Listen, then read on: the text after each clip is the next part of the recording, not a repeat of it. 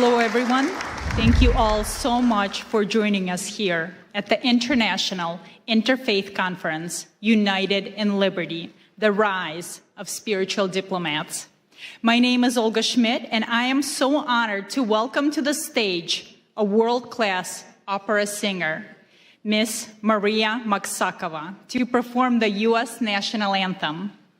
Her performance will be followed by the Pledge of Allegiance, led by Chief Joseph Riverwind, the war chief of the Arawak Taino tribe of Puerto Rico and the U.S. Army veteran.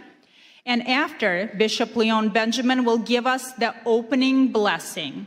We'll follow it in that order. So please help me welcome Maria Maksakova.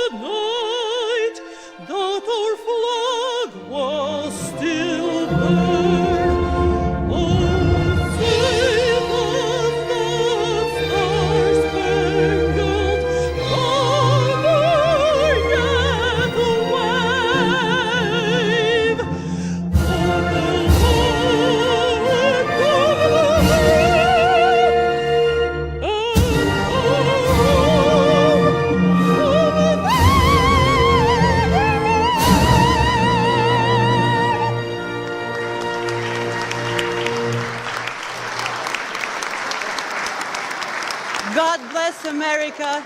It's an honor to me to be here at the home of the great.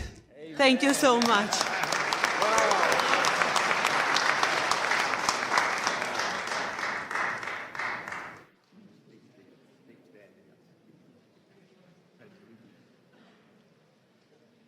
Chief Joseph Riverwind will join us next.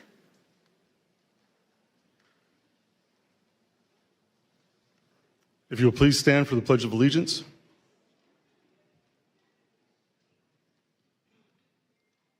I pledge allegiance to the flag of the United States of America and to the republic for which it stands, one nation, under God, indivisible, with liberty and justice for all.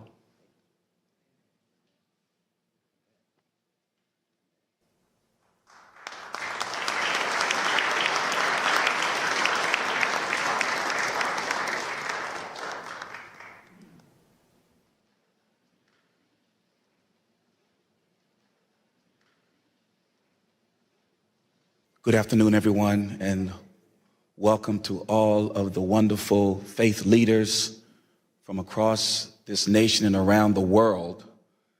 We give honor, amen, and to our Lord, and we thank God for Pastor Mark Burns. Can we give God praise for him right now?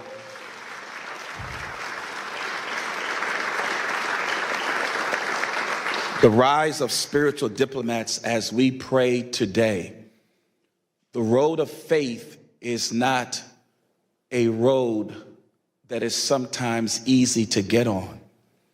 It takes courage, it takes boldness, it takes wanting to lay aside your differences to come together for a common good.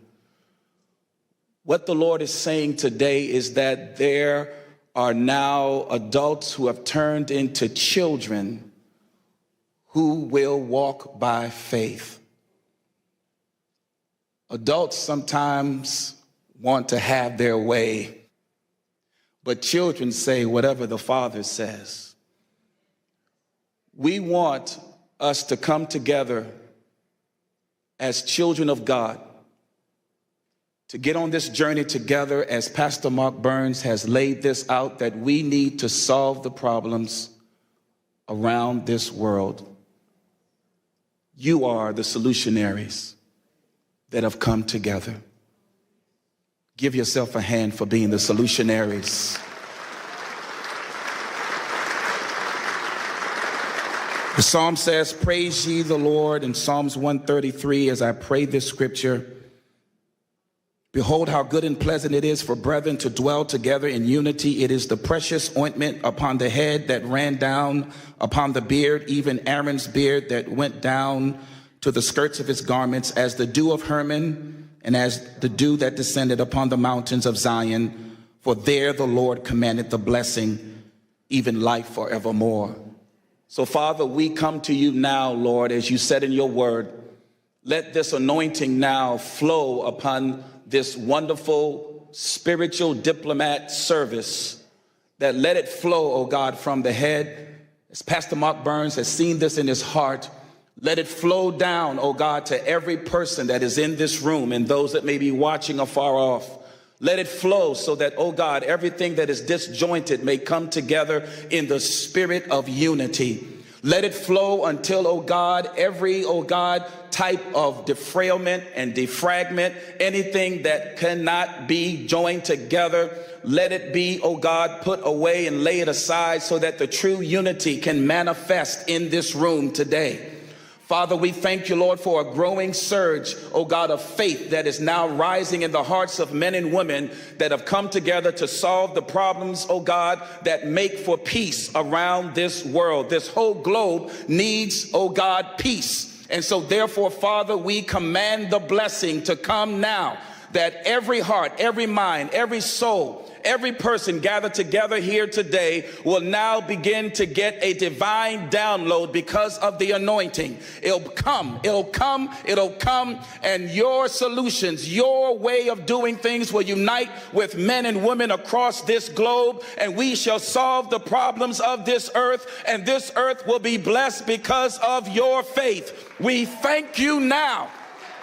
We thank you, Heavenly Father, that you chose us for such a time as this. Bless Pastor Mark Burns. Keep his heart, oh God, secure and safe in you, and allow these roads that have never met before. Now we are joined together, and the earth will be better for it because of us. We thank you for it now. It's in the name of the God of Abraham, the God of Isaac, and the God of Jacob, in Yeshua HaMashiach, the name of the Lord Jesus Christ, our Lord and Savior. We thank you for it now. It is so, and it is done. Let everyone in this room that touches and agrees say amen.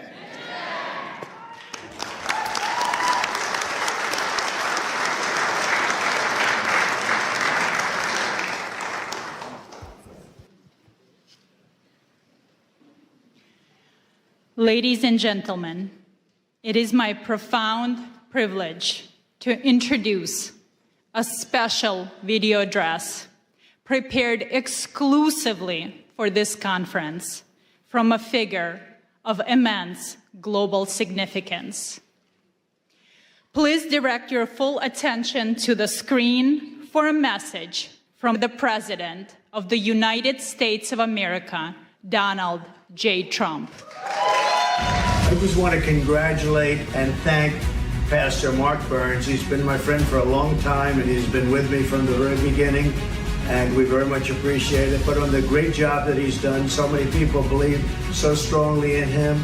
So God bless you, Pastor Burns, and keep going forward. We have a world that's very troubled, as you know. It's troubled, I think, perhaps like never before, but we'll solve the problem one way or the other. Thank you very much for the great job you've done, Mark, and keep it up.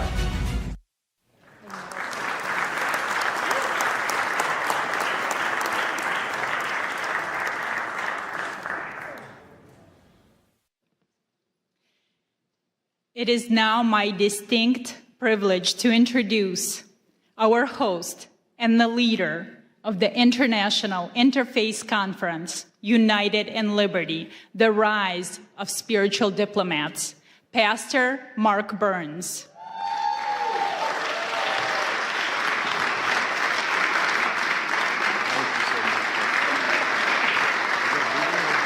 There's more.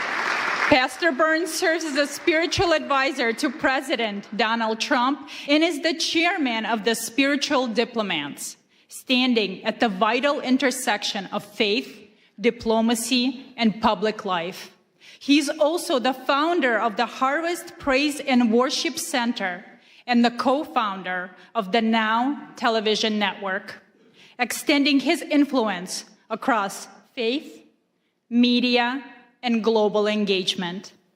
Pastor Burns boldly promotes unity and justice.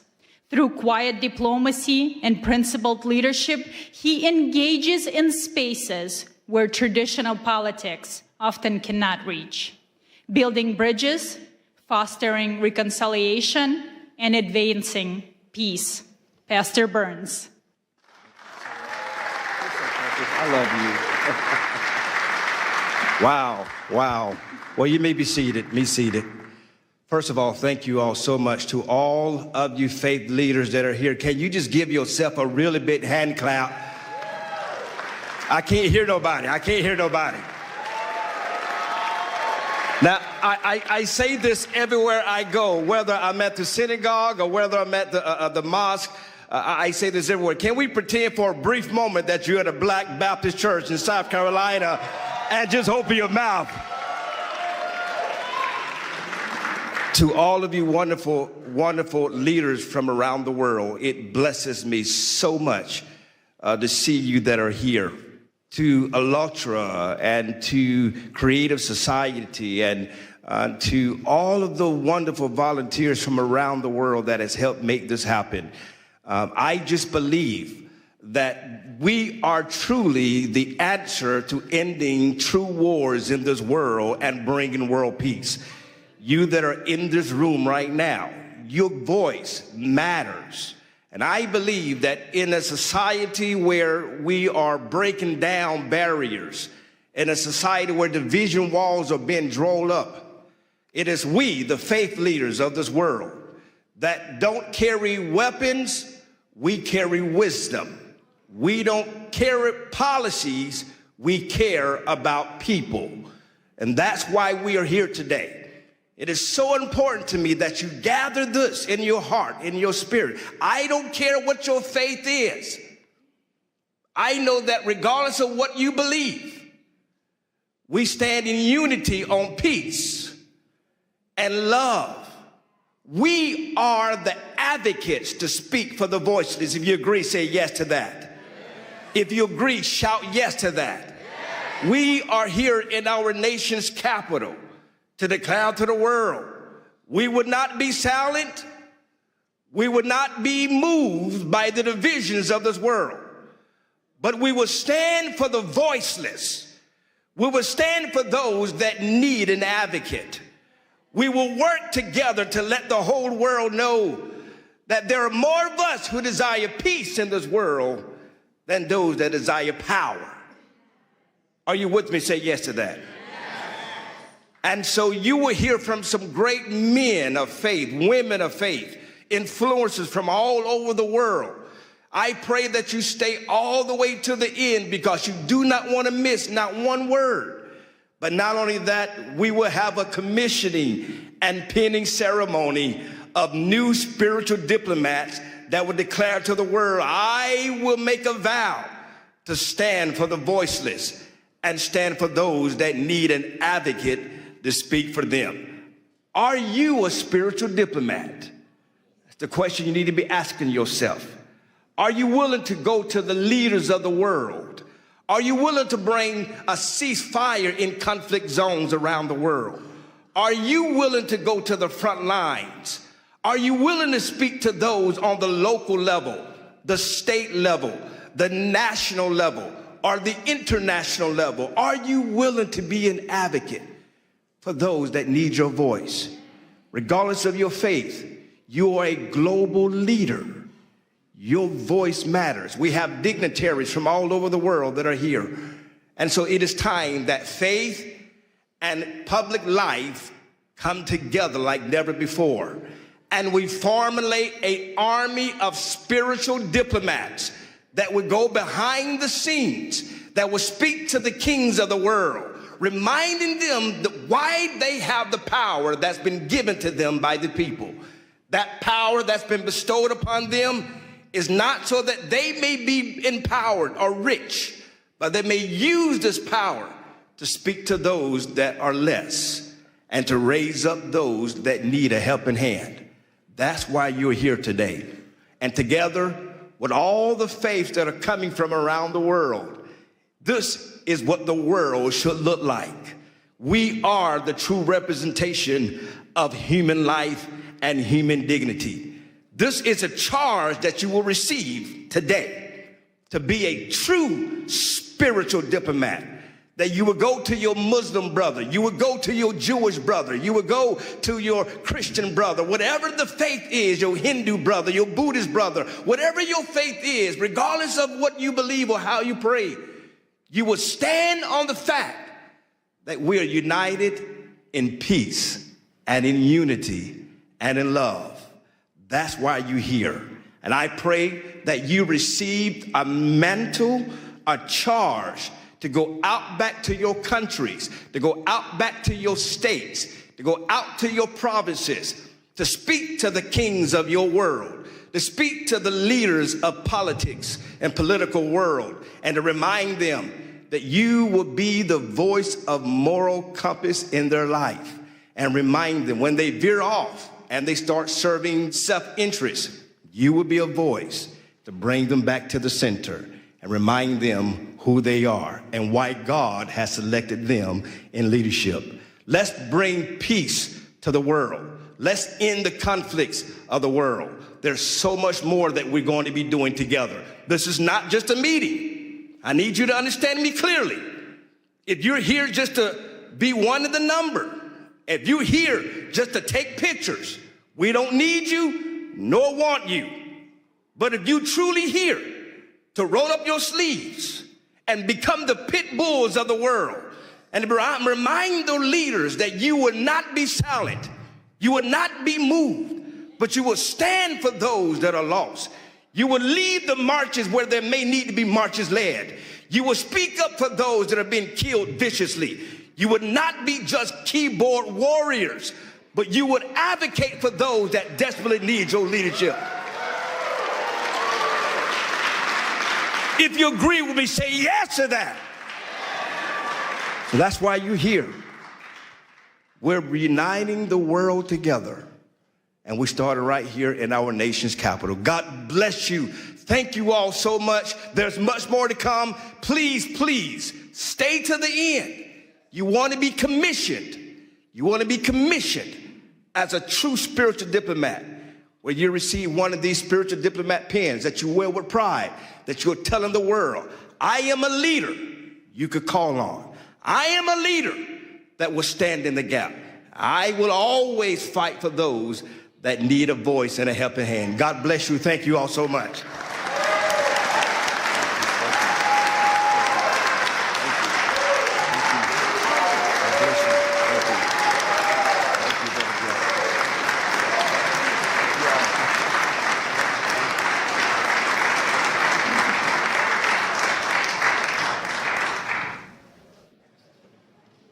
We now turn our attention to the screens for a brief presentation on the mission of spiritual diplomats. This video will help us understand who spiritual diplomats are and provide historical examples of them. When most people think of diplomacy, they picture negotiators in suits moving between governments to strike deals. Spiritual diplomats operate differently. A spiritual diplomat is a faith leader who steps into spaces where politics, treaties, and traditional negotiations have failed. They don't carry weapons or political power. Instead, they bring wisdom, moral authority, and a commitment to peace rooted in faith. At its core, the Spiritual Diplomats movement is about advancing peace, protecting religious freedom, and defending human dignity across nations and faith traditions. These leaders represent the conscience of humanity. They include pastors, priests, imams, rabbis, and other faith voices who work together beyond political lines to foster dialogue and reconciliation. Their work is driven by shared values like safety for children, dignity and freedom for all people, justice, and the right to worship without fear. The model of spiritual diplomacy draws inspiration from historical figures whose faith guided them into spaces of conflict and division. People like Reverend Billy Graham, who stood before world leaders with courage and conviction, Sheikh Abdullah bin Baya, who worked alongside Christian, Jewish, and political leaders to foster understanding and protect religious minorities, Archbishop Desmond Tutu, who fought apartheid with faith and moral clarity, Gandhi, whose nonviolent resistance reshaped a nation, Dr. Martin Luther King, who stated that he dreams of a day where you're not judged by your color, but by the content of your character, and other interfaith leaders, who showed that moral courage can change the course of history. But spiritual diplomats don't only focus on big symbolic acts. They engage in quiet diplomacy by meeting with leaders in sensitive contexts, create safe spaces for interfaith dialogue, stand with refugees and persecuted communities, and advocate for religious freedom in global forums. They also work in conflict mediation, helping calm tensions, rebuild trust, and open the door to reconciliation where political solutions have stalled. A spiritual diplomat is not defined by nationality, title, or political office. A spiritual diplomat is defined by moral authority, by the courage to stand in places of tension and say that peace, dignity, and freedom of belief still matter. This movement also brings people together across faith lines. Events like the International Interfaith Conference, titled United in Liberty, the Rise of the Spiritual Diplomats, convene religious leaders from around the world to talk about practical paths to peace, grounded in shared values and mutual respect. This movement is intentionally interfaith. It does not ask leaders to compromise their beliefs. It asks them to stand shoulder to shoulder around shared values: the protection of life, the safety of children, the freedom to worship without fear, justice rooted in compassion, peace built on truth. Ultimately, being a spiritual diplomat means working at the intersection of faith and public life to remind the world that real leadership serves humanity. It is a form of moral engagement that seeks to heal divisions, uphold freedom of belief, and show that peace is possible when faith leaders walk together, not as political actors, but as peacemakers and advocates for human dignity. This is the calling of a spiritual diplomat: to walk into difficult spaces with wisdom, to listen before speaking, and to lead, not with authority alone, but with good moral conscience. Are you a spiritual diplomat?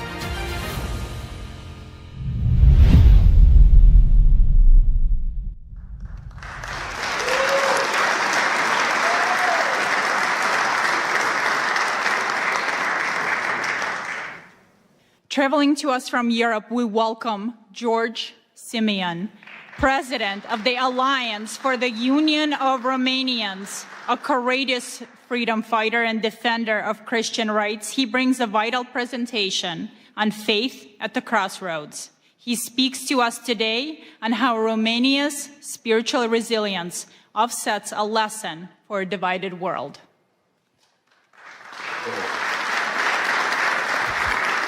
Thank you. It is with great pride that I am part of this movement. It is with great pride that I am the first speaker in this conference. And it is with great pride that I share the same values with Pastor Burns.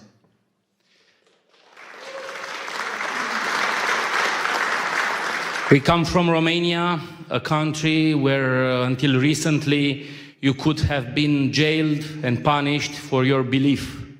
A country where the horrible experiment of communism tried to promote atheism. And the key to world peace, the key to global understanding, the key to prosperity is through God, is through faith, is through spiritual diplomats. We are here in Washington with a big delegation of members of the European Parliament and the Romanian Parliament, over 40 diplomats who are here to speak about a horrific attack on human dignity. In Romania, the elections have been annulled. In Romania, democracy has been annulled by wicked people who have no faith, no God, and do not like President Donald Trump. I am sure that all of us gathered here today think about world peace. I am sure that, like Pastor Burns advocated, we must find a solution for peace in Ukraine. I am sure that in Gaza, we must adopt the Trump solution for peace. And in the Middle East, I was speaking with Rabbi Duvi Honig earlier. There are so many rabbis here in this interfaith dialogue. We must bring peace. And we are here in Washington, an example of democracy and world peace. You have a great leader for at least 3 more years. And we must follow on the footsteps on Donald Trump for our nations, for our religions. Thank you, great friend. Thank you for what you are doing. And count on us, on the Romanian people, for world peace and for spiritual diplomats.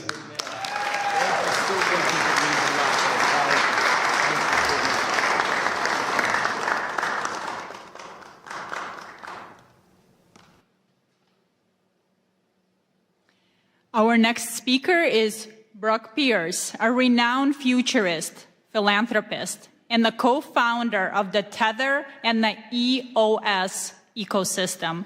He is a visionary who understands that in times of crisis, action cannot wait for the government. He will speak on the critical role of private citizens and technology in humanitarian aid.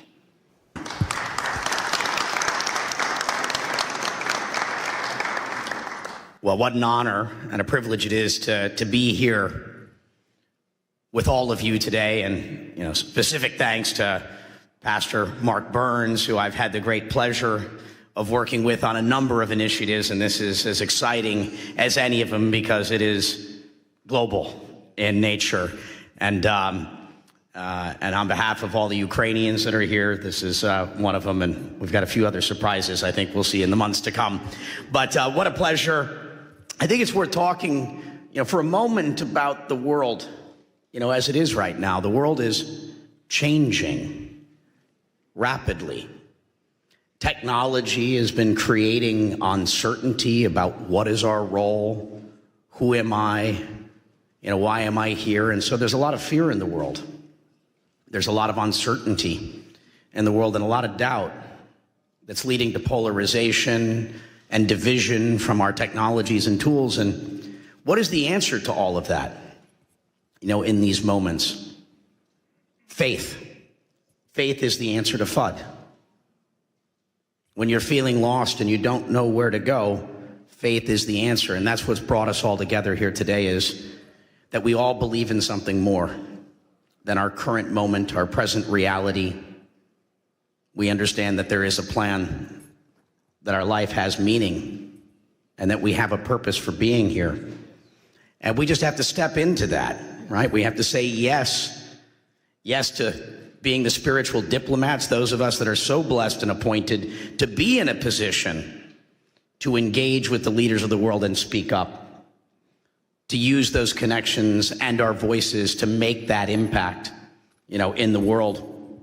And so how do we deal with, the current reality, conspiracies that have replaced trust, tribalism that is replacing dialogue, ideology that has been replacing wisdom, Again, I think the answer to all of it is how do we continue to find our faith to overcome these challenges so that we can find that peace.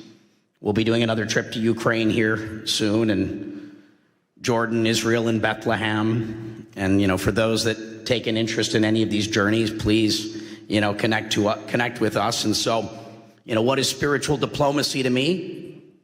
It's the ability to engage with those nations and cultures and people through their deepest source of meaning, belief and identity, where it's not just about power, policy, and pressure, but it's those things that transcend our typical negotiations and bringing it back to purpose, bringing it back to dignity, that narrative and moral authority, one nation under God, right? And that's what we're all here for. So I'm so grateful to be able to speak and share this time with all of you and continue to do this, perform this great work in the world together.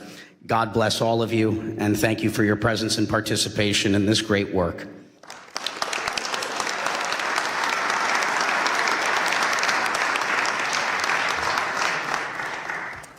Now it is my distinct honor to introduce a video address by Rabbi Shlomo Moshe Amar, the former Sephardic Chief Rabbi of Israel and Jerusalem.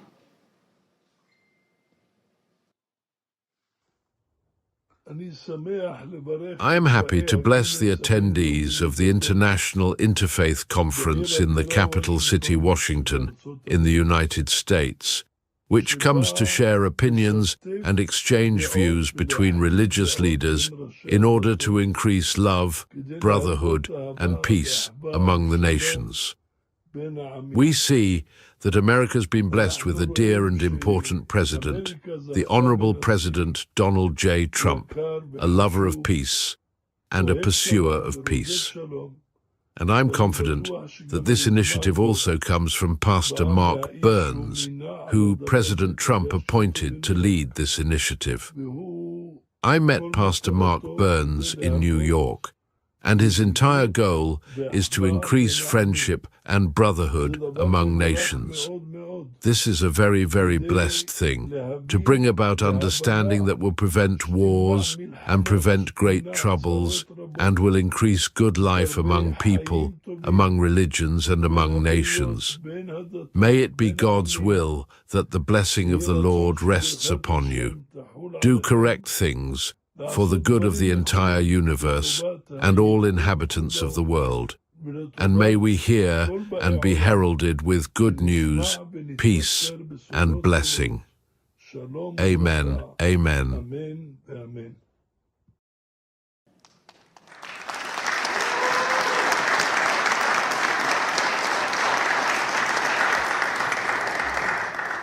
Now we are honored to hear from Rabbi Asher Lopating, a great Rhodes Scholar and the Director of Community Relations at the Jewish Federation of Greater Ann Arbor, Michigan. He has recently led multiple delegations to Syria.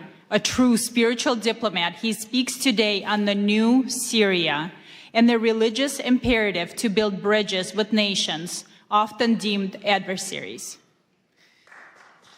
Thank you. Thank you so much. It is such an honor to be presenting at this International Interfaith Conference of Spiritual Diplomats, United in Liberty. My deep gratitude to Pastor Mark Burns and all the organizers and participants. There's an old Jewish joke that mixes humor with some warning. If we don't heed the word of God, a man's house is caught in a great flood. He sees a large piece of wood floating by, but instead of grabbing it, he says to himself, I'm going to wait for God, for the God that I pray to. Then miraculously, someone from a boat throws him a life jacket. The man says, no, I'm waiting for God to send me God's relief. Soon a helicopter swoops overhead and sends down a ladder, and the man refuses to get on because he says, I'm waiting for God to save me. Well, eventually the water swallows him up. He dies, goes to heaven, and at the pearly gate he demands of God, or St. Peter, if you're Christian, where were you, God? I prayed to you for salvation, you ignored me. And God, or St. Peter, says, who do you think sent the wood? Who sent the boat? Who sent the helicopter? Well, the lesson is that God sometimes sends us the greatest of opportunities, and it is our important responsibility to seize them and not ignore them. And I feel that the new Syria is a great opportunity for America, for the Middle East, and for the Jewish state of Israel. But it takes someone with vision like our great President of the United States to realize what an opportunity it is. Weeks after Ahmad al-Sharaa, Abu Jalani defeated Bashar al-Assad, the Syrian dictator who killed 1 million of his own people, I got a call from my good friend, Dr. Yahya Basha, a Syrian Muslim doctor whose family had been murdered by the Assad regime. It was clear to Dr. Basha, and he said clear to many Syrians, that it was Israel's defeat of Hezbollah and weakening of Iran that gave the Syrian rebels the ability to oust Assad. And Dr. Basha was celebrating.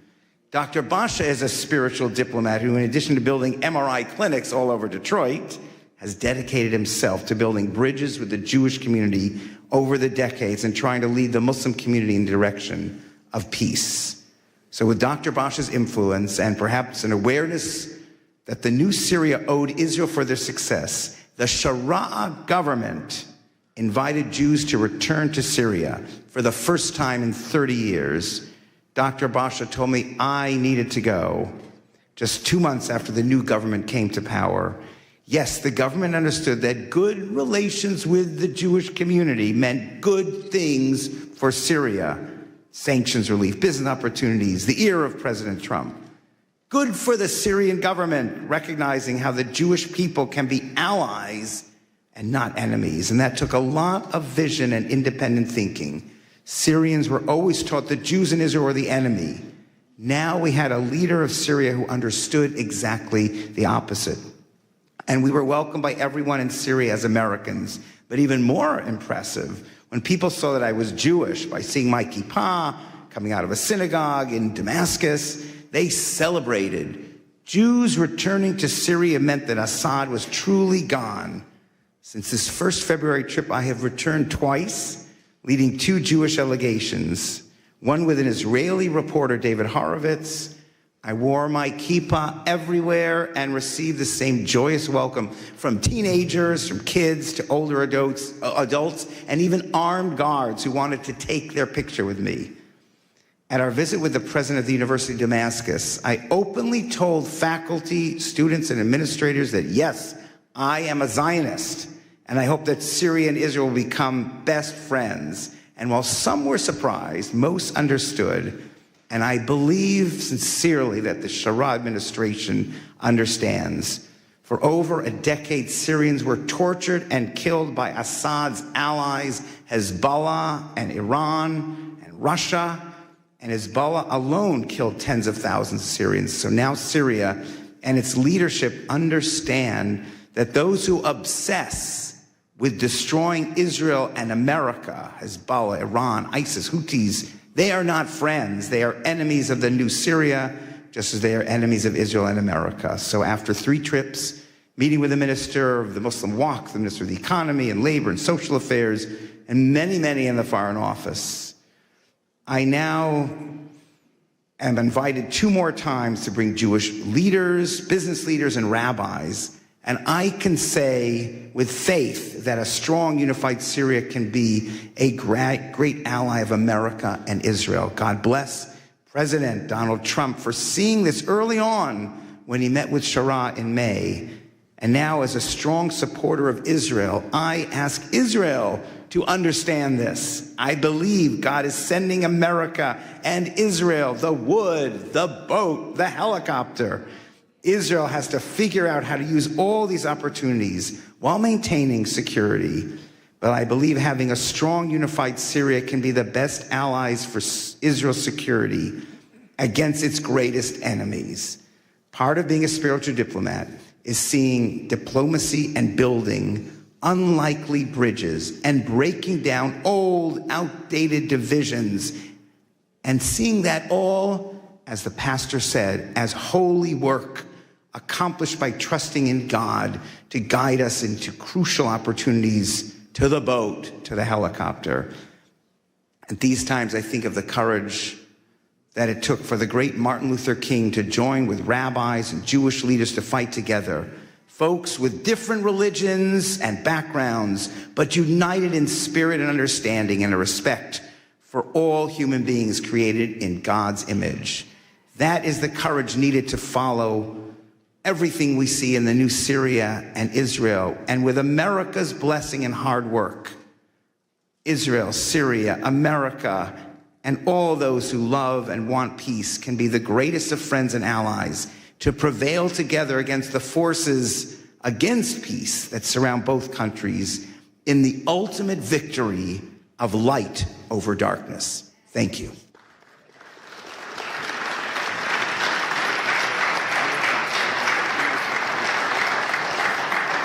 Thank you.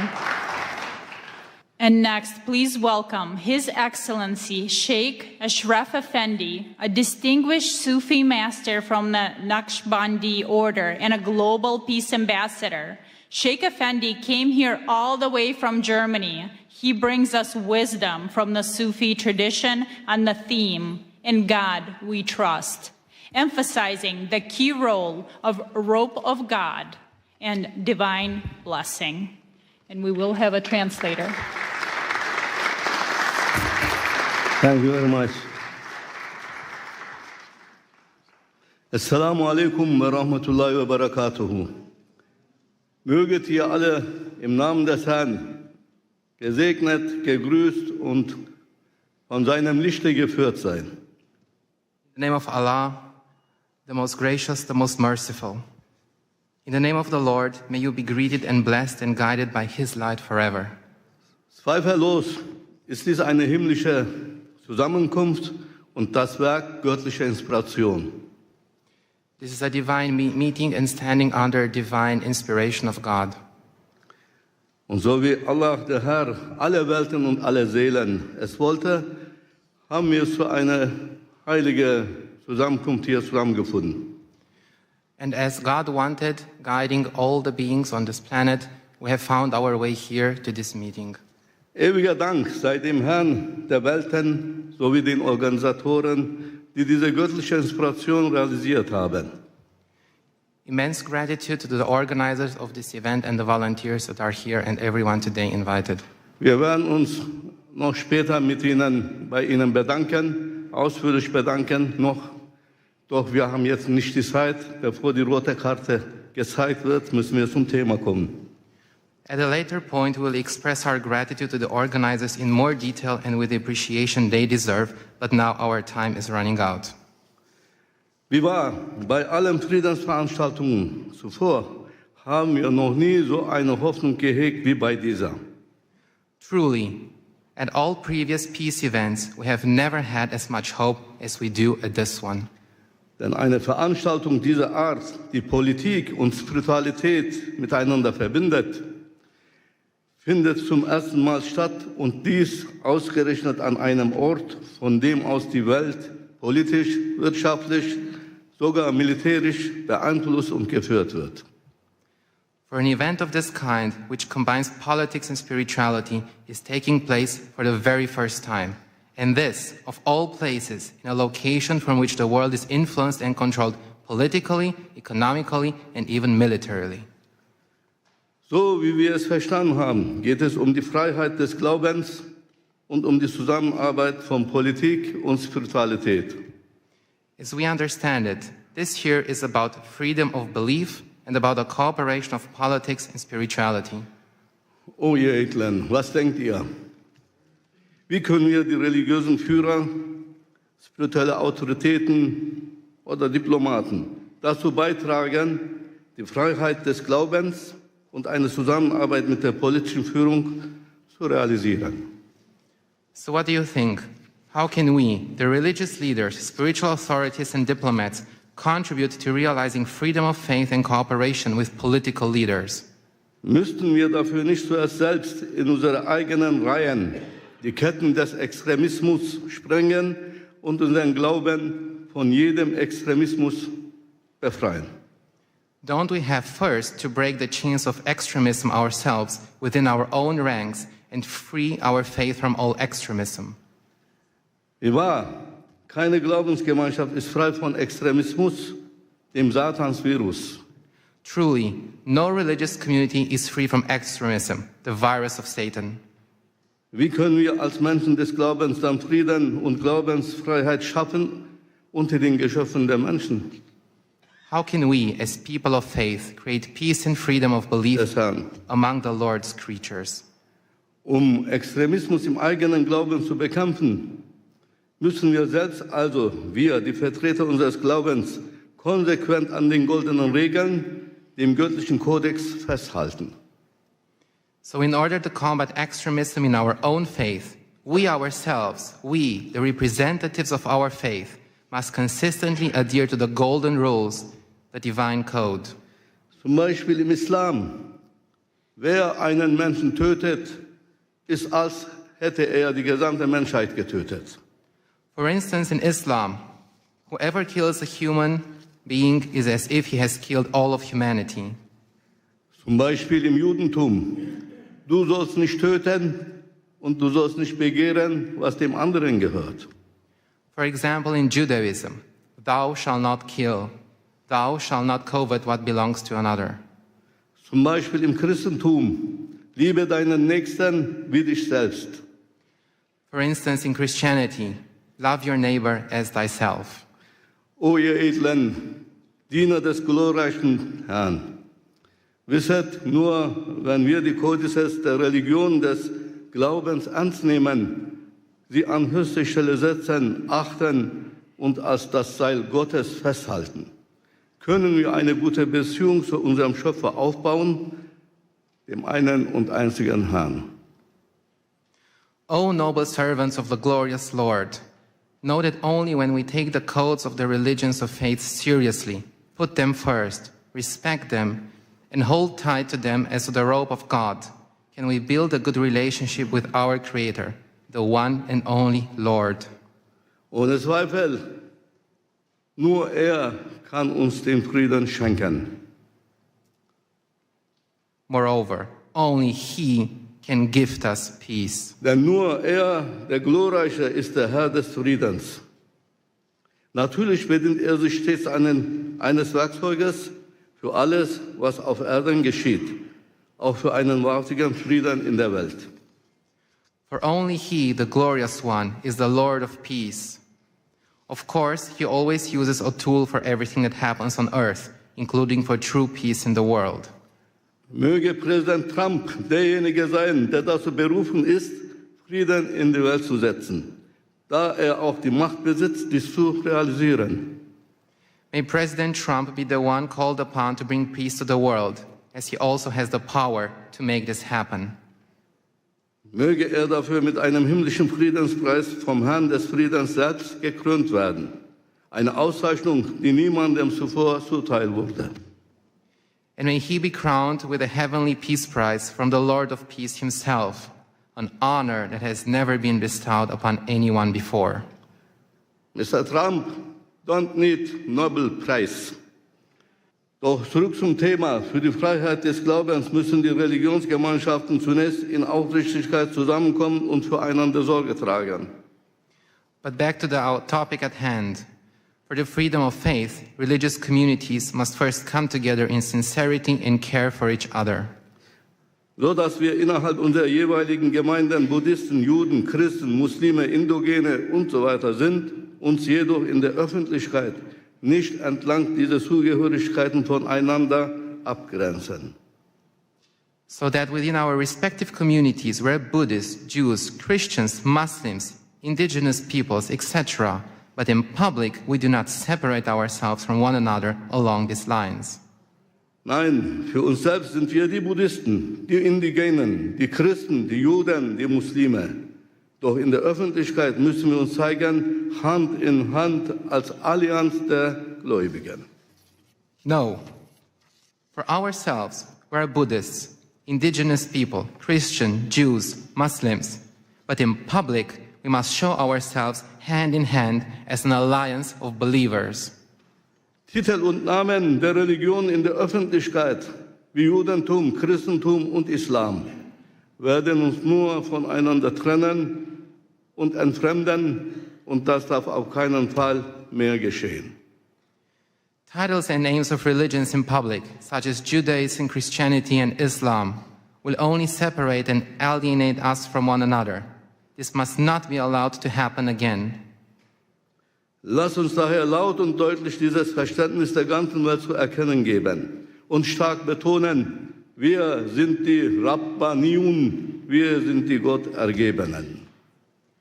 Let us therefore make this understanding known loud and clear to the whole world and emphasize strongly, we are the Rabbaniyun, we are the God-devoted. Und mehr noch, erheben wir von diesem Ort aus unsere Stimme, von jenem Ort, von dem die Geschicke der Welt politisch, wirtschaftlich und militärisch gelenkt werden. Wir richten unseren Ruf an die politischen Führungen und Regierenden, alle Länder und Völker dieser Erde und sagen, and more than that, let us raise our voices from this place, from the place where the fate of the world is controlled politically, economically, and militarily. We address our call to the political leaders and rulers of all countries and peoples of this earth and say, so wie auf dem US-Dollarschein die Worte in God we trust geschrieben stehen, möge auch das Gebäude der United Nations jene Worte tragen. Worte, die das Vertrauen der US-Bürger geprägt und ihre Währung zur wirtschaftlichen Weltgeltung geführt haben. In God we trust. Just as the words, in God we trust, are written on the US dollar bill, may the United Nations building also bear those words. Words that have shaped the trust of US citizens and led their currency to global economic significance. In God we trust. Und mehr noch, im Gebäude der United Nations sollte unbedingt ein House of Believers errichtet werden. Ein Ort, an dem die religiösen und spirituellen Autoritäten der Welt als vereinte Gemeinschaft der Gläubigen zusammenkommen, um bei den Entscheidungen über die Zukunft der Menschheit mit der politischen Führung, mit geistiger Stimme der Menschheit mitzuwirken. And furthermore, in the United Nations building, a house of the believers should definitely be established, a place where the religious and spiritual authorities of the world come together as a united community of believers, where they come together to participate in decisions about the future of humanity with political leaders as a spiritual voice of humanity. Denn wir haben gesehen, dass Politik allein nicht ausreicht für Frieden und für eine glückliche Menschheit. For we have seen that politics alone is not enough for peace and for a happy humanity. Wenn die Politik der Körper der Menschheit ist, so ist der Glaube die Seele der Menschheit. Der eine kann ohne den anderen nicht existieren. If politics is the body of humanity, then faith is the soul of humanity. One cannot exist without the other. Möge Allah, der Herr, alle Seelen, diese Konferenz und ihre Organisatoren, Teilnehmenden segnen und mit seinem Licht führen. May God bless this conference and all the participants in this conference and hear all of us with his ears. May Allah Almighty bless and guide you. Assalamu alaikum.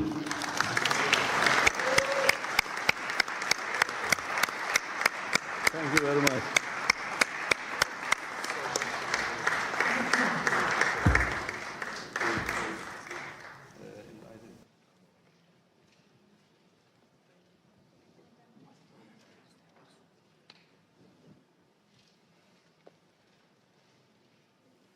Thank you very much. I'm pleased to introduce Rabbi Duvi Honig, founder and CEO of the Orthodox Jewish Chamber of Commerce. He has dedicated his life to uniting communities through economic cooperation. Today, he speaks on commerce as common ground, exploring how business can protect religious freedom and democratic integrity.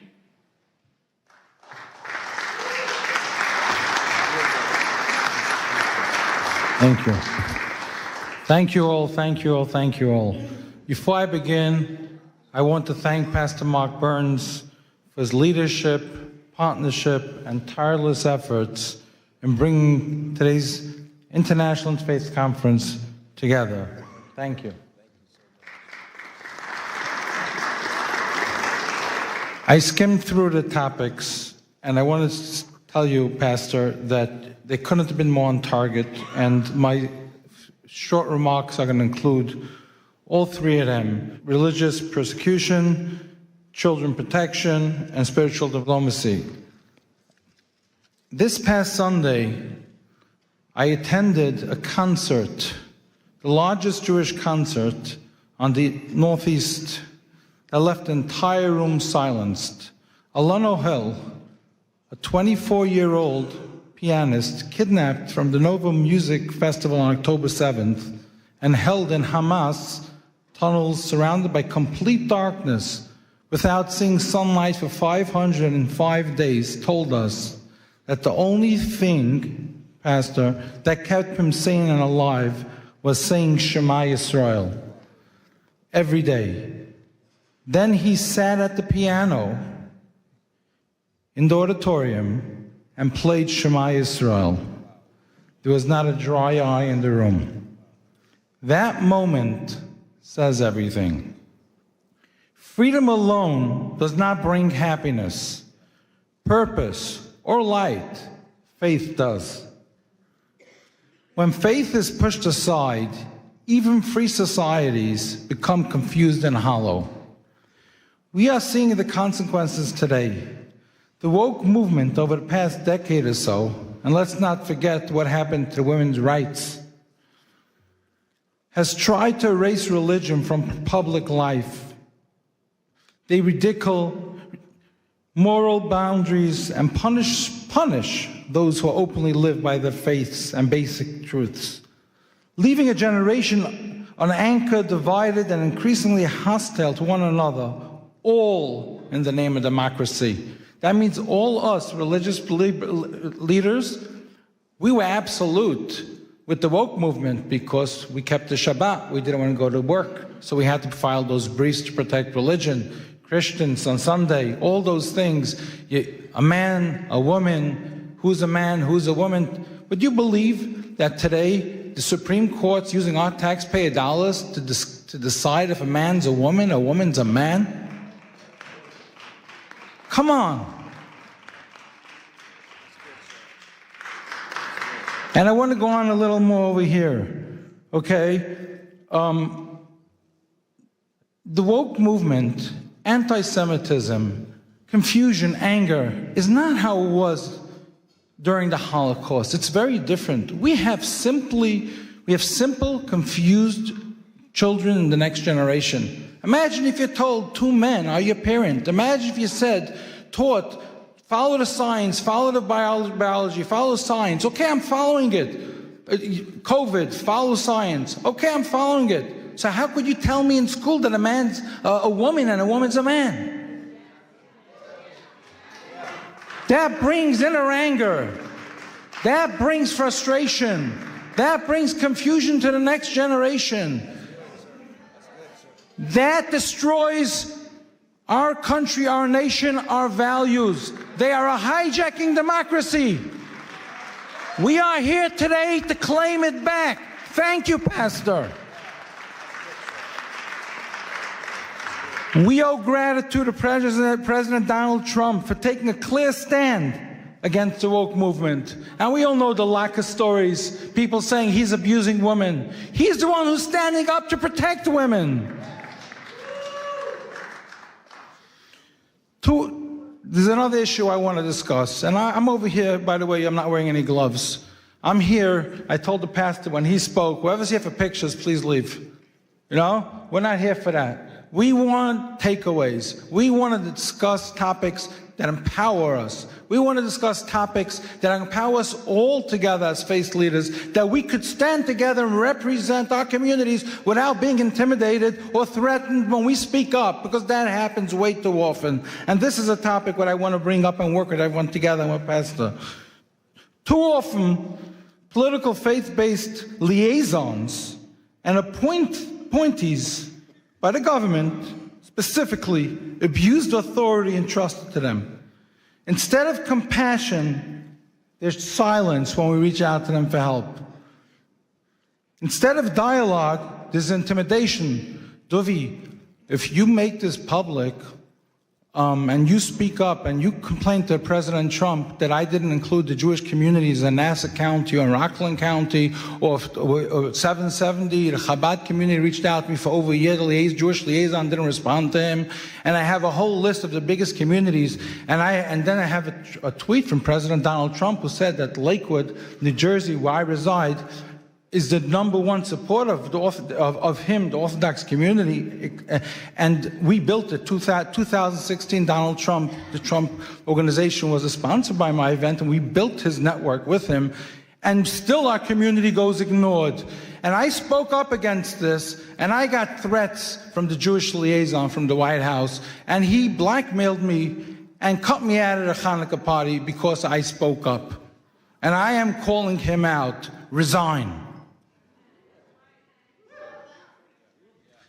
We need to speak up and have people represent the president who represents the president's interests. People who stand by empowering faith-based leaders, not intimidating faith-based leaders. When we stand together like this, our different divisions, different departments, in the White House, in government, and I was threatened by state when I endorsed Lee Zeldin. I was threatened by state liaisons because of the crash, smash, and grabs, and they said you won't have any place with the new administration because you stood up for them. When I called out President Biden's team for hosting a hate-based summit, blaming it on the Jews, blaming it on Jersey City, blaming it on Rockland County attacks, blaming it on anti-Semitism, but not including one Orthodox Jew, I called them out for it, and the White House took a fight with me, and the Jewish liaison cut me out then as well because I spoke up for what's right. But I work with the other liaisons, I work with the government, I work with the administration itself, and I'm able to help community leaders day in, day out because I'm above them. But it's those communities who reach out to me that I have to bypass on their behalf that we have to speak out for. On another note, in a multi-billion-dollar economic stimulation creating thousands of jobs in the U.S., New Jersey will host FIFA 2026. And we, the Orthodox Jewish Chamber of Commerce, are taking the lead, working with the new administration in New Jersey to form. And I met with the Lieutenant Governor. He came to my JBIZ Expo, and we had a meeting for a half hour about this. And he's also a pastor. He wanted to be here today, but he was just sworn in, and he couldn't make it. I spoke to him about forming a FIFA faith-based committee, using the world's largest sporting platform to bring people closer together, promote respect across faiths and cultures, and unite rather than divide. Not like Europe. We're going to set over here in the United States, we're going to set that tone that sports unites people, doesn't divide people. I want to pause from personal note. Today, January 22nd, is my birthday.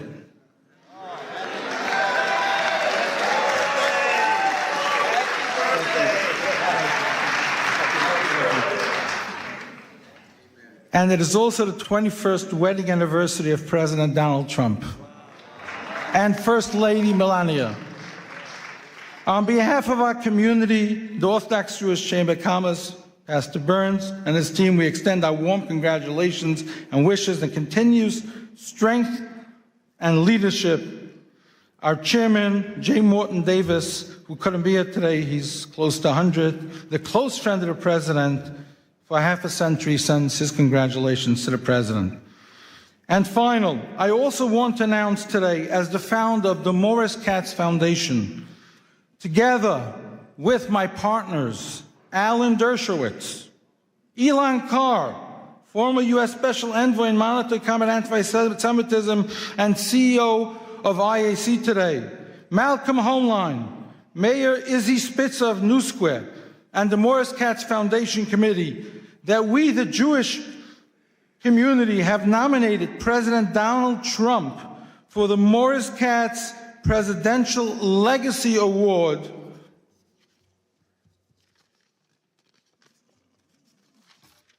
for President's Day 2026. Morris Katz was a Holocaust survivor, twice Guinness World Record holder, who spent 6 years painting every U.S. president in old master style with millions of postcards sold from him, never to take freedom or leadership for granted as a Holocaust survivor inspired by Kennedy's assassination to show appreciation to our president.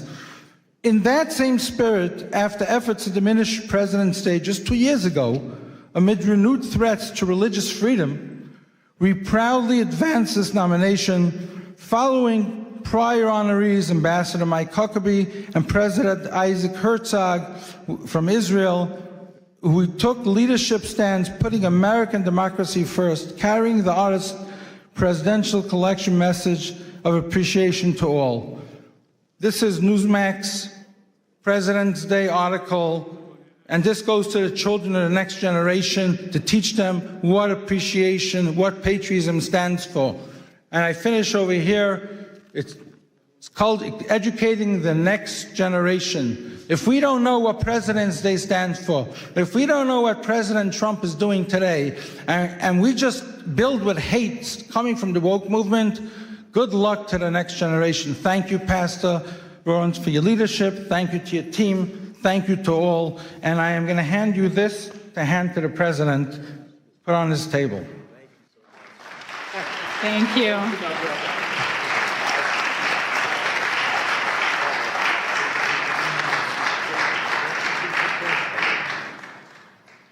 Our next distinguished speaker is Sir Professor Dr. Gabriel Paupe Andreoli, President of the Institute for Advanced Studies and Cooperation and an ethical AI leader affiliated with the Vatican. A polymath in medicine and ethics, he addresses the shift from law to conscience, discussing the future of global governance.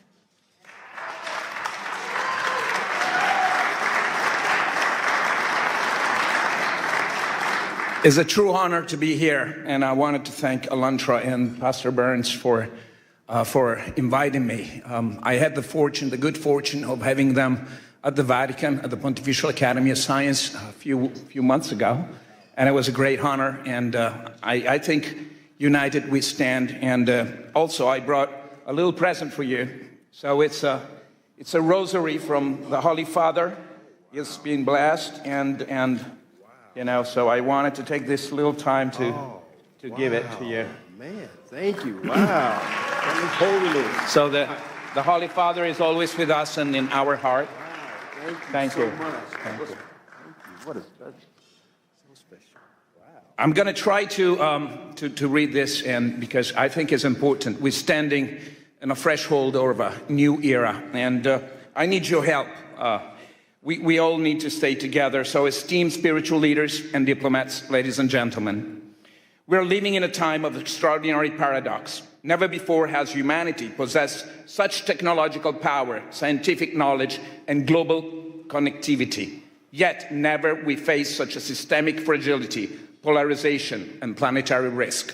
This paradox reveals something essential.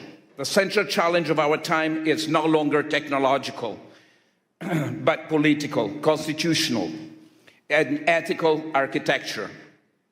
At WEF in Davos yesterday, leaders have spoken of the essential need for a new world order, and it was about time. We've been working on it for the last few years. In recent days, I was at the Vatican seeking guidance from His Eminence, Cardinal Pietro Parolin, Secretary of State of the Holy See, and we reflected on a question that is at once urgent and hopeful. How can humanity move beyond fragmented effort and begin to shape a shared constitutional pathway for peace, for human dignity, and for regeneration of our Mother Earth? And by the way, I think Kathleen Rogers is here with us, and she was a great inspiration. Kathleen, are here? Or maybe she's... Oh, okay, great. Thank you for being with us. How can we transition from sustainability to flourishing? The conclusion was clear. We must work together through institution, through commitments, and through technological guarantees, because what humanity needs today is not merely a better tools, but a new framework of trust. A framework capable of translating ethical intention into credible, verifiable, enforceable cooperation across borders, systems, and generations. For many years, sustainability has guided political discourse. To sustain is to hold, to resist, to maintain balance, and balance, when treated as an end rather than as a phase, becomes stasis. In living system, biological, social, and civilizational stasis is not life. The challenge we face, climate instability, geopolitical conflict, inequality, and the concentration of technological power, cannot be solved by containment alone. This is why we must move from sustainability to flourishing. Flourishing is not theoretic. It's a principle of governance. To flourish means to design economic, political, and technological system that generates more life, more dignity, more trust, and more shared prosperity over time. Sustainability asks, how do we survive longer? Flourishing asks, how do we harmonize and strive together? Flourishing is generative, and the pathway to flourishing is harmony. The alignment of freedom with responsibility, innovation with ethic, sovereignty with cooperation, and progress with protection and trust. For the first time in human history, the vision is no longer confined to moral aspiration. We now possess the technological platform capable of making it real. An enabling infrastructure that allows ethics to move from intention to implementation, ethical systemic intelligence, supporting decision making while preserving human accountability and dignity. The centralized blockchain system ensuring transparency, trust, and international integrity beyond centralized power. Quantum and post-quantum science, strengthening security and transforming state strategy, because in an interconnected world, domination produces instability, while cooperation generates anti-fragility. So, for the first time in human history, finally, the convergence of changes is the very logic of power. It allows us for the first time to envision a world federation of states grounded in guarantees, constitutional framework. Not a global government, not an empire, but a federation of guarantees, limits to power, protection of rights, constitutional safeguard for dignity, peace, harmony, and the regeneration of our leadership and relationship with the earth. Peace has to be a strategic infrastructure. For too long, peace has been treated as a moral aspiration or a diplomatic outcome, but peace has failed repeatedly because it lacked the institutional and economic infrastructure. Almost there, don't cry. War remained profitable because peace was structurally weak, too dependent on personalities, too vulnerable to manipulation, too exposed to capture of institutions. That equation can now change. In the regenerative paradigm, peace becomes economically advantageous, strategically stabilizing, technically innovative, and socially resilient. Cooperation scales better than conflict. Trust multiplies economic and social value faster than fear. Regenerative systems outperform extract ones. In this model, peace is not only ethical, it's strategically and economically superior. But this transformation requires a decisive evolution of governments. Ethics must move from aspiration to architecture. It must be embedded by design. Ethical eye is not decoration, it's a safeguard. Decentralization is not ideology, it's institutional anti-fragility. Guarantees constitutionalism is not theory, it's a protection against systemic abuse of power. Without ethics, technology accelerates inequality and instability. With ethics, technology becomes an engine for flourishing. We're building a platform for scientific technological diplomacy, a space for spiritual dialogue beyond ideology, constitutional and policy proposals aligned with emerging technologies and practical frameworks where peace is treated as a system, not as a slogan. Not ideology, but governance. Not utopia, but institutional design. Not theory, but action. A constitution is not merely a text. A constitution is a shared commitment to the future.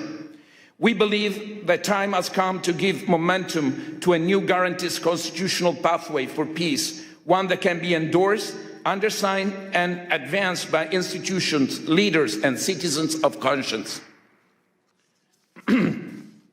I therefore invite you all to engage, to follow this work, to contribute to it, to undersign it, and encourage others to do the same, because the future is no longer something we merely debate.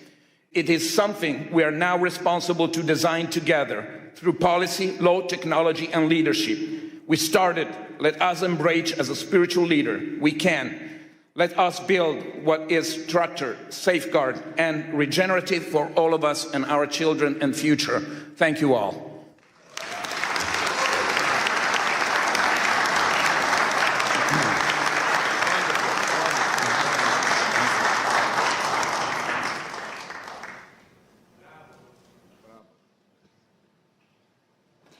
From Nigeria, we welcome Reverend Bayodun Fadoyinbo, the Global Senior Pastor of the Commonwealth of Zion Assembly, impacting millions across Africa and the globe. He will share his experience on using spiritual diplomacy to end conflicts, drawing from his vast experience in Nigeria and beyond.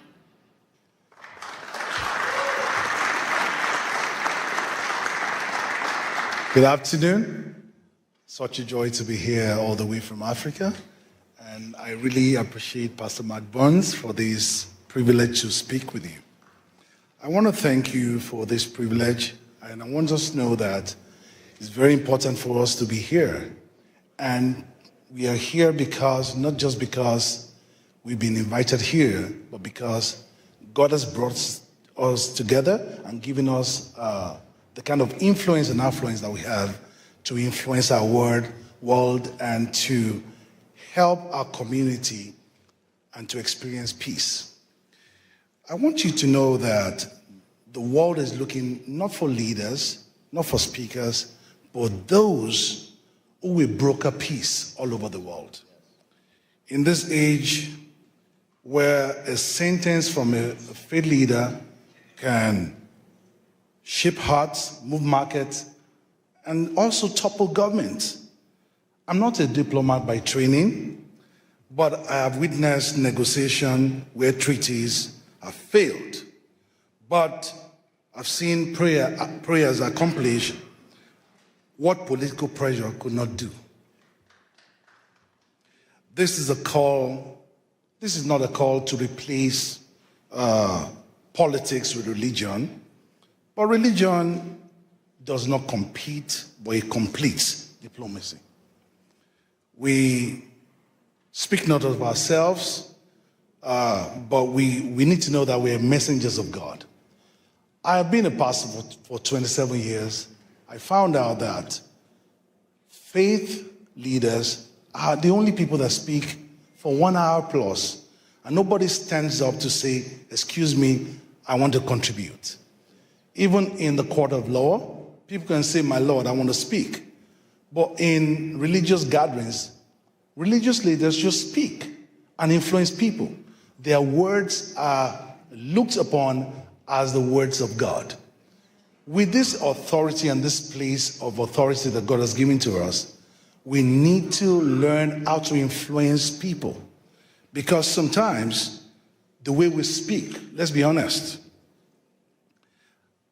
we speak from the place of tradition, we have authority, we have legitimacy of community, we have moral gravitas that secular institutions often forget. I want you to know that God has called us a call to forgiveness. A teaching of forgiveness can end blood feud. A sermon of dignity can inspire human rights movement. We remember the words of Archbishop Desmond Tutu. Even though it was not violent, even through his messages, he dismantled apartheid through his messages. We remember Pope John Paul II, whose simple appeal, war never again, echoed through Poland and beyond. We also remember sermons the baptized ethnic cleansing, and the casual dehumanization that turned neighbors into enemies. The weight of our words are measured not in their eloquence, but we must consider the consequences of our words. Today, our world suffers from dialogue deficit. We talk at each other, but not to each other. Faith leaders must understand their position and where God has placed them. So what does responsibility look like?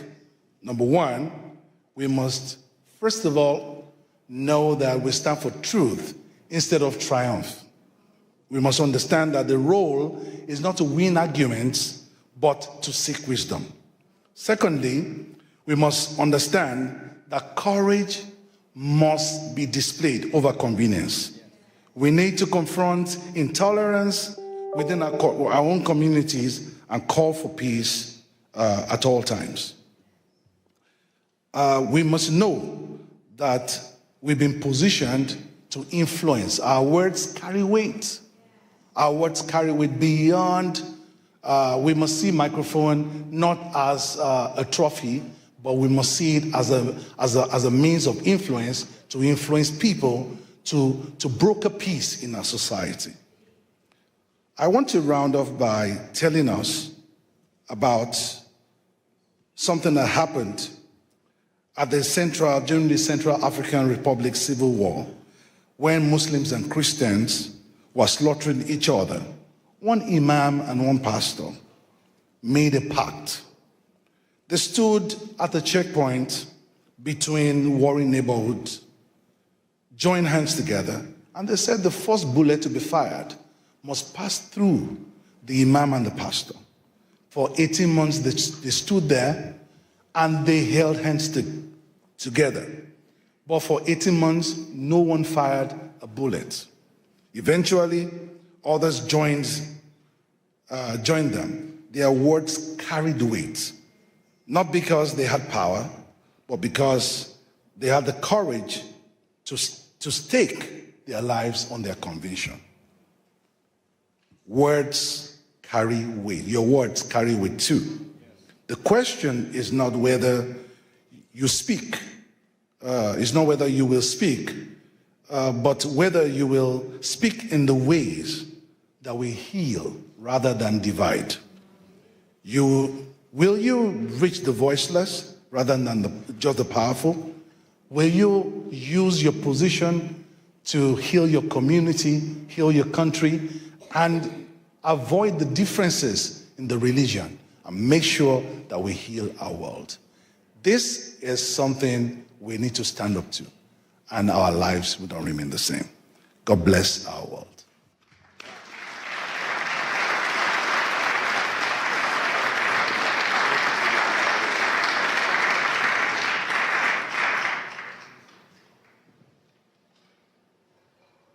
It is my honor to welcome Ms. Marina Ovtsinova, the president of the ALLATRA International Public Movement, and a specialist in global risk strategy who pursued her studies at Harvard University. She will present on human values as the foundation of global security, introducing the international experience of the Universal Grain Project. Thank you so much, Olga. Hello, dear friends. It's a great honor for me to welcome you here at this hall and at this landmark event. I believe the very fact that representatives from different religions, different cultures, different nationality, different worldviews are here today, that means a lot. That means we're right now in the middle of creating a great change in this world. And with a deep gratitude, I would like to acknowledge that today's conference became possible because of the meaningful collaboration between Pastor Mark Burns, his global initiative, Spiritual Diplomacy, and the ALLATRA International Public Movement. I will give you a brief introduction about the ALLATRA. This is an international volunteer-based alliance of scientists, experts, and professionals from more than 180 countries, dedicated to study climate, geodynamic, and environmental risks. We strive to advocate scientific awareness, promote multilateral cooperation, and addressing global existential challenges, and of course, protecting human rights and religious freedom as the fundamental freedoms. We are firmly convinced that spiritual diplomacy has the power to shape the kind of world that deep down every single person longs for, a world that is safe, prosperous, and just. A world where human life comes first, and the spiritual diplomacy represents the real opportunity for all of humanity to overcome this current crisis. And we have solid evidence that we presented to you today that humanity is deeply seeking spiritual diplomacy as the force capable of transforming our world.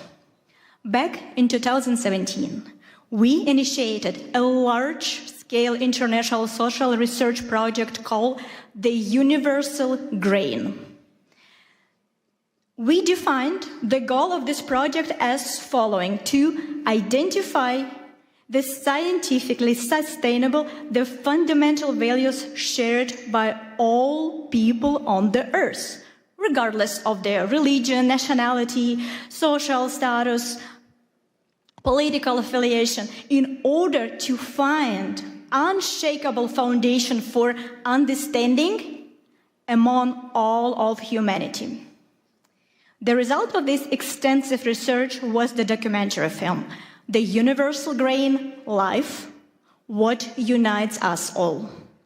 An international team of thousands of ALLATRA volunteers work on its creation, including reporters, camera operators, and of course translators. An unprecedented global public survey was conducted. Our volunteers went basically everywhere, into the streets of major cities, and they also traveled to the remote settlement of indigenous community. They spoke with a leading expert across scientific discipline, with representatives of different religion tradition, with community and the ethnic leaders also, as well with the public figures and politicians. Around the world, we ask people one simple question: what unites all people on the planet, regardless of their religion, political views, skin color, or place of residence? Then, of course, we had to sit down and analyze thousands of responses. And what emerged was the holistic pictures. People in every culture aspire to the same thing: peace, safety, justice, and the opportunity to live a dignified life. This is the universal grain that lies at the foundation of all world religions and humanistic teachings. Why is this knowledge important today? Because we are living in an era of global climate and geodynamic and environmental change. The challenges facing our planet know no borders. Nature does not ask which religion we follow or what kind of passport you have, right? In the face of growing threats, we are all simply people, residents of one shared home, the Earth.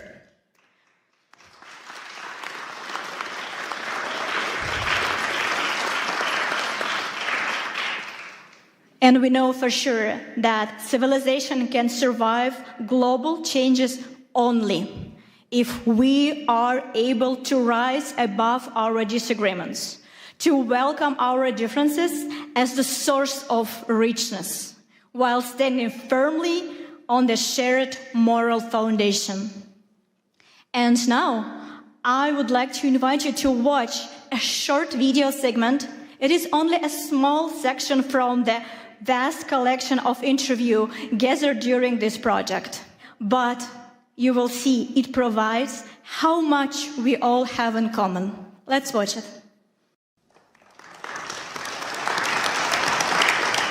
Life on our planet manifests itself in an amazing diversity.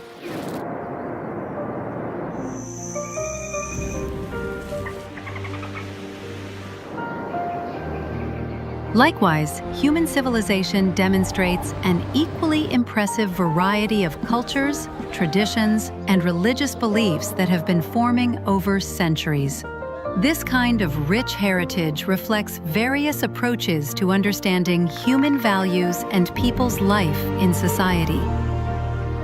Within the framework of the Universal Grain, the unique social research project of ALLATRA International Public Movement, the volunteers addressed people worldwide with question, what do all of us have in common? And their answers show what unites us all.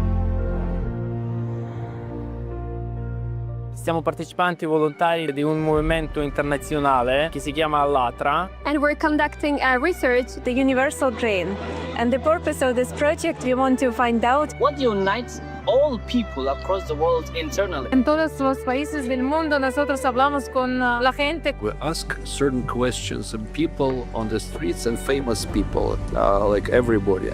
Apa yang mempersatukan manusia di planet ini tanpa melihat agamanya? Unabhängig von der Religion, Politik. Co właśnie robi człowieka człowiekiem, co jednoczy właśnie wszystkich ludzi.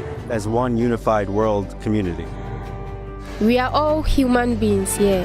Aside everything, aside the colors, we are all human beings. So it inspires and it unites all of us here. I think people feel love and care for other people in the same way, despite whether from their religion, their beliefs, anything like that.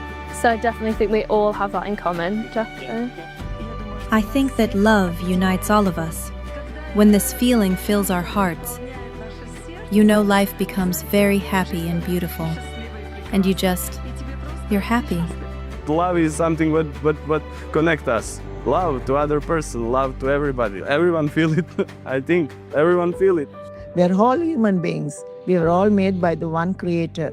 So we have to live in harmony with each other. We can change the world by giving love to others, so that as each one of us receives love, then we have more love to give the next person. You deposit love in yourself, so you can give that love. Humaneness is the most important thing, because people shouldn't do evil. A human being should do good. It is love for life in all its manifestations. God has endowed us with many qualities. We need to be able to fill them with our hearts. Humaneness, mercy, being caring towards everything that surrounds you. We should all be like this. The greatest commandment is love. Love your God with all your heart and all your mind. And then he said the second of this is to love your neighbor as you love yourself. I live my life not based off of theology, but based off of the greatest example of Jesus Christ. And that's love. So when you do that, it doesn't matter who you pray to. I will still feed you. It doesn't matter who you call God. I will still love you. I will still come to your aid if you have been persecuted for your religious freedoms. Does that make sense? And that's become my rallying cry to the world. I just want to see people have a right to do what they have a God-given right to do, and that is to worship God in freedom. The first thing is to forgive, to love, to create, to be a honeybee. Yeah, a bee builds everything, right? We should create, and then we'll be fine. What unites us all on the whole planet Earth, regardless of where we live, who we are by nationality, and what our religion is? heart, smiles, joy. We should open up. Life is very short. We should live. You have to wake up, open your eyes with a smile and live. That's it. You don't know when the heart will stop beating. So you need to be happy. Humans have to love each other because they are human and they came from one place. We need our good thoughts and every situation, peace and love, it's everything. I may be Malawian, someone would be Zambian, someone would be from Germany, but we are all human beings. We are all united in the spiritual aspect because we are all human beings created by one creator. You have a spirit, I have a spirit. It doesn't matter, the outside skin is different, but we all have one spirit.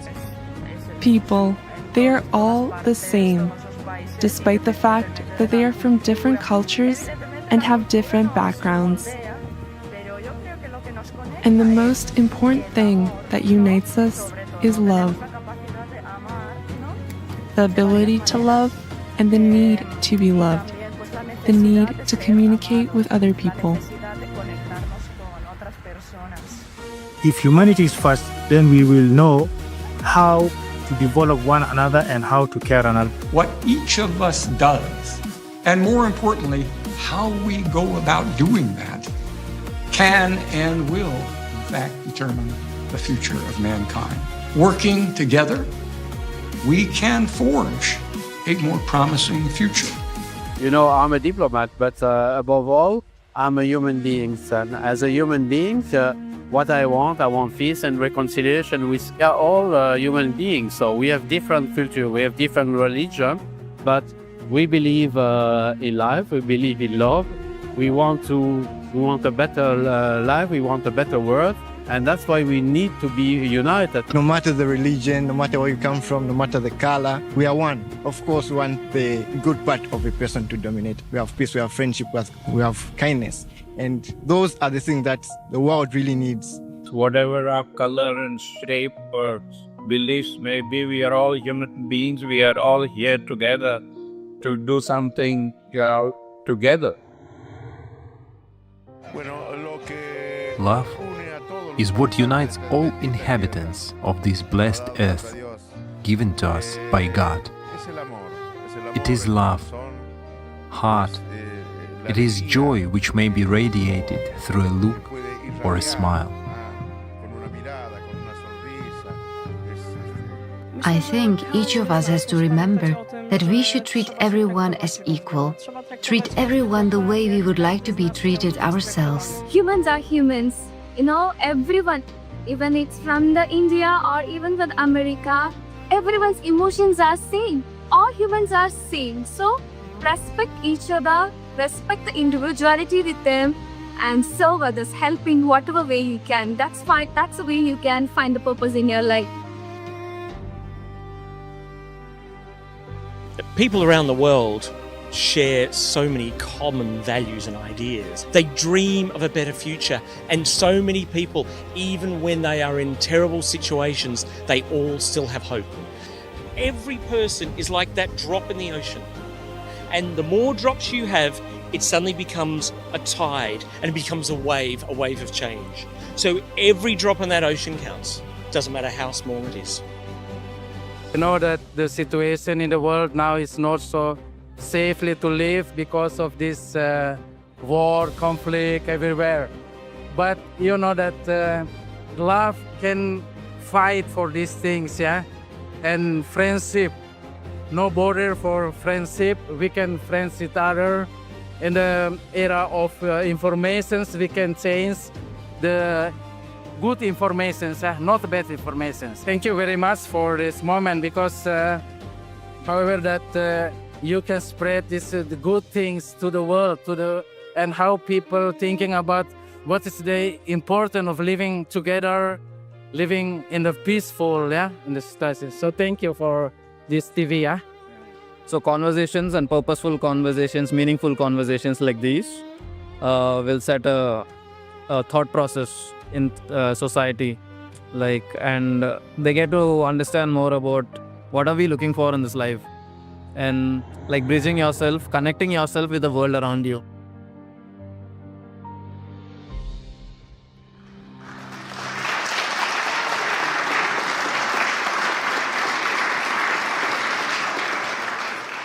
And remember, this is just a short excerpt from the huge work that our volunteer did for the benefits of the entire humanity. And what you have seen is the powerful evidence that the spiritual diplomacy is not an abstract idea, but a vital necessity, capable of answering humanity's shared demand for a world where goodness and humanity prevail.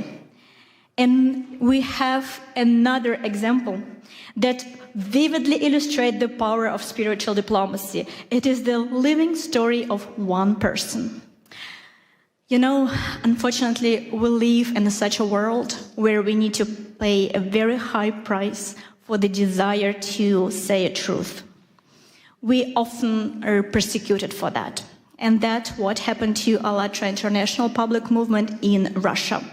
The reason why Russian authority persecuted us because of our uncompromised scientific position and our open position for support of Ukraine. And the Russian authority, they did not forgive us that, of course, right? For telling the truth.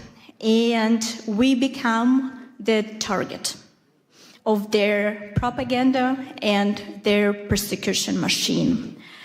Our participant, in order to have the ability to continue their work, continue to spread the truth, had to leave their homes and leave very, very rapidly. So, sorry.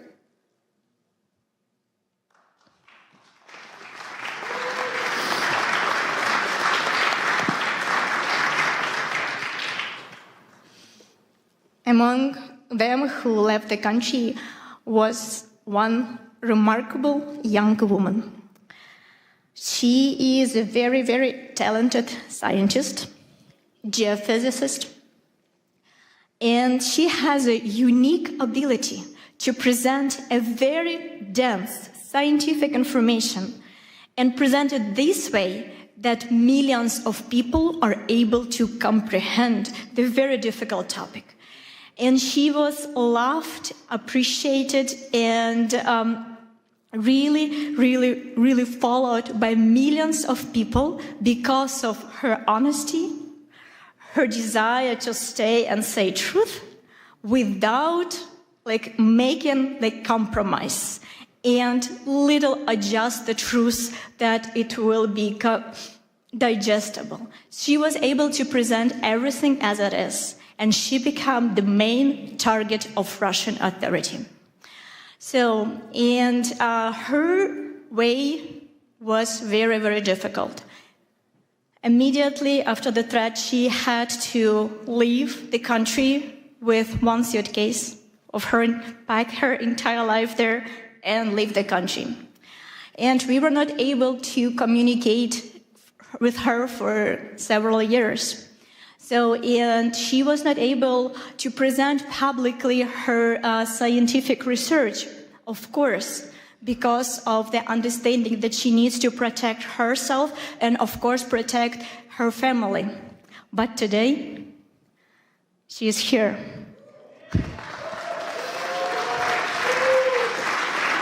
And this is one of the victory of spiritual diplomacy. And she is here because she wants to express her gratitude to Pastor Burns because of his support, his guidance. She is here to present him personally with the book that she wrote about Pastor Mark Burns. Ladies and gentlemen, please welcome Елизавета Кромова.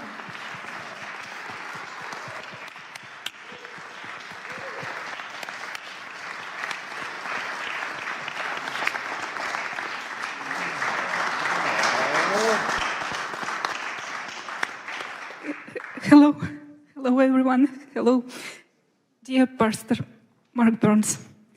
My name is Елизавета Chromova, and I am a volunteer for International Public Movement ALLATRA. I came here to the conference which you organized to personally express my gratitude to you. It is a great honor for me to speak those words looking you in the eyes. First, let me share a brief backstory.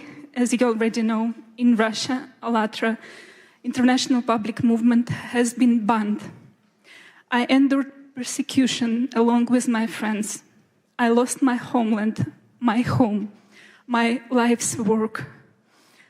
And at one moment, I even lost my hope that I can even find the reason to believe in humanity again. Then one of the darkest days of my life, everything changed when I saw your interview. I didn't know you, but when I watched it, I felt as if we had known each other forever. And in your interview, I didn't saw judgment or desire to lecture someone. It was just disarming sincerity. You said, I am neither left nor right. I stand for human rights. Wow. And you spoke of a God who loves people. And your words reach the deepest part of my soul. I'm really sorry. I'm so nervous. I'm so sorry. You showed by your example that there are people who don't stay silent, who choose what is right, but not is popular. There are people who build bridges between people, cultures, and beliefs. And in these bridges, we can meet each other face to face and see in each other the dearest and the closest one another. I saw in you the ministry of Jesus Christ in action. As Christ sit at the table with the despised and outcast, he said, I see you, I am with you, and you did the same. You reached out to those whom others tried to destroy. And your words reminded me that our rights, granted not by people or laws, it comes from God. Yes. And we have protected in every corner of this world for all people and for all faiths. And this is why I wrote this book about persecution, about my path back to home, to hope and faith, and I dedicated this for you, because you became a voice for me in the darkness. And this book is called Pastor Mark Burns, The Man Who Restored My Faith. You didn't just help me find my faith back, but you also showed me that faith can unite, heal, and lift us up. My God.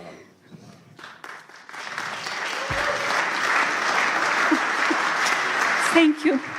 Thank you, dear Pastor Mark Burns. Thank you for who you are. Thank you for your courage, for your bravery, for your love, for your service to people. Thank you for your sincerity and truly for your inspiration, which your faith in action gives all of us. This book is for you and for all of us who believe that one honest voice can change everything. Thank you so much.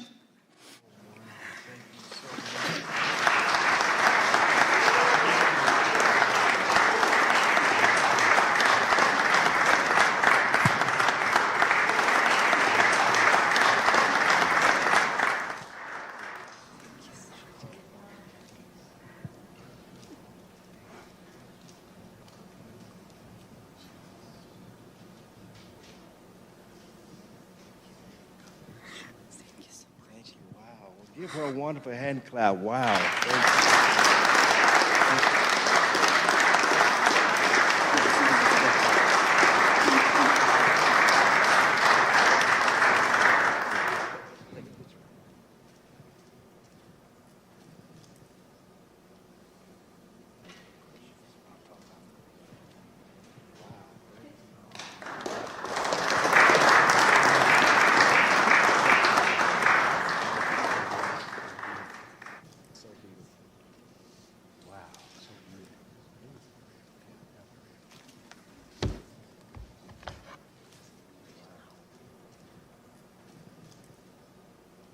Thank you, Elizaveta, for sharing your sincere testimony. We're so happy you're here with us today. It's definitely an honor and a surprise.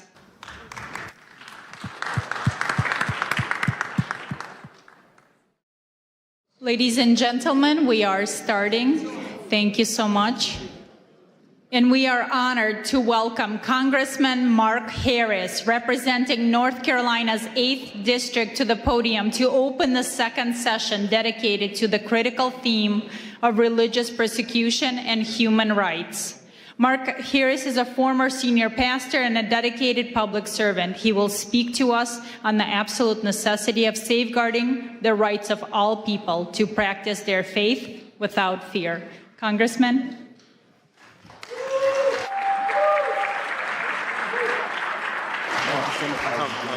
Thank you so much for having me. Well, good afternoon. It is great to see you. I'm sorry for being just a little bit late, but I literally just ran out of Judiciary Committee meeting today that we were holding, and we had a pretty big hearing going on today with a special guest there that we were dealing with. So, but I am so honored to be invited to be with my friend Mark Burns and to have the opportunity to address this International Interfaith Conference. Listen, I'm excited today because under the Republican trifecta led by President Trump, faith is back in America and it's making a powerful difference. From day one of this administration, the president drew a clear line. Anti-Christian bigotry has no place in our federal government. Go ahead, give that a hand. Listen, he boldly affirmed that the United States recognizes only two God-given genders, male and female. He stepped in to protect the most vulnerable minors from irreversible body-mutilating surgeries that the radical left once celebrated.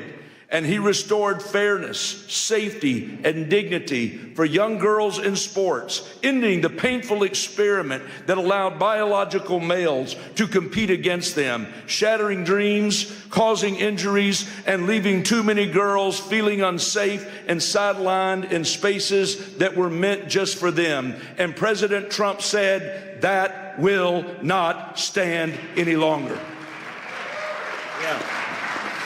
We all know that deep in our bones, that the soul of this nation is inseparably tied to our Judeo-Christian heritage and the timeless truths of the Western tradition. Our founding fathers didn't just mention God, they wove Christian justice, natural law, and biblical principles into the very fabric of this republic. For decades, those foundations were chipped away by an aggressive secularism and left-wing ideology. But praise God, the tide is turning. It's turning in the halls of government, it's turning in communities across the land, and it is turning in the hearts of everyday Americans. Government works best when it gets out of the way, when it respects the sacred space. When it respects the sacred space of parents to raise their children according to their convictions, for entrepreneurs to be able to build businesses without endless red tape, and for churches to be able to preach the gospel and biblical truth without fear of reprisal from any source, come or shine. Listen, that's the limited, accountable government our founders designed. Yet for far too long, unelected DC bureaucrats have overstepped, intruding into schoolrooms ahead of moms, ahead of dads and local teachers, and even casting shadows over the pulpits of our pastors. Consider the IRS's chilling overreach, threatening to revoke a church's tax-exempt status if a pastor would dare to apply scripture to the moral issues of our day. Ladies and gentlemen, the First Amendment was written to protect exactly that kind of speech. That's why I am so thankful to have been able to introduce in this 119th Congress the Free Speech Fairness Act, which is legislation to shield pastors and churches and nonprofits so they can speak freely according to conscience without the constant threat of IRS intimidation. It's frankly absurd that we even need this bill in the first place. Imagine having to explain to George Washington that the government he helped forge would one day try to muzzle Christian voices in their own sanctuaries. But I'm standing before you today because I believe you're a group that understands that there's still urgent work that must be done. This very week, as thousands march the streets of Washington for the National March for Life, celebrating the Dobbs victory while pressing forward to protect millions of unborn lives still at risk, I believe we've all got to stand shoulder to shoulder and arm in arm, and we've got to recommit ourselves to that fight. And we've got to do it together. Listen, the Supreme Court got it right in the Dobbs decision, returning the issue to the people and their elected representatives. Tragically, as I stand here before you today, the total number of abortions has actually risen since that time, fueled by the explosion of chemical abortions delivered by mail through telehealth and shield law loopholes. That's precisely why I've introduced legislation to shut down abortion by mail, effectively criminalizing the practice and closing the deadly back door. Ladies and gentlemen, legislation is essential, but even that is not enough on its own. As conservatives, as people of faith, it's our calling to keep sounding the alarm. It's our calling to keep holding our leaders accountable. And it's our calling to persevere until we end this grave evil once and for all in this nation. House Republicans step into this new year, I believe, with great optimism and real resolve. We're committed to restoring peace and safety in our communities. We're committed to securing a hopeful future for our children. And we're committed to lifting America back to respected leadership on the global stage. So as I come to you this afternoon, I just want to humbly ask something of you. Please lift us up in prayer. Lift us up in prayer that we in Congress will not grow weary, that we will not stumble. But as Hebrews 12 exhorts us, that we will run the race with endurance, the race that is set before us, looking to Jesus, the author and perfecter of our faith. Thank you, and may God bless you, and may God bless the United States of America today. You're sent here to fight, so let's fight, fight, fight until we get it done. God bless you. That was good. Thank you. That was powerful, brother. Appreciate it, man. Amen. Pleasure to be with you. Ladies and gentlemen, please welcome Mr. Matt Schlapp, Chairman of the American Conservative Union and a pivotal figure in American political strategy. As a leader who has guided the conservative movement globally, he addresses the critical intersection of faith, freedom, and political action.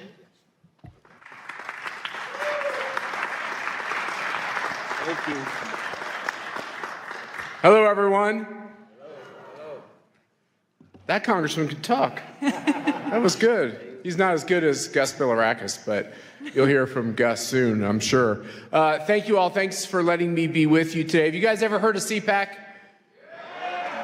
How many of you here today are not from America? Could you raise your hand? It's a lot of people. Welcome to a great country. Welcome to a restored America, where you can walk down the streets and be safe, that you can wear a yarmulke and be safe, that you can have a Bible in your hand and be safe. This is the America that we have to recapture.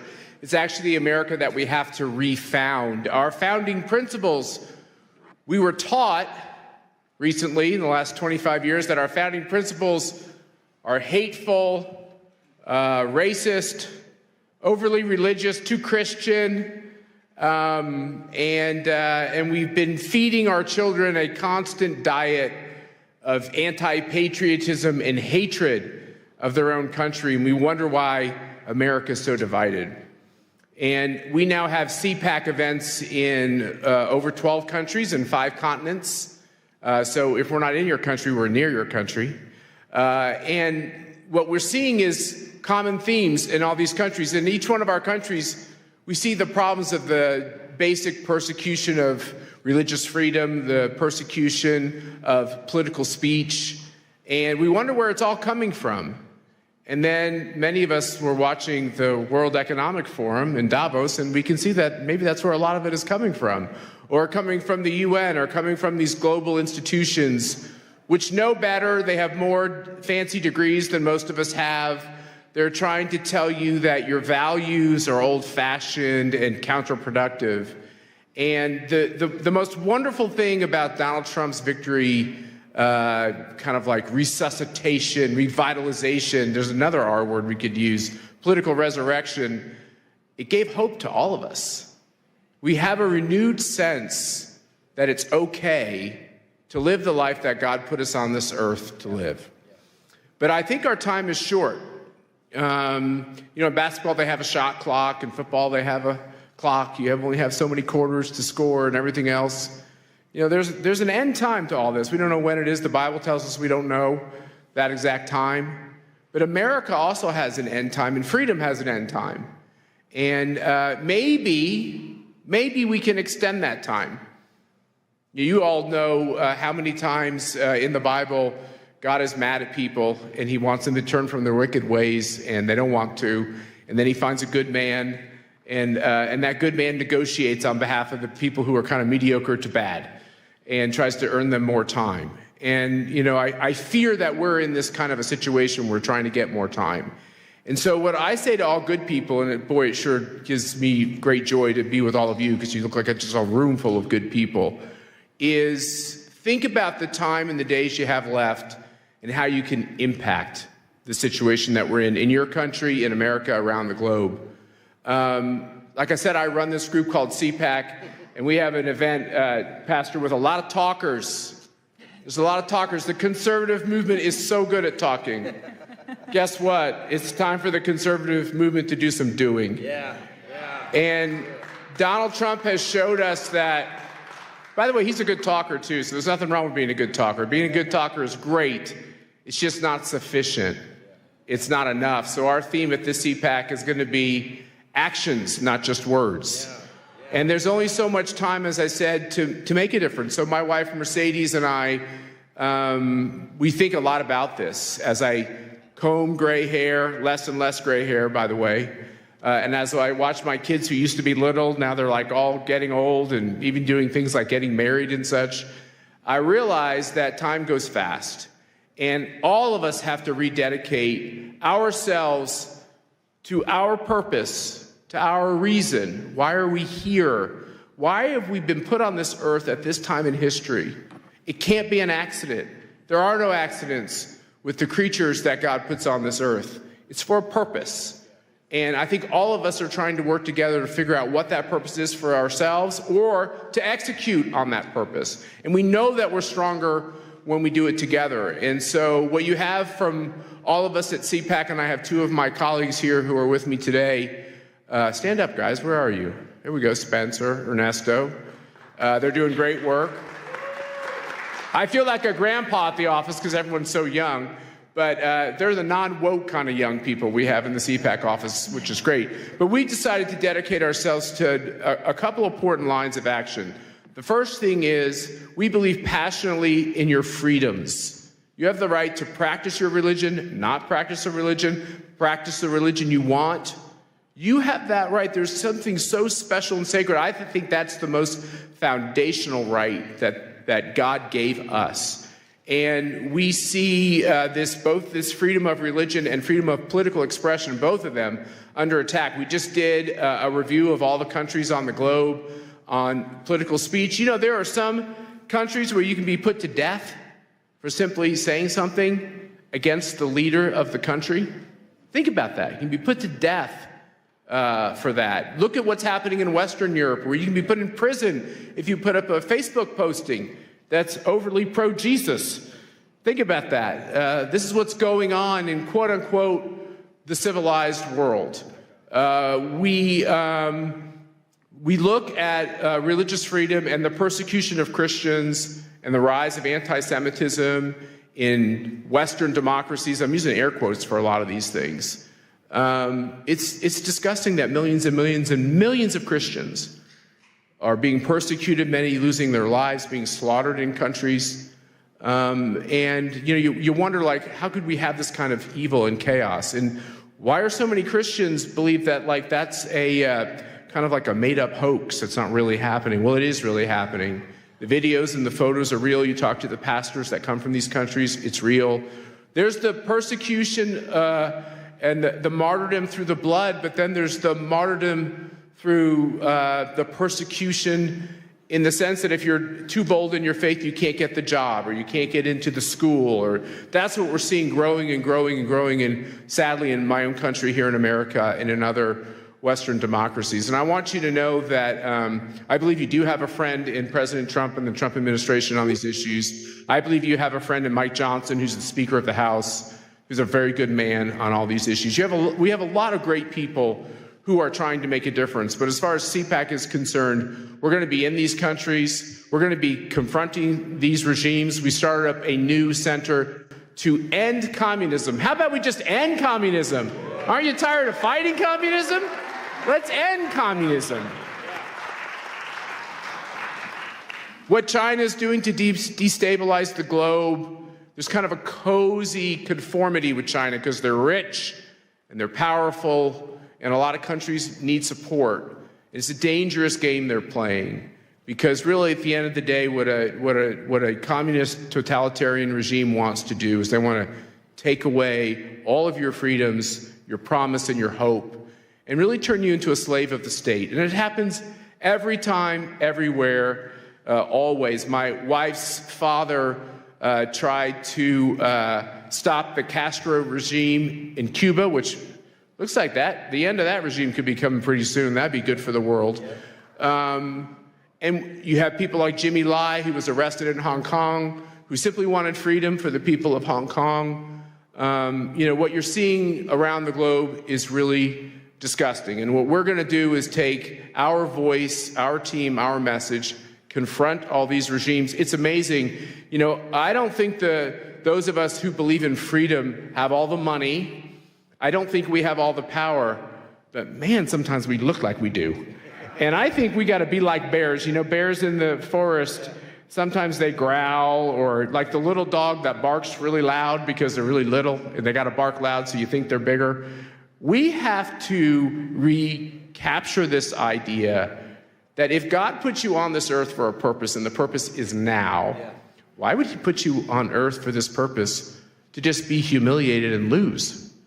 Why did Donald Trump get off that canvas? Was it to lose that race? No, I think he got off that canvas with the help of angels to win that race and to give people hope all over the world. And I think we're in the same position. I think the reason why it seems like all the money against us and all the power is against us, and that it's an impossible fight, the reason why we have to look at that every day is because of one simple thing. We are small, he will be large. He will have the victory. We just have to ask for it, and we have to be true to it. And that's the moment that we're in. We have to believe that God put people on this earth to prosper and have freedom, right, and to live their purpose. And that it's our job right now in these dark times to make sure that can continue. So that is our motto. It's about action. The action is now. You all are welcome. We have to get out of this idea that the only way conservatives will come together is if you agree on everything I agree with, and you have to sign a piece of paper that says you'll never disagree with me. That's a bad way to build a movement. What we ought to do is say, hey, is there one or two important issues that we agree on? Can you agree that someone should be able to practice their faith as they choose? Yeah. If you do, we should be able to work together. Do you think that people should be able to get in politics and vote for the candidate that they want to? If you believe in that, that's something we can work on together. Do you believe that communism fails every time for every people, always? If you do, we can work on this together. And I think that if we can stitch this together and get out of our orthodoxies and instead focus on our commonalities, I think we can reshape the face of the earth, and I think we're going to do that. And God bless you, and thank you for letting me be with you today. Thanks, Pastor. That was awesome. Perfect, brother. Now it is an honor to introduce Congressman Gus Bilirakis of Florida, recognized as one of the most effective lawmakers in Congress. He's a steadfast champion for international human rights and will speak on the importance of protecting religious freedom against discrimination worldwide.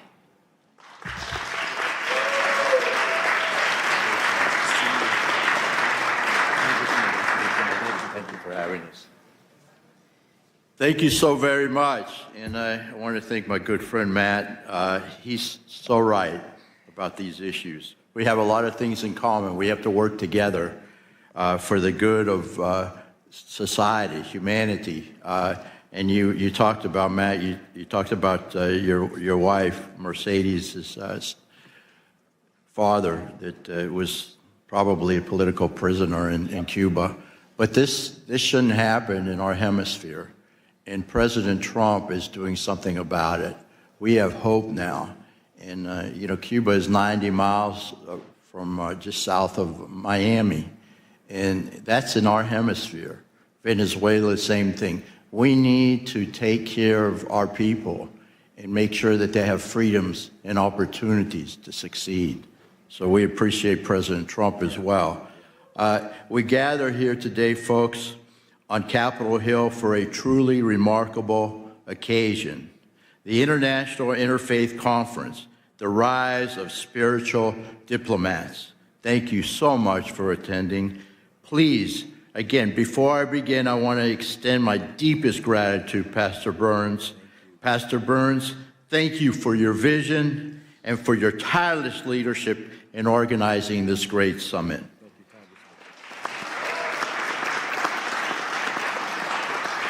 You have called us here to recognize a new era of spiritual diplomacy, where faith leaders don't just shepherd their own flocks, but step into the breach as mediators, peacemakers, and defenders of the innocent, where traditional politics often falls short. And I will tell you, people like Matt and the Speaker of the House, who's not here right now, but Mike Johnson, he cares so much. He really does. And he's genuine, he's sincere, he's a godly man. And we are making a difference, folks. We are making a difference. We're making a lot of progress. So I chair the Congressional Caucus on International Religious Freedom. I see the first freedom not as mere legal concept, but as the heartbeat of human dignity. Yet as we meet on today, January 22nd, that heartbeat is under threat, folks. So again, I've got to tell it like it is. The data from this year's 2026 report is staggering. We are witnessing government restrictions on religion at their highest global levels in decades, unfortunately. We are so very fortunate here in the United States of America. And I know there's some bumps in the road, but we have religious freedom. And we should never, ever take that for granted. But in Nigeria, folks, the crisis has reached a breaking point. Statistics from the start of this year show that over 3,400 Christians were killed for their faith in the last reporting period alone. In this day and age, it's happening around the world, folks. I have fought to ensure Nigeria remains a country of particular concern, because we cannot stay silent while thousands are slaughtered. Do you agree? Yeah. In China, the CCP continues to target Falun Gong practitioners and Uyghur Muslims with high-tech surveillance and arbitrary detention. This is happening, folks. It's happening every day. China currently leads the world in the arrest and sentencing of believers. I mean, they're not spreading it. They're just practicing their faith, their religion. And in some cases, it's meditation, what have you. But they should be free to do so. In Pakistan, The shadow of blasphemy laws still hang over Muslim minorities. The Ahmadiyas and Christians turning private faith into public death sentence. Unbelievable. Global anti-Semitism. We must confront the reality that Jews are facing a resurgence of hate that we once promised would never, ever happen again. But it's happening now, folks, before our very eyes. We must stop it. The challenges we face are not only legal, in which regimes weaponize the laws to crush dissent, but also social, as tolerance breeds in the vacuum of silence. We must not stay silent. We must act, folks. And that's what we're doing in this Congress. This is where the spiritual diplomat comes in. You are the ones who can reach the places a secular envoy cannot. You speak a language of universal values, justice, peace, and the sacredness of life that resonates deeper than any treaty. You're the ones. We can do this together. I'm Greek-American, and we say, Oli mazi, all together. We can do this together if we stick together.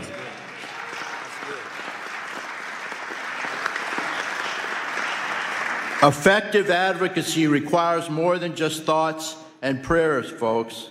It requires diplomatic engagement with teeth. With teeth, I have to emphasize that. We must continue to use the global Majesty Act, I know how to pronounce it, but I'm sorry about that, to target those who profit from persecution. We must elevate religious freedom.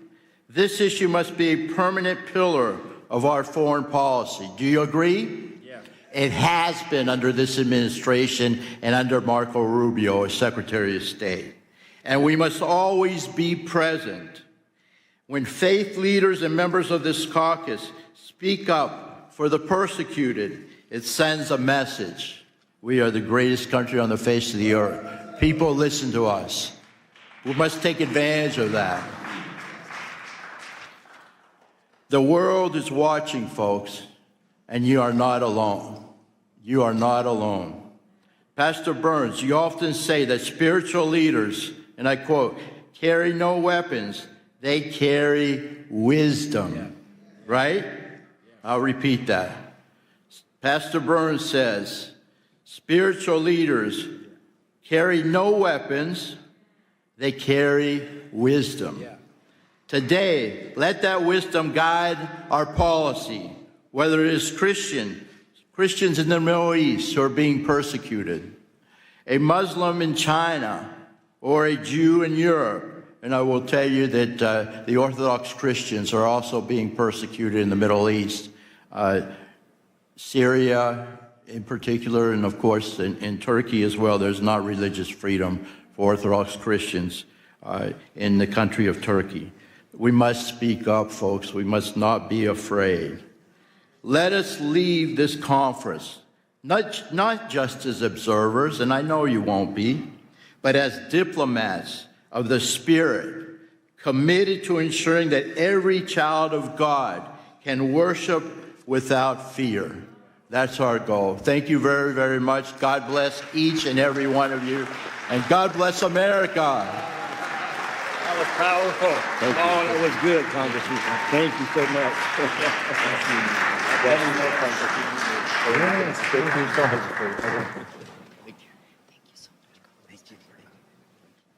Well, you know, before I'm think I'm about to speak again.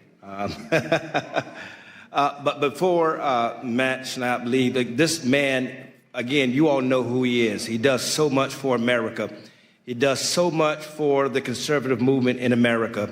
He literally, him and his wonderful wife, Mercedes, bring millions of conservatives all over the world to bring a message of unity and peace. And it's a great honor for me as he have to slip out. But as you know, we're going to be pinning everyone who takes the commitment of becoming a true spiritual diplomat. And here I am going to pin my brother Matt right here in front of everybody with this wonderful spiritual diplomat pin. He's taking it very seriously. Now, I told him I'm hoping I would be called up to the varsity league and be invited to CPAC and speak for the next time. But hopefully I'll get called up to the big league next. But I want everybody to witness here today as I pin on my dear brother, Mr. Matt Snap, for all the wonderful work that he does as a spiritual diplomat around the world. And I want us to realize, yes, that it's because of leaders like Matt we have a safer world and a safer place for our children to grow up. Thank you so much, my brother. Thank you, thank you. I have to just say, you heard it here. He called me on the carpet. He's coming. You're speaking at CPAC, whether you like it or not. There we go. Thank you, brother. God bless you. Thank you very much. It was great to hear from the congressman. And now it is my honor again to welcome Pastor Mark Burns back to the podium as he addresses the key topic entitled From Pulpits to Peace Tables: Why Faith Leaders Must Engage the World. Wonderful. Well, first of all, I'm going to tell you, you should give yourself a big hand clap of all the wonderful people that are here today. Come on now, you can do better than that. Come on now, come on. We're here at the nation's capital to take back this nation, take back the world, and we're here to protect faith of all people around the world. Do you believe that? Say yes to that. Hoorah. Listen, the Bible says that violence taken by force. We're here to make a loud declaration to the world. The evil that is happening in Ukraine, the evil that is happening in China, the evil that is happening in Taiwan and Cambodia, the evil that is happening in India and Pakistan, the evil and the wars that are happening all over the world. We can bring an end to this evil. Korea right now is under attack. Right now. People are dying of all faiths. In Nigeria, Christians and Muslims alike are being killed by terrorists. We're the voice that can help bring that. I want to tell you, my brother, I pray that you hear my heart. I pray that you hear my heart. Don't take this pen. We'll do it at the end. So please don't leave. But don't take the vow. You're not vowing to a person. You're not even vowing to an organization. You're vowing that you will be willing to protect the innocent and speak for the voiceless. I can't hear nobody. I can't hear nobody.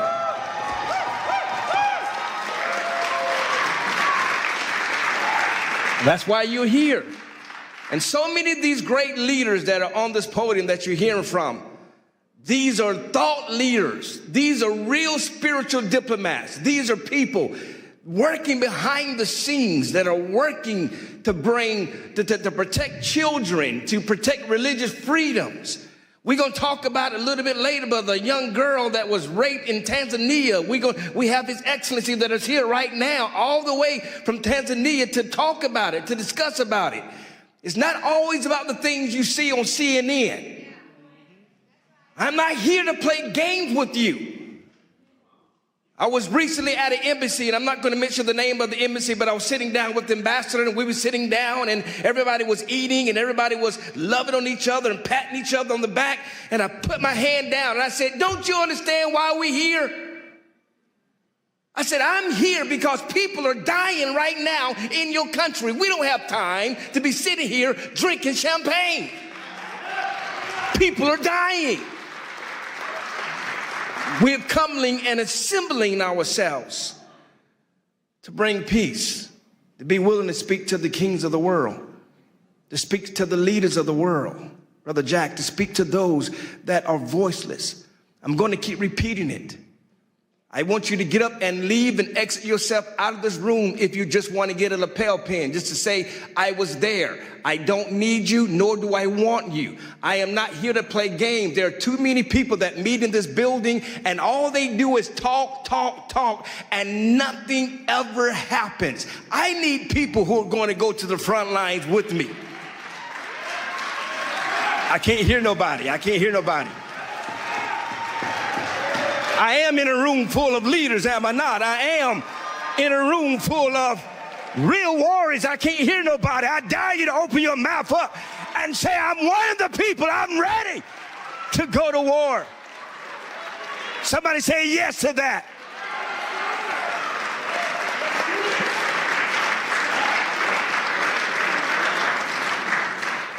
And so I pray that you're not here. Right now, Korea is under attack. Who's going to stand with me? Right now, Pakistan is under attack. Who's going to stand with me? I'm going there in April. Who's standing with me? I am going to Iran. Who is standing with me?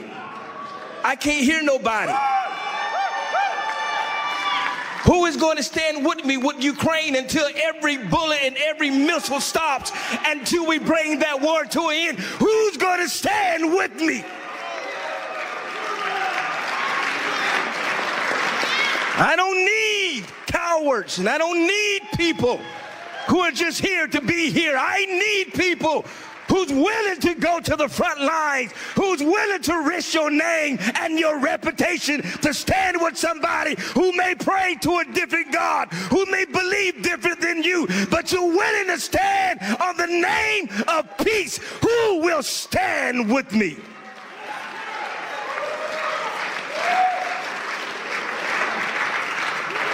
Who will stand with me? Who will stand? Who will stand? Who will stand? You're going to be charged today. You're going to be charged today. I'm telling you, my Jewish brothers, my Muslim brothers, my Hindu brothers, my all of the faiths, the Buddhists that are here, all of you, the Christian brothers and sisters, all of you that are here, you are going to be charged. Please take it serious, because somebody's life depends on it. Are you hearing me? Tragic that even happened in your own family, happened in your own life. I've studied your story and how you left, how she sung the national anthem, but she was in Russia, and how her husband came under political persecution, and they left Russia, moved to Kyiv with their son, who's standing right there, just to have her husband assassinated in Kyiv. This is the kind of battles that people are facing right now around the world, and yet she flew all the way from Kyiv just to come to sing the American national anthem. That's putting our differences aside and standing as one people, as one voice.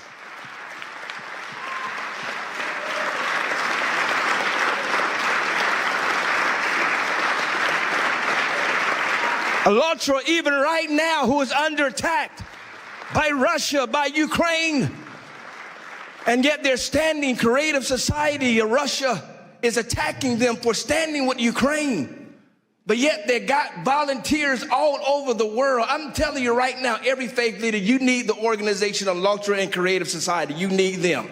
You need people like them that will go to the trenches. They are not just talkers, and they don't do it. They don't do it. And I'm talking about Olga here and Marina here. Olga is the head of a Creative Society, and Marina is the head of ALLATRA. And they have volunteers all over the world. When I'm at the Vatican, they got volunteers that are there. When I'm in Korea, they got volunteers that are there. When I am in Africa, they got volunteers that are there. These people don't just talk the game, they do it. And they don't need no presidential invitation. Quit waiting for the White House to invite you. You don't need an invitation.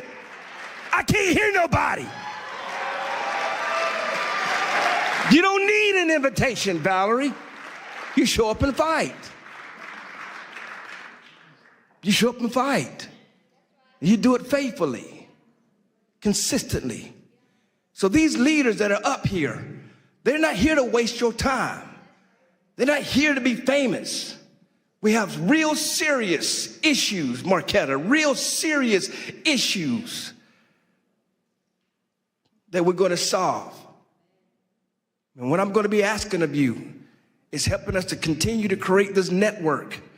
We're going to be introducing to you an email and a number that you who are out there around the world to communicate. And it's not just international or national issues. So you hear what I'm telling you. I got an invitation. We're going to Chicago right now. There's mold that is happening in Chicago right now. And we're not going to allow partisan lines, Republicans or Democrats, to block simply by helping people. Are you hearing me? No real Republican was supporting Ukraine until I got there. And I came up with the mindset that I'm going to stand what is right, not what is popular. Are y'all hearing what I'm telling you? I don't care what your faith is. I don't care what you believe. Rabbi Duby, I'm going to stand for what is right and not what is popular. Are you hearing me? And so we got battles all over the world, desperately needing people to come and remind them that help is on the way, that you're not by yourself. I'm not here to give you some political rah-rah speech. I thank the president for sending me the video. Thank you, Mr. President. He's in Davos and he stopped and he sent me a video to tell everybody he's supporting what we're doing. But that's not what I'm living for. We've got to get to the point where that spiritual diplomacy lasts beyond whoever's president. Because there are rape victims that need us. There are drug addicts that need us. There are religious people that are dying for practicing their faith that need us. Who's willing to go speak to the kings of the world? Who's willing to risk their reputations? Are you hearing what I'm telling you? And so I pray that you receive what I'm telling you. I want this movement to continue to grow and grow bigger. We're planning to do this again in 6 months at Mar-a-Lago at the president's house. And we're going to bring it even bigger and even greater. Then we're going to G20. We're going to do a wonderful event at G20. Amen. We're going to take over Miami. And then we're going to go to Qatar. And then we're going to the Vatican. We're taking this all over the world to bring peace. I believe we're going to have a spiritual diplomacy right there in Tehran, in Iran. We're going to do it right there in Iran and show the world that we won't allow evil to win. Y'all not talking back to me. We won't allow evil to win. We will stand for what is right and not what is popular. Somebody say yes to that. We're going to go to North Korea. We're going to knock down the wall. We're going to get to Kim Jong-un. We're going to tell the world that we are here to faith, that we will not have enemies in the name of faith. Are y'all hear what I'm telling you? If you're playing politics, leave me alone. Don't get a picture with me. Think I'm playing with you. I'm not. I'm not. I don't got nothing to lose. You don't understand how I got here. I didn't get here by sucking up to nobody. The president calls me his pit bull for a reason, so I'm not here to impress you. Are y'all hearing what I'm telling you?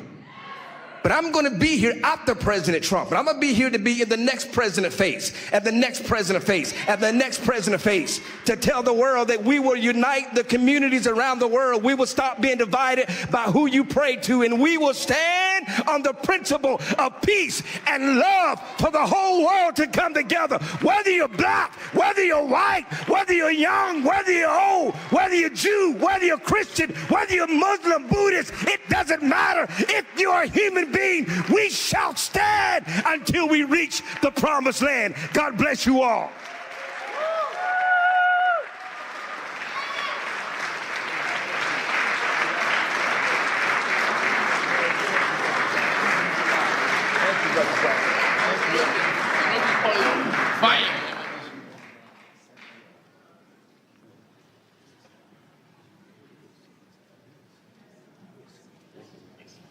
Thank you, Pastor Mark Burns. Wow, who's going to follow that speech?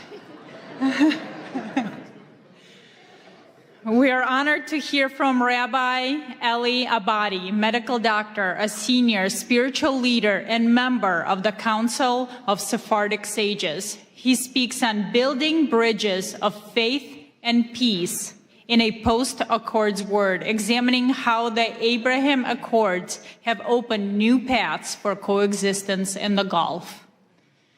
Rabbi?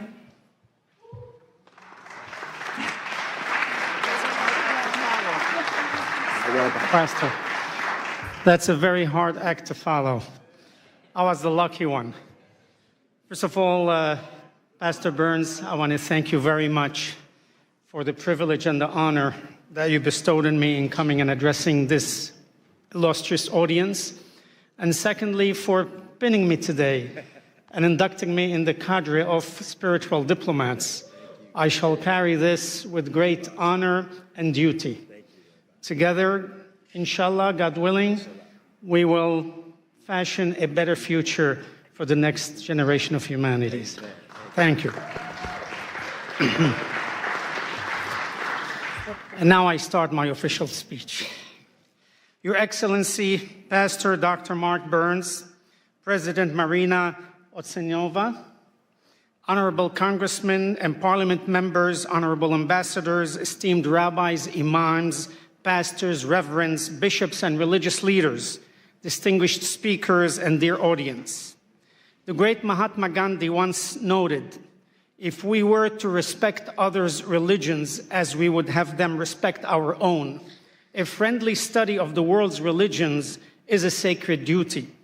We are gathered here today as global faith, political, and thought leaders from many areas of human endeavors to find a path toward a peaceful coexistence between all religions, nations, and all people, especially the world's three Abrahamic religions, Judaism, Christianity, and Islam, and few others. As Edmund Burke said, religion is essentially the art and theory of remaking of humanity. And therefore, we as leaders ought to embark in remaking mankind to cherish, protect, and foment a peaceful coexistence. As the United Nations Manifesto on the Culture of Peace stated, we must learn to use one another's religious belief as ways to connect, not as reasons for conflict. For 800 years, Judaism, Christianity, and Islam were inextricably intertwined in medieval Spain, the era of convivencia. Each had a common ancestry, similar values, and holy scriptures. As Genesis 42:13 states, we are all brothers, children of one Father. Living together side by side in Spain, very often in close quarters, the people of these religions flourished.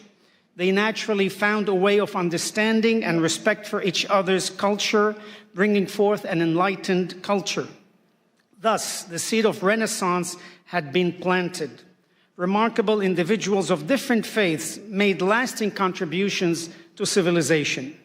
However, and unfortunately, gradually over the next 3 centuries, large forces vying for power gave way to puritanical judgments, absolutism, and religious extremism.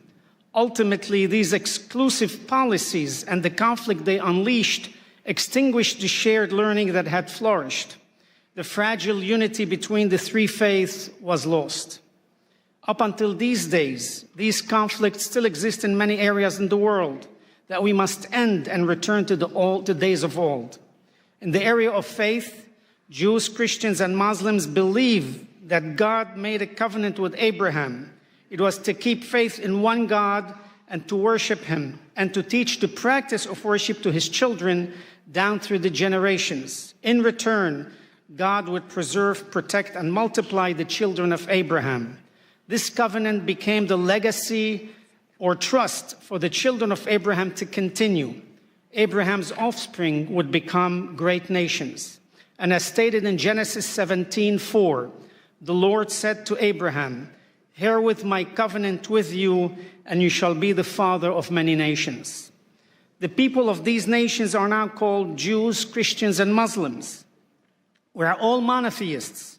We all believe in one God, the creator of all that is, in the universe and on earth. As leaders, we are enjoined by our faiths to find path toward a peaceful coexistence between all religions and all people. Therefore, in order to establish a channel of communication and cooperation on an international level, we must continually ask of ourselves what we insist from our own people, the acceptance of diversity in religions. First, as leader, we must lead by example and communicate to our people that peace is a basic human right. Scriptures in Leviticus 19:18 teach us to love thy neighbor as thyself.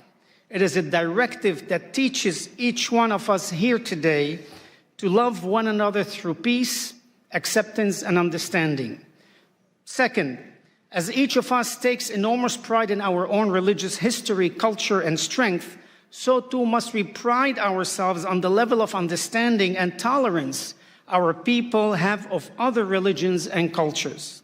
As we encourage our people's pride in our own religions, we must castigate our congregations should intolerance and ignorance of other religions and cultures arises. Third, it is our responsibility to guide our people towards looking for the inestimable value of peace and not in conflict. Yes, the world is made up of different races, colors, ethnicities, religions, and political ideology. However, the seeds of peace begin to grow when people of all faiths and backgrounds are encouraged to communicate, tolerate, accept, and ultimately love each other. Today, ordinary people from all three faiths share a deep desire for peace and justice, and from many other faiths, not just these three. They all aspire to seek to encourage a model friendship and respect for each other. We as leaders of our respective faiths and people do also share a deep desire for peace and justice. We will work towards it, and we pledge our time, efforts, and wherewithal to the implementation of being spiritual diplomats between people, nations, and religions. Our aim should be threefold. One, to stand together should any of our communities suffer harassment or attack. Two, to respond together to events, local or global, which have an impact on the relationships between all of us. And three, to overcome some of the misrepresentation, demonization, stereotyping, prejudice, and lack of awareness in the world through an ongoing educational process that teaches peace and respect for each religion, ethnicity, race, and nationality with a goal of a peaceful and respectful coexistence. It is time to take the initiative without waiting for more ignorance, hatred, and war to occur. It's time to actively bring peace where there is conflict. It is time to seek the good instead of evil, hope instead of despair, and love instead of hatred. It is time to allow our love of God and respect for His covenant to protect and multiply the children of Abraham, to materialize into a worldwide covenant of peace and protection for all of humanity. Given the many examples in history, as well as some conflicts which are so recent that they continue to take place as we speak, they demonstrate the need for leaders to speak out and preach against religious intolerance, ethnic persecution, and race superiority. The core of these conflicts stem from the idea that one's religion, ethnicity, and race is the superior one, giving a person or group of people the religious duty to impose their religion on others under penalty of death, or to persecute other ethnicities and nationalities. Terminology such as infidels or heretics ought to be eliminated from our vocabulary. Using these words allow the zealots to attack, persecute, force conversions, and even kill anyone who has been branded as such. As leaders, we ought to condemn the use of this terminology. Equally as important, we need to teach that religion and religious values can and should be transmitted only through love, acceptance, and tolerance. Religion can only be appreciated if transmitted peacefully and with the consent and wholehearted acceptance of the individual. We as religious leaders have the responsibility to highlight the beauty of religion while teaching our own people how religion can bring harmony, peace, and understanding. On 5 occasions in the Bible, 1 in Leviticus, 3 in Ezekiel, and 1 in Nehemiah, each state that the religious statutes given by the Almighty are, quote, so mankind can live through them. And our sages in the Talmud expound on this announcement, saying specifically that by obeying the religious statutes, we are to live through them and not to die through them. In Psalm 34:15, King David exhorts us to search for peace, and pursue it. Our sages in Ethics of the Father state, be from the disciples of Aaron, the high priest, love peace, pursue peace, and love your fellow human. Each of us here today as leaders, we must make that commitment to encourage our people to pursue peace and love one another. All of us here, Christian, Muslims, Buddhists, Hindus, and others, can effect change by planting the seed of true peace amongst us and our co-religionists. We can come to the reconciliation of our people. Oseh shalom bimromav, hu berahamav ve'aseh shalom aleinu, ve'al amo Yisrael ve'imru amen. He who makes peace in his high heavens, may he in his mercy bring peace upon us and upon his entire nation, and let us say amen. Peace be unto you. Assalamu alaikum. Shalom aleichem. May God bless us with this endeavor. Thank you, and God bless you. That was beautiful, my Rabbi. Thank you for that powerful speech. Hey, we just get started.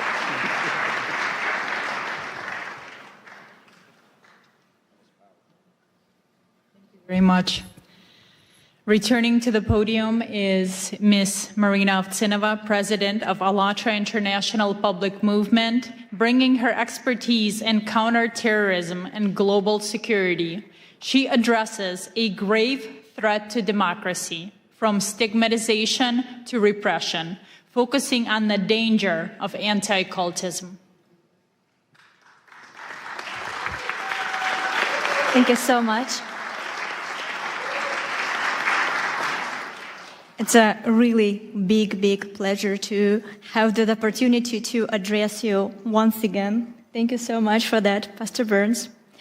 And the energy in this room feels really huge, right? It feels like a really strong. And it's because we all, every single person in the room, we gathered to defend human freedom. A person's dignity. We all, every single person here understands what that means. And we're here to protect the right to believe, to speak the truth, and to live without fear. These freedoms are the very fundamental on which true security in human society is built. But we need to acknowledge something very clear. That foundation, that really important foundation for the human freedom is now in danger. Because today there is a well-organized structure at work, deliberately attacking that very foundation. And many of the deep, tragic stories that you will hear today from our speakers from this stage are direct result of the action of this transnational structure and its destructive manipulative techniques. So let me educate you a little bit. So what is that, and why does it pose a threat to every person and to society as a whole? The transnational anti-cult network is the highly coordinated international system made up of individual organization, activist, pseudo expert, and biased journalist. Their goal is to systematic dehumanization and destruction of targeted group of people and the incitement of hatred and hostility within the society. What this network does is often described more simply as anti-cultism. But in reality, anti-cultism is the technology of dehumanization and repression. Let me be clear right away. The anti-cult network can target absolutely any group, not just religious one. They can target social organization, hobby club, or even political party. And no matter who they choose, anti-cult agents follow the same well-practiced playbook. First, they slap the label on the targeted group in the media, calling them sect, cult, or simply dangerous group. Then, the step number 2, they launched an aggressive media campaign to smear that group using fake discriminations, false testimonies, and distorted information. Through these dirty media campaigns, they dehumanize the people in the targeted group. They strip them out of their humanity. And as a result, Those exposed to this manipulation stop seeing the targeted group as equal, as neighbors, as co-workers, as parents, as children, or fellow citizens. Instead, they begin to treat them as outsider or enemy. And after this stage of dehumanization, society is effectively giving, quote unquote, permission to persecute. People are fired from their jobs, pushed out of the public life, silenced through the pressure and intimidation, dragged into court, and even subjected to violence.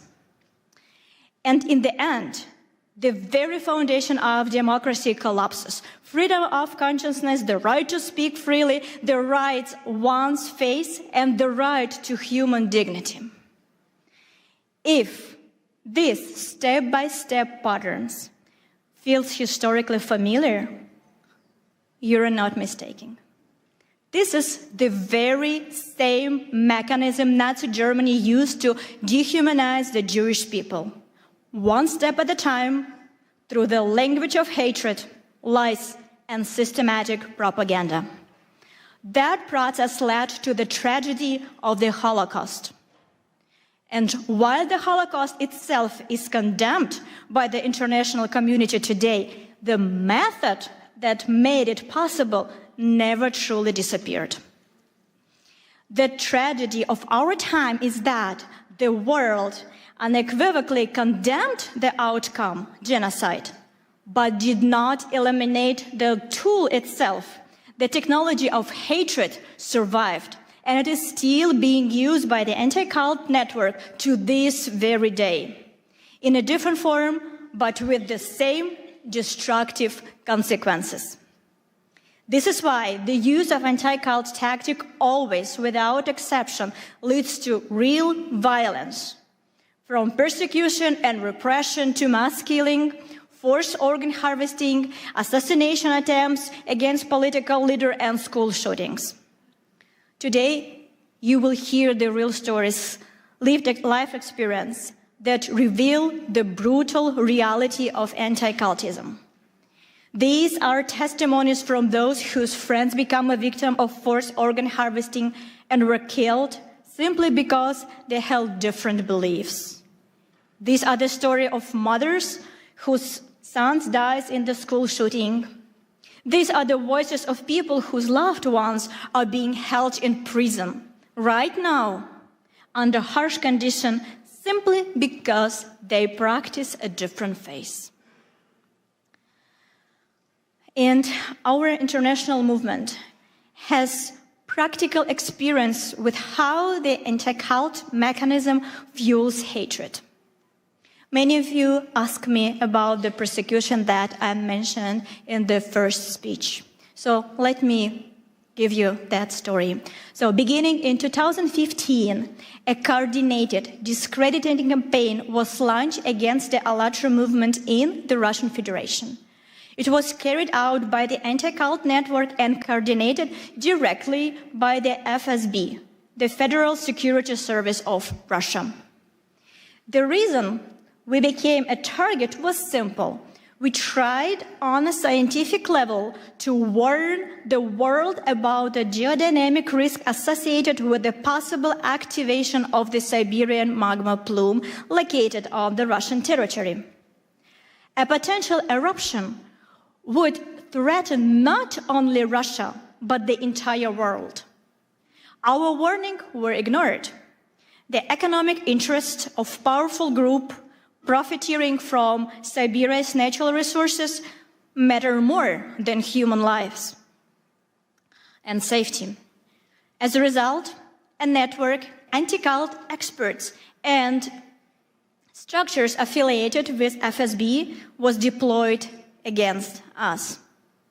Their mission was to destroy our reputation and drown out the very substance of our scientific warning. In the end, the ALLATRA movement was labeled in Russia first as undesirable organization and later than extremist, in part because of our support to Ukraine also. In Russia, anti-cult actors use their full arsenal against us. The media, courts, and the full machinery of the state. They believed that by putting us on the blacklist, they could force us into the silence. But they were wrong. We began to speak even louder. We studied their method in the smallest details. We made them public. We exposed the structure of their network, their roles, their connection, their channels through which they spread their narrative and their real motives. And we brought it to the world's attention. We proved that this Russian anti-cult infrastructure of hate has already been exported to China, Korea, Africa, Europe, and the United States. We traced how the pressure that began in Russia becomes a source of persecution around the world through publication, through the analysis, through the same talking points appeared in different countries as if copied from the very same subject and pasted in a different country. We also discovered that within the ranks of anti-cultists, pathological cruelty and sadism thrive. This is the matter of deep moral decay. And there are strong reasons to suspect their involvement in human trafficking and crimes against children. One of these stories we will share today with you. It is a real case that will show you the true brutal face of anti-cultism. You need to understand that anti-cultism is the global assembly line of crimes against humanity. It runs on the same playbook everywhere, and we have exposed it for what it truly is. Anti-cultism strikes at the most basic rights: freedom of religion, freedom of speech, independent media, the right to a fair trial, and the principle of the presumption of innocence. So today, I want to deliver one simple and clear message. As long as anti-cultism exists in this world, true democracy and human freedom are impossible. And if we do not eradicate anti-cultism as the phenomenon, we will not be able to secure a future, safe future, prosperous future for our children. And I would like to note a particular that you, dear Pastor Burns, play a special role in the countering the destructive anti-cultism. Through your spiritual diplomacy initiative, you are uniting leaders of different countries, different religions, different worldviews, who have stepped forward to defend human dignity and freedom of conscience and the right to live with dignity. And we all know, and we can say it, that you, Pastor Burns, act as the true leader. You build unity where others saw division. You give a voice back to those who are being pushed into silence. And you offer protection to those who are in need, who cannot protect themselves. And it's because that initiative, like yours, extremely important right now.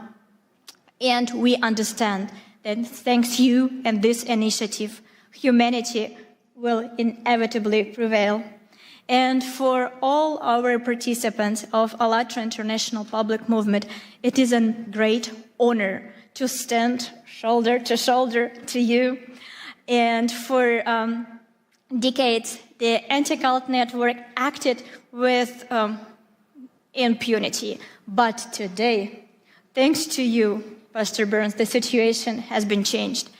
And we can say with the full responsibility and confidence, for a final victory, only one thing is still missing: the unity of everybody, especially the unity of those who has been targeted by that group. To stop the threats and killings and the destruction that anti-cult network brings, we need more than words. We need decisive action. We need a coalition of mutual protection, international and interfaith. The principle must be simple and shared by all. An attack on one group is an alarm for everyone. Instead of indifference, let them deal with it themselves. We must stand and unwaveringly solidarity.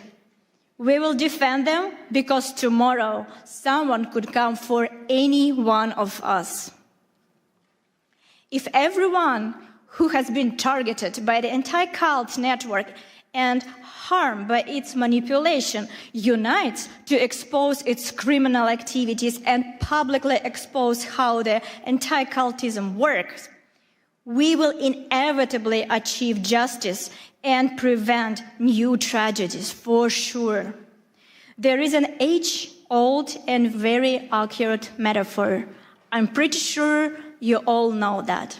But please, think one more time with me when I will cite this word, how we can use it, what we can take home. We all know that it is very, very easy to break a single twig. It takes almost no effort. But if we gather all twigs together into one bundle, it becomes stronger. Not because each twig has become stronger, but because they are together. And that is exactly how we must act right now. Each of us may believe in our own way. Each of us can continue doing what we are doing. We're all leaders. We all have our missions. But together, by protecting our future, our children from this organization, by standing for rights, for freedom of religion, for freedom of choice, for freedom of your thoughts, your action. So we definitely can change this world. Because by the end of the day, our strength is in unity. Thank you so much.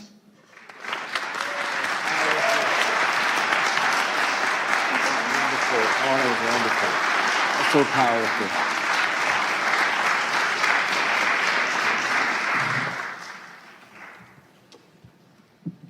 Thank you, Marina, for that sobering analysis and for making it clear that as long as transnational anti-cult network exists, democracy and freedom are impossible.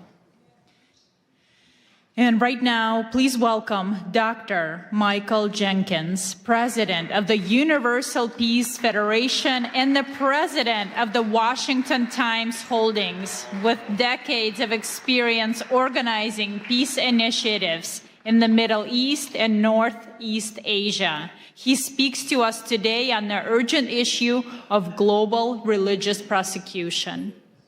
Thank you very much. Thank you. Thank you, everybody.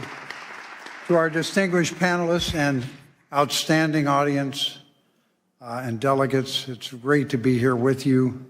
Pastor Mark Burns is really doing a great job for freedom, religious freedom and all freedoms. I want to give him a hand with my heart. Thank you. Thank you.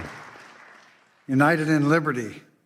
Also want to thank President Trump, who's doing an excellent job with religious freedom, forming the White House Faith Office with Paula White, and Pastor Burns is also leading that effort throughout the world. We are in a global war right now. There's a global war against God, and it's hitting every faith, every community, and also people of conscience. What are we going to do? Nigeria, Christians are dying there, being persecuted for their faith. Muslims also. The Uyghur Muslims in China are being held in, a massive place with over 1 million people. And many are dying.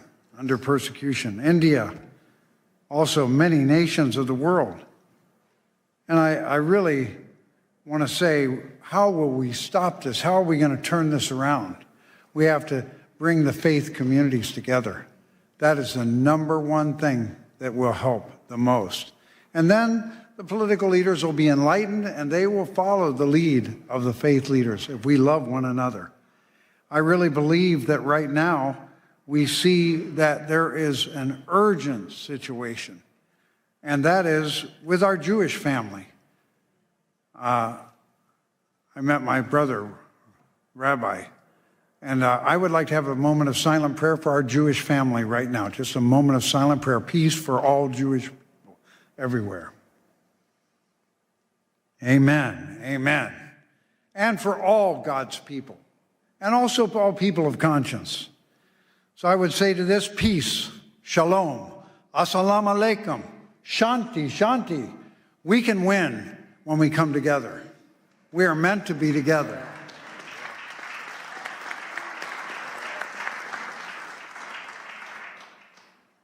I was fortunate to be called for the Middle East Peace Initiative for many years, and I went over there dozens of times to Gaza, to Jordan, also to Lebanon, all the countries around that area. And I found interfaith dialogue can do more to heal divisions than anything else. Other things are important too. Economic development, all kinds of friendship, education, economic investment, but interfaith dialogue can bring hearts together. Suddenly, your Muslim brother or your Jewish sister or whoever it is, your Christian friend, are no longer strangers that we have images about. They become family. They become family. So even as miserable as it has been for the people of Gaza and Israel, interfaith dialogue has to rise, Pastor Burns, right away. Right away. You need to lead it too, because you're so much fun to be with. This man loves everybody. One thing about interfaith dialogue, if you love people and you really appreciate how God is working through their faith, it changes you. That's why America has such a central role to play, because there is an understanding that all faiths are welcome here, even though we mess up a lot of times. All people are welcome in America, all faiths. How are we going to make that happen? We need leadership. We need the spiritual diplomats. Spiritual diplomats are not political leaders, but they can help lead the way for political leaders. Our congressman who came here, how great it is that they support. But they're also, the lead of spiritual diplomats is something that's not restricted. We don't have to worry about a lot of protocols, right, Doc? That's right. You just go and start engaging with love and wanting to heal. So I just want to highlight a couple areas in the world that are shockingly going the wrong direction. We usually see countries that are unstable or countries where there's kind of a strong leader, a strong man leading that oppress other people. But how about democracies? How about democracies? We never imagine democracies. No, they really follow the will of the people. Well, in Japan, a terrible thing has happened. Matt Schlapp talked about communism. Why is communism a problem? Fundamentally, it denies the existence of God, and it sees religion as the enemy. So earlier on, Father Moon and Dr. Han developed a movement in Japan in the late 70s, and it was so effective at stopping communism. Prime Minister Kishi brought him in together, and then Prime Minister Abe, and they all worked together.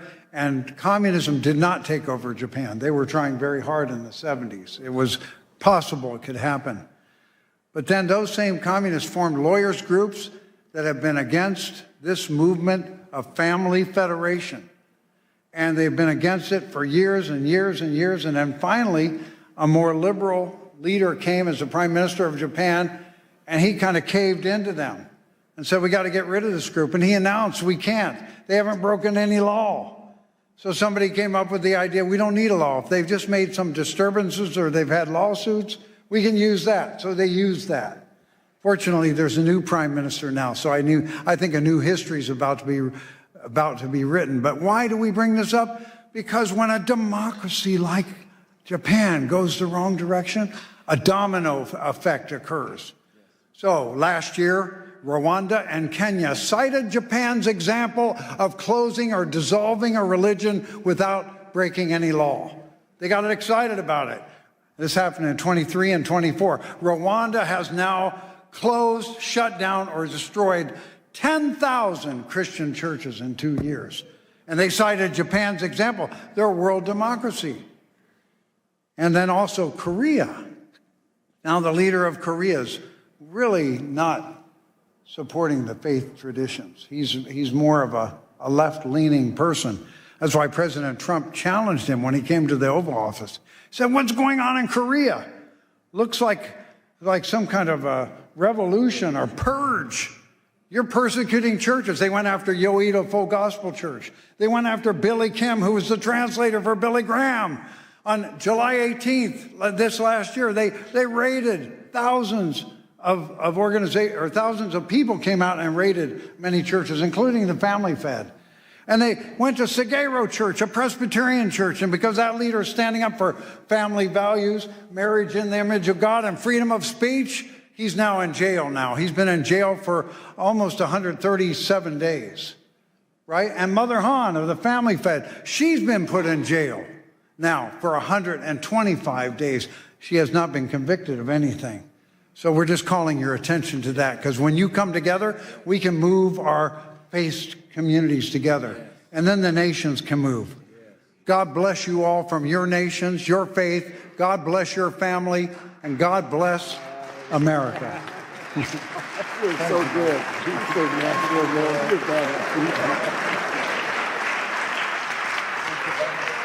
Thank you. Thank you, Dr. Jenkins, for your leadership. Now it is my pleasure to introduce Reverend Damian Dunkley, President of the Family Federation for World Peace and Unification, USA. He brings a critical report on religious persecution in Korea. Thank you. Thank you, thank you, thank you.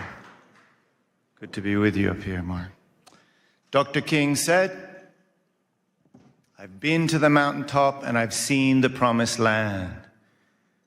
So leaders can see the way, leaders can lead the way, but we can't leave them alone.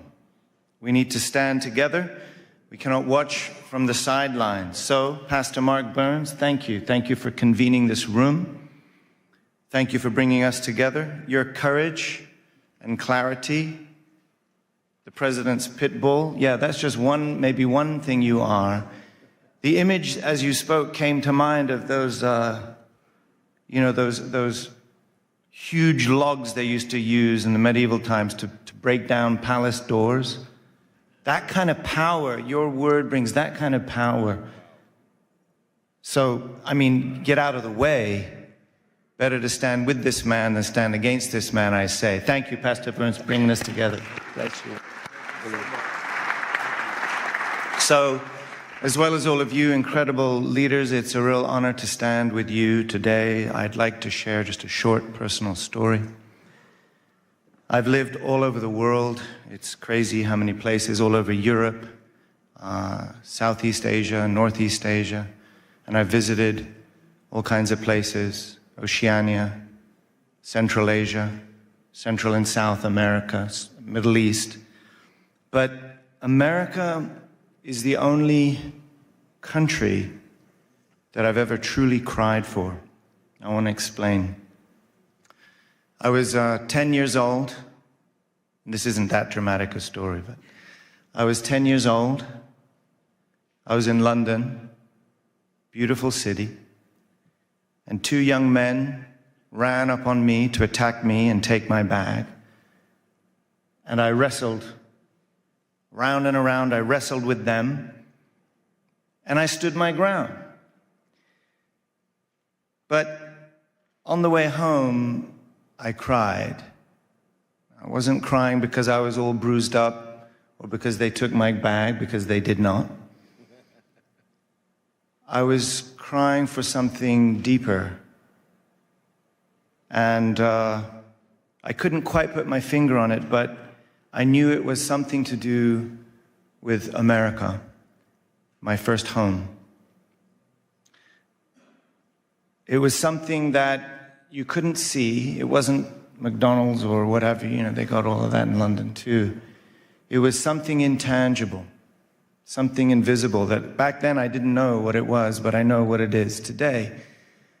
Even at 10, I could sense that freedom in America and freedom, even in Europe, is not the same thing. We use the same word in England and America to say freedom. We translate that word into many other languages. And we think that when we, Mark, as an American, use that word and it enters the ear of a foreign speaker, that they understand what we mean. But I promise you, it is not the same. It is not the same. Now, we can lose it here. Thank God we haven't yet. But there's something I just wanted to testify to you about this concept of freedom.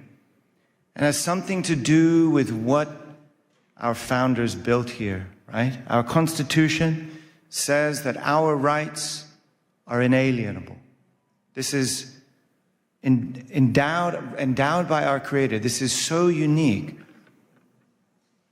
So our freedom is rooted in this because government does not grant it. Government is realizing it, honoring it, accepting it, and protecting it.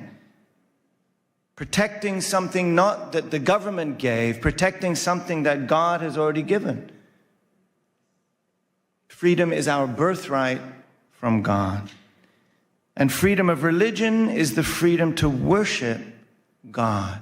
There's a lot of folks that may think that's just important for religious people. But I've been experiencing through many of these stories that you're hearing about, when you go to these places firsthand, you realize whether it's a democracy or not doesn't mean necessarily anything anymore. Because there's no democracy without freedom, and there's no freedom without God.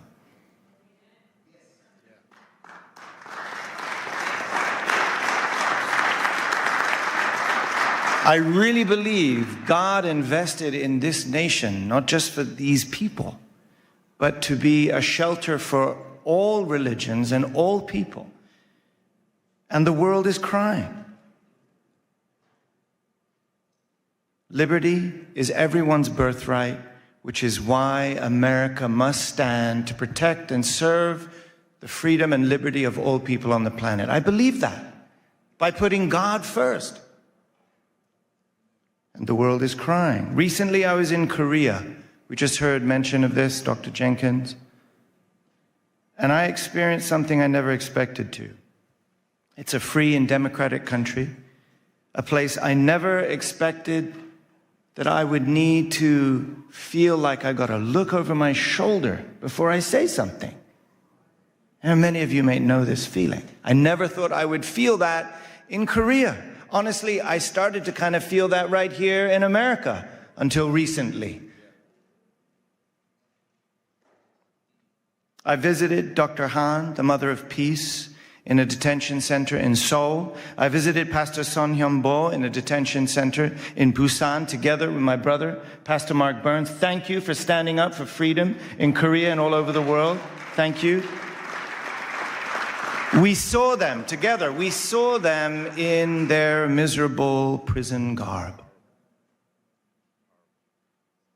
Hemmed in on all sides by cement walls. Cut from the world. Reduced to their most humble essence. But what struck me in both cases was the testimony of the guards. They recognize their loving character. They recognize their spiritual authority. And these detainees had already earned great respect through their daily actions. Those cells do not stop their spirits. Those cells do not stop their light from shining and influencing the entire world. Amen? So why are they imprisoned? Dr. Han, the Mother of Peace, is turning 83 in a couple of days. A great-great-grandmother. 8 decades of serving, living for God, living for humanity, sacrificing for peace, not even a single parking ticket. So why? Why 1,000 police investigators like stormtroopers raiding her home and spiritual campus, throwing all of her personal things around her bedroom, looking for something they still haven't found? And like we heard, over 3-4 months in a jail cell. She'll be there for her birthday, as she was there for Christmas. Why? Perhaps the only threat that she poses is that of being an inconvenient faith.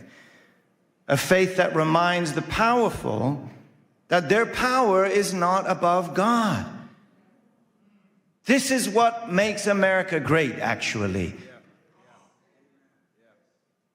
The state is not saying, we grant you your freedom because you are a child of God. The state is saying, you already have your freedom because you are a child of God, and we cannot stop that. It is not the government that gives you your freedom.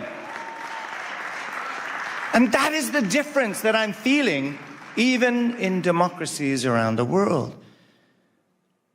So we know this isn't just about 1 or 2 churches. There's a global war on God. And that's why I'm just drawing our attention to this unique taste of freedom rooted in religious freedom right here in America. We need to protect it right here in America for the sake of not just America, but for the sake of the world. That is why we're coming together. Religious freedom is America's greatest treasure. And if we lose it, it's not just lost here. It will affect the planet, I promise you. So, to defend American democracy against godless dictatorships, this is what Dr. Han reminded us why we've been working in America, why founding the Washington Times, to protect American democracy against godless dictatorships, against communism, and to restore the original virtue and value of the family, the moral spine and backbone of this nation, and to remind everyone that we're not just one nation under God, we're one family under God. When America attends God, it becomes the beacon of freedom and liberty, the light and hope to the world. We cannot leave one another alone on that mountaintop, Mark. We'll only be able to defend liberty when we rise up together, when we stand up together, when we work together, just like those sticks we're talking about, right? That is why it has been an honor to stand together with you here today. Thank you so much. Let's do this. Where are we going next? You're so powerful. Such a nice.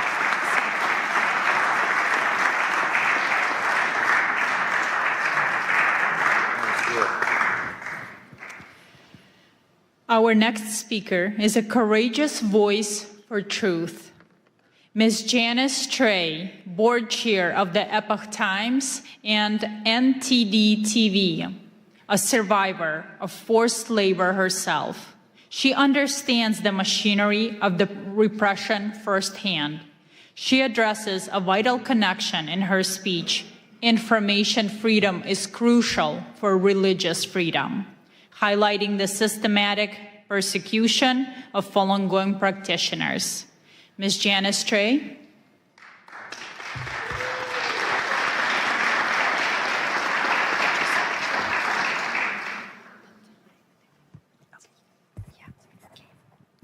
Thank you, Pastor Burns, for having me here in this magnificent Cannon building, congressional buildings.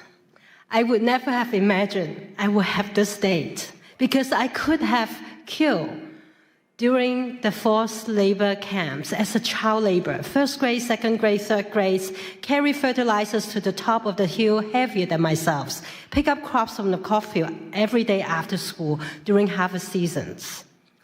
And I could have been killed during the Tiananmen Square massacre, June 4th, 1989.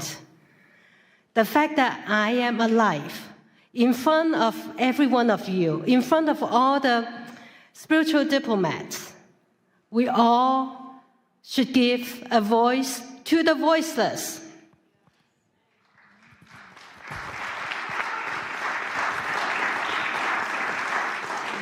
Next slide, please. Today, we honor the Creator.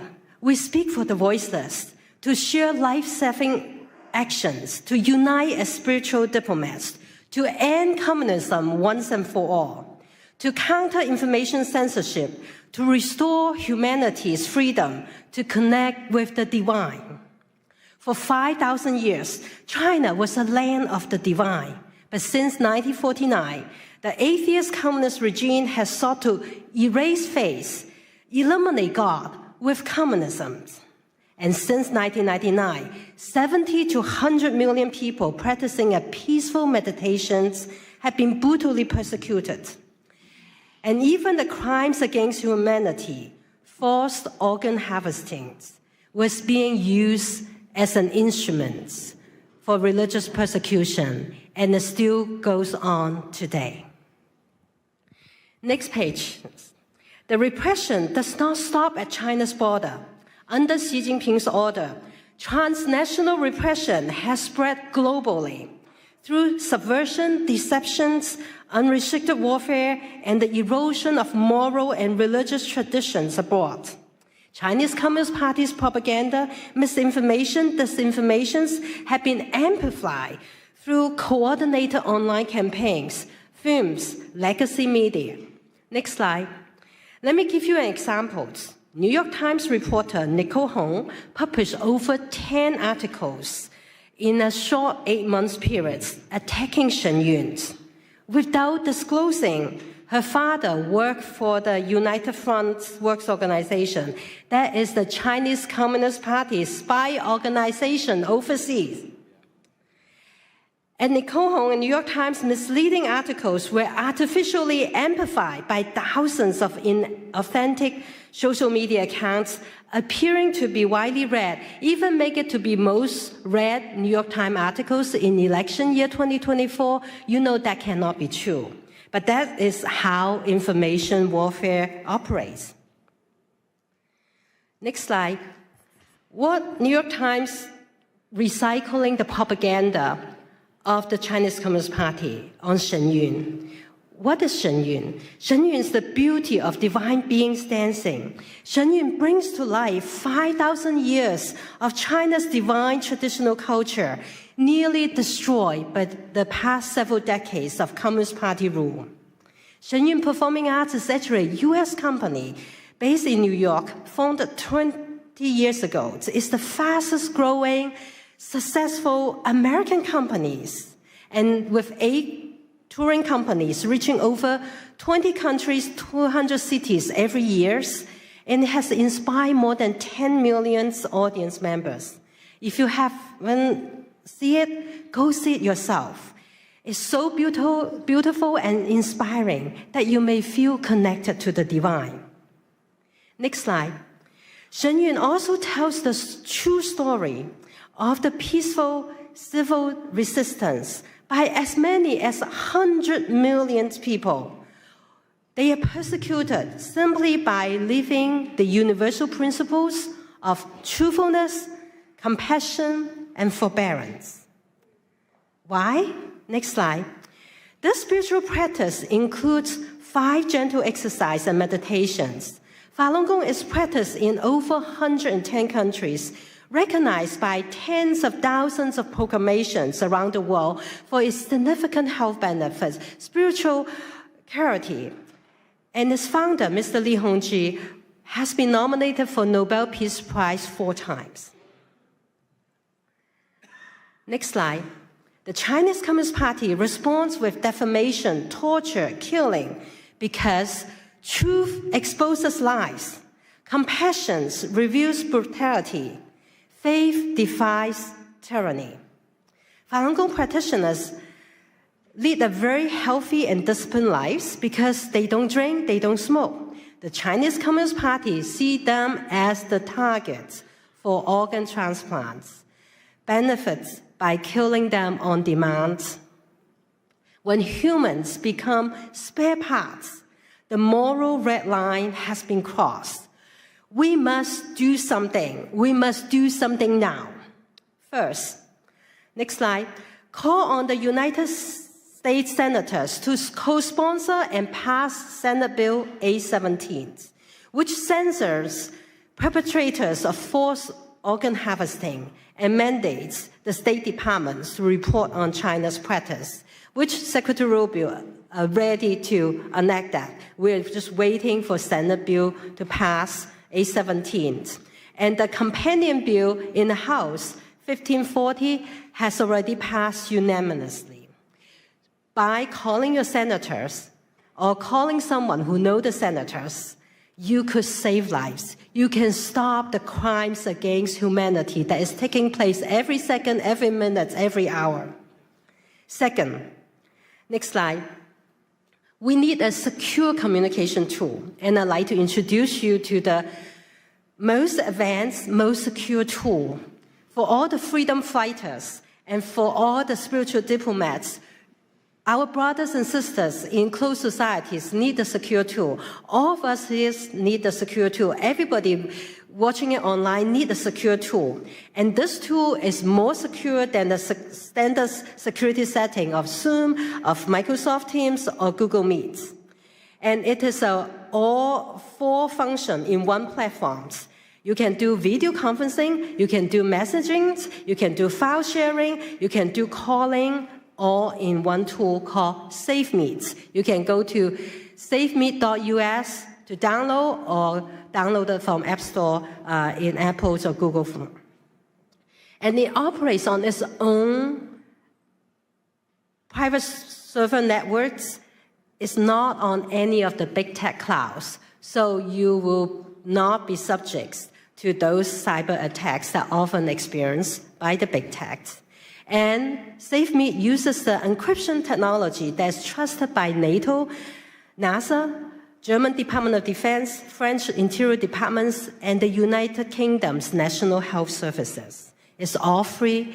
This is a gift to humanity. It's a gift so that we can all communicate safely, and it can handle thousands and thousands together. Like a conference like this, we could have hosted on SafeMeet. It's not limited to Signal, only have 50 people. Third, next slide, uphold the freedoms of the press by subscribing to the Epoch Times or the NTT TVs, which we have 4 satellites broadcast into China, and plus over-the-air and cables. We've been providing uncensored information in and out of closed societies. Despite all the suppressions by big tech, including demonetizations, including all the suppressions, for 25 years, we never bend down because we are nonprofits. We want to provide truth reporting to you. We are based on the principles of truth, tradition, and hope. Many of our readers and viewers learned about the pandemic in December 2019, a few months before the rest of the world know about pandemics. And they changed the return flights and avoided the lockdowns, whereas their relatives and colleagues will perish in China, never return home.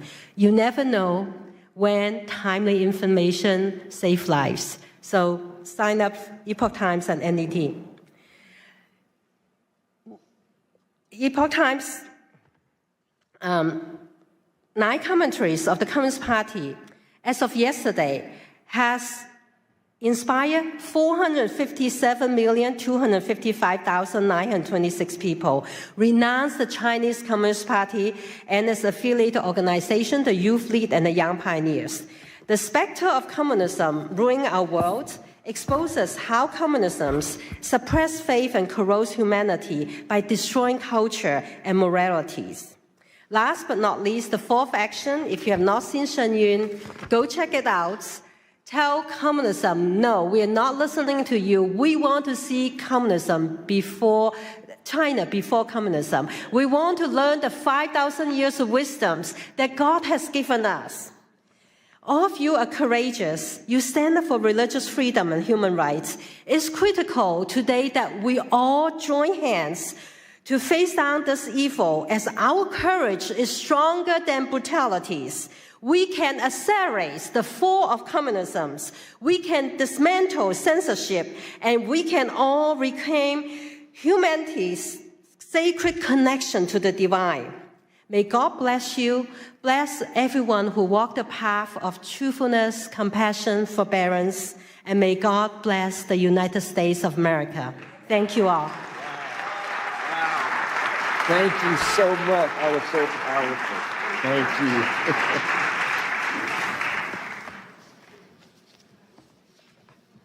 Thank you.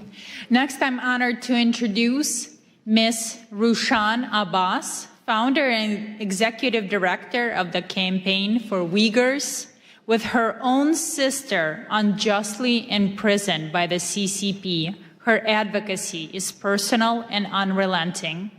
She presents unbroken Uyghur voices calling for a united interfaith response to the atrocities facing the Uyghur people.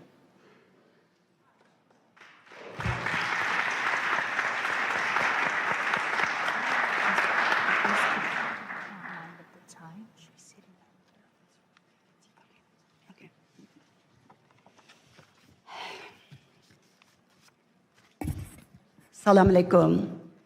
Good afternoon, everyone. It's a privilege to join you all here to this wonderful conference, an extraordinary initiative led by brave Pastor Burns to advance peace, dignity, and the freedom of belief. I speak as first-hand witness to China's religious persecution. My people, Uyghurs, in East Turkestan, also known as Xinjiang Uyghur Autonomous Region, under China's occupation. They're enduring an ongoing genocide right now because of their identity and religion. The Chinese regime brands Uyghur Muslims as extremists, criminalize normal practice, and disguise mass detention of millions of people as re-education centers. And where the Uyghurs' faith is erased and replaced with enforced loyalty to the communist Chinese government. For them, the faith is a threat to absolute control. Surveillance technologies track people who pray, attend religious gatherings, and Uyghur mothers are sent to the jail because they are teaching their children the culture and the religion. Some of them are sentenced for more than 10 years. Over 1 million Uyghur children are taken from their families, sent to state-run orphanages, where being raised with Chinese communist ideologies, forsaking their religion and religious and their cultural identities. Uyghur women are subject to forced sterilization, forced abortions. Because of that, the Uyghur birth rate dropped down to 0% to some of the Uyghurs' mostly populated areas. And the Chinese embassy is not hiding that. They're publicly, Chinese embassy here in the United States, publicly celebrated those genocidal efforts by saying Uyghur women are no longer baby-making machines. And this persecution is not just limited to the Uyghurs. As my sister Janice just remind everyone, they started in our homeland with surveillance technologies and they using our homeland as a testing ground. And then Tibet, Southern Mongolia, Falun Gong practitioners, they all endured the same fate. The democracy in Hong Kong demolished in front of all of us in our eyes, and the world stood silent. Now Taiwan is under threat. Next, it will be all of us, unless if we speak out and hold the CCP accountable. If we don't speak now, the only voice left will be one of regret. CCP has destroyed churches, removed crosses, jailed pastors. Beijing publicly announced that they are going to rewrite the Bible and the Holy Quran to make it compatible with Chinese communist ideologies. How in the world any religion can be compatible with Chinese atheist ideology? Just the last month, right before Christmas, over 100 pastors were detained. And also Pastor Ezra Jin from Zion's Church is still in detention. The same machinery of repression is long used against those who speak the truth, expose China's crimes, including China's transnational repression Janice just explained. And I am one of them. In September 2018, I participated in a public panel at Hudson Institute talking about the mass detention of the Uyghur people and outlining fate of my in-laws, 24 members of my husband's family, my parents-in-laws, all of his siblings, their spouses, 14 of his nieces and nephews disappeared. And when I talked about that, as an American citizen, practicing my freedom of speech in the land of the free, in Washington, they took my sister, a retired medical doctor, non-political person, just an ordinary mother and grandmother living peaceful life. They took her just 5 days after my speech to punish me. She's still in jail. 7.5 years, she's still in jail. So the Chinese government wanted to silence me and intimidate me. And what I did was I was working as the International Business Development Director, and I took lunch break when I did that speech. But then I quit my job. I became a full-time activist now. And last 7.5 years, I'm traveling around the world exposing China's crimes. Thank you.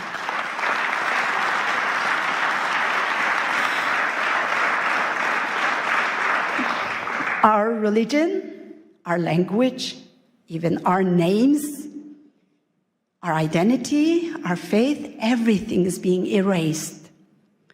And that's why I'm so grateful today for Pastor Burns to giving me this platform and all these wonderful people, all the staff who made this great conference available for me, providing me this platform. It's not just giving me the voice, but you are giving millions of Uyghurs, 20 million Uyghur Muslims a voice here at this platform. So thank you so much. The CCP has protected the system of total control. I know I'm short on time. Just give me 2 minutes, I'll be finished. The CCP has perfected the system of total control in my homeland, and they're exporting it to the authoritarian regimes worldwide. They have the vision, strategy, and the means to spread the system of oppression far beyond its borders, undermining national security and eroding democratic foundation that your parents, your grandparents worked so hard to build and to defend. This is not just the Uyghur issue anymore. It's China's war on faith, war on freedom and the democracy, war on the women and the children, and a war on humanity itself. We stand at the turning point here. Silence is the oxygen for the tyranny. Unless we hold China accountable, it will be your children and the grandchildren who will pay the consequences of an illiberal world. Our faith, our hope, our courage, and the support for each other, and all of you here, is what we have left to fight onwards. And do not allow China to make this genocide a profitable venture with forced Uyghur labor. Your cotton, your tomatoes, the parts of your car that you drive, and everything you use is made by Uyghur slaves. Blood, sweat, and the tears. The shirt on your back could have made by my sister, Dr. Gulshan Abbas. Our faith should let us speak out for the Uyghurs. I thank a couple of the doctors here mentioning the Uyghurs. I really appreciate the people who are bringing the Uyghur issue up, and I am so grateful for Pastor Burns. Freedom survives only when we stand together against those who would destroy it. We are all responsible for what happens next. Thank you.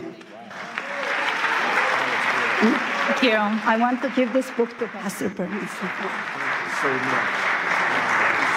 We stand with you and your sister. Thank you so much. Sorry. Thank you. Next, I would like to introduce a delegation from Ukraine, Vitaly Arlov, co-founder of Ukrainian Week in Washington, D.C., and Alexander Ilash, Ukrainian Week in Washington, D.C. Committee, founder and chairman of Share Your Bread with the Hungry One charity in Ukraine. Good afternoon, everyone. It's a pleasure to be with you, and we just arrived yesterday to be here at this very important event, and we heard a lot about Ukraine today. A lot of those of you who support Ukraine and who really concerned, and we really believe that spiritual diplomacy, this is very important subject, and this is what we all have to be united for, to do and to change the world together. Thanks to Pastor Mark, who has been with us in Ukraine not once, and who really stays strong for Ukraine and for peace and for just peace in Ukraine. Thank you, Pastor Mark, for what you're doing for our country. Yeah, Pastor Mark, thank you very much for your support Ukraine, visiting Ukraine. Thank you for your passion. Сьогодні ми хочемо пару слів сказати саме за духовні причини тої страшної війни. And while we're here, we would love to share with you just a couple of words about spiritual reasons for that horrific war in our country. Бо агресія Росії проти України має духовні причини. Because we deeply believe that there are spiritual reasons for that aggression of Russia against Ukraine. На жаль, слабке лідерство в світі приводить до важких часів. And unfortunately, we all know that a weak leadership bringing a hard and difficult times in humanity, in this world. Легкі часи народжують слабких лідерів. And easy time brings to a weak leadership. Слабке лідерство приводить до важких часів. And a weak leadership brings a hard days and hard years to our важкі часи world here. Народжують сильне лідерство. But difficult times bringing to a strong leadership. Але, на жаль, добрі часи знову приводять до слабкого лідерства. And unfortunately, good days and good years bring us to weak leadership again. Ми дуже дякуємо пастору Марку. So we're very much grateful to Pastor Mark. Що він піднімає прапор сильного лідерства, духовного лідерства. That he is the one who raising up on a high level the flag of spiritual diplomacy and spiritual leadership. В Україні, thank you very much. І сьогодні нам потрібне духовне лідерство для того, щоб відверто сказати, що реально відбувається в моїй країні. And today we all need that spiritual leadership to be able to say openly what's going on in my country of Ukraine. Сьогодні кілька міст, які налічують мільйони людей. These days several cities знаходяться під атаками, бомбардуванням російської армії. Cities are being under constant attacks of Russian army. І люди знаходяться без тепла і без електрики. And during these freezing winter days, people are living without electricity, without heating, without water in their houses for weeks. Сьогодні температура в Україні біля нуля по Фаренгейту. And today the temperature in Ukraine is about 0 with Fahrenheit, or minus 15, minus 20 with Celsius. Але Україна стоїть. But you know, despite all these challenges, Ukraine stays strong. Україна історично завжди була християнською країною останні більше ніж 1000 років. Historically, our country has been a Christian nation for over 1000 years. Тисячі місіонерів Україна відправила в Росію, в інші країни. And for those of you who never heard about that, Ukraine has sent thousands of missionaries all over the world. І це свідчить про те, що саме ця війна – це духовна війна. And this is one of the reasons of this spiritual war in our country. Сьогодні іранські дрони бомблять Україну і Ізраїль. Today, Iranian drones are bombing Ukraine and Israel. Сьогодні північна корейська зброя бомбить християнську країну Україну. And today, Northern Korean soldiers and weapons also bombing Ukraine. І Україна знаходиться зараз в християнській цивілізації. And these days, Ukraine is a country in a Christian civilization. А все, що на схід, це диктаторська цивілізація. And down to east, there is a lot of dictatorship civilizations. Де немає свободи для проповіді Євангелія. Where there is lack of freedom for the preaching of the gospel. Де Росія знов ставить комуністичні пам'ятники. Where in Russia they putting back those communistic monuments. Росія розбомбила 700 церков в Україні. Within this almost 4 years of this war in Ukraine, Russia has targeted and destroyed over 700 temples and church buildings in Ukraine. І деколи цілилась саме в церкву, бо поруч нічого більше не було. And we have a lot of cases when, for sure, we can say that they, for reason they wanted to target church building because around the church there is nothing. It's just a church building. Next slide, please. В окупованому Мелітополі, окупованому Росією та Мелітополі, вони забрали церковне приміщення. And there is a city of Melitopol in Ukraine with a very nice church building. І зробили з нього військовий музей російської армії. Russian forces, they occupied and they took over that church building and they made kind of like their military storage there. Росіяни вбили біля 70 пасторів і священиків. And it's over 70 pastors and priests who were killed within these 4 years of this war by Russian soldiers. Половина з них це протестантські євангельські віруючі. And half of those priests were evangelical Christians. Next slide, evangelical pastors and priests. Це один з пасторів, Юрій, я його особисто знаю. This is the picture of Pastor Yuri. I knew him personally. Він прийшов на ранок для того, щоб провести ранкове молитовне служіння. He came to his church building in the morning to lead morning prayer service. Як тільки служіння закінчилось, and right after the service finished, люди розійшлися. And people left the building. І прилетіла російська авіаційна бомба і розбомбила і вбила його. Right after that prayer service, Russian aviabomb was dropped straight to that church building, destroyed the building and killed the pastor. Тому я дуже прошу, щоб ми духовна дипломатія повинна називати чорне чорним, а біле білим. And that's why, today here we are talking with you about spiritual diplomacy, and we have to be the people who will call white things white and black things Це black. справжня духовна битва. There in Ukraine we are on the real spiritual warfare. Наступний слайд. Why do I say this?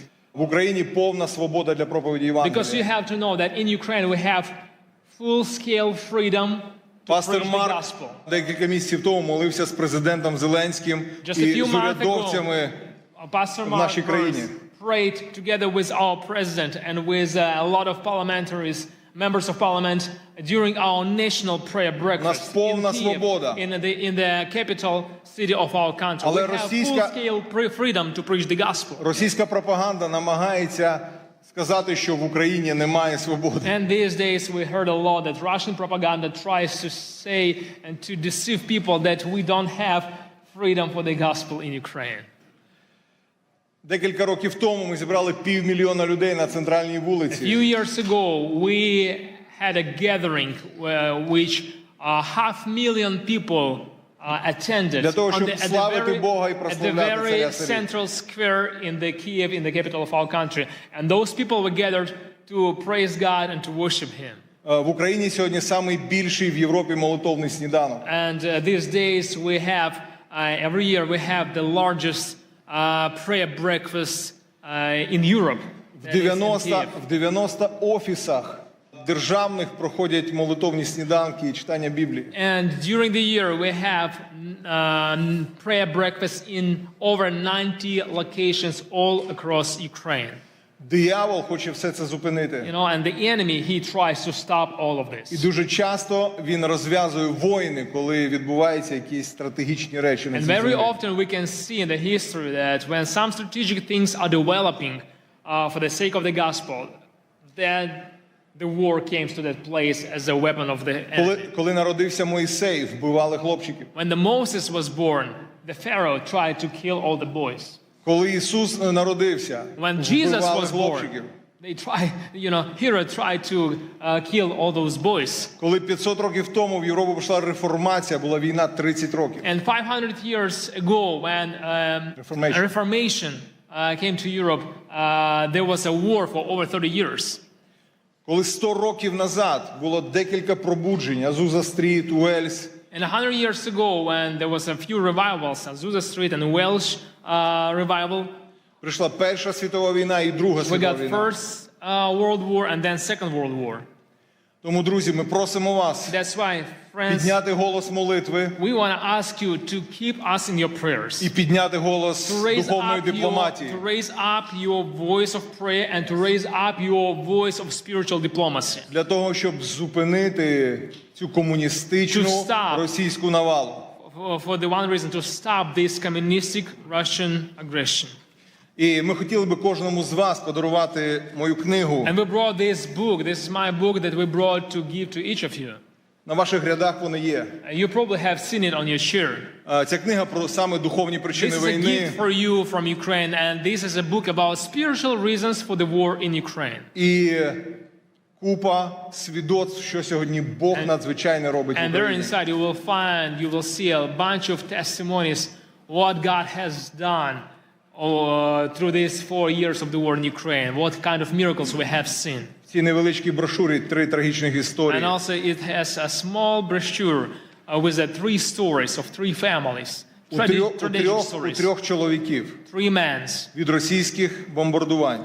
3 men who lost their families because of Загинула Russian дружина bombings. І майже всі Some of діти. them lost their wives, some of them lost their wives and kids.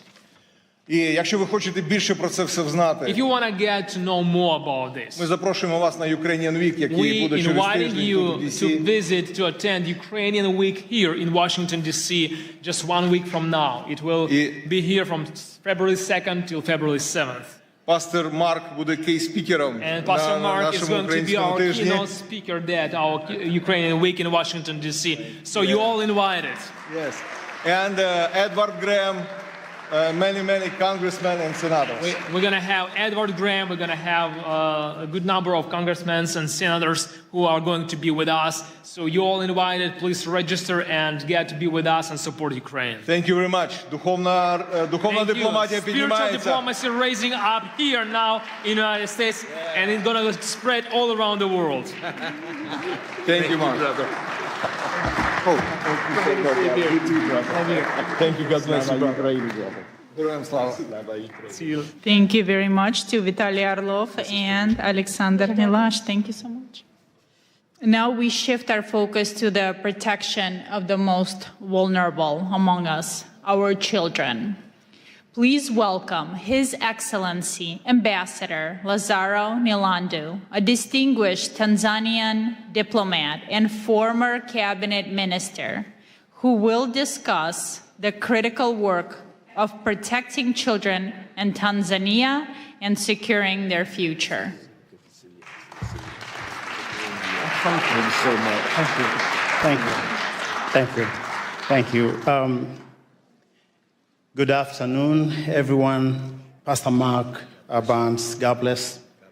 It was a pleasure having a chance to speak with you over the phone the other time, and I can see you now. I wish to recognize congressional leaders, some of whom had spoken before, spiritual leaders who are here. Ladies and gentlemen, it is indeed my great honor and singular privilege to speak before you on the subject of shared responsibility which we have before God and humanity, which requires all of us, one, to take care, to protect, and above all, to give the most love to the most vulnerable. And these are children who, some of them may be in harm's way anywhere in the world. As a diplomat myself and as advisor to my president, Dr. Samia Suluhu Hassan, it is befitting that I bring to you greetings from Madam President and share with you her deep belief that the safety of children anywhere is our God-given responsibility and a noble duty upon which our humanity and our human conscience and belief are measured. Coming from Tanzania, a land that stands as an enduring symbol of peace, beauty, and stability in Africa, and a country whose children have grown singing, and if there is anybody from Tanzania here would attest to me, we grew up singing a love song, all of us. It said, Tanzania nakupenda kwa moyo wote, ninapokwenda safarini kutazama maajabu. And it was speaking rather about people and children who had no home, who had no place to go. Tanzania would be a country that welcomes them all, give them home, give them refuge. And these melodies and lyrics have defined who we are as a nation, spoke then and now that suffering children are safe in God's hands. And we, the people, remain his instrument of sharing his grace, his care, his protection, and enduring love for all of the children of our world. Currently in Tanzania, and I wanted to give this perspective so people understand where we are currently today in Tanzania. We are hosting around 231,000 to 232,000 refugees. This is according to UNHCR, mainly from the country of Burundi and DRC. This number was estimated to have reached 1 million during the peak of the Rwandan genocide.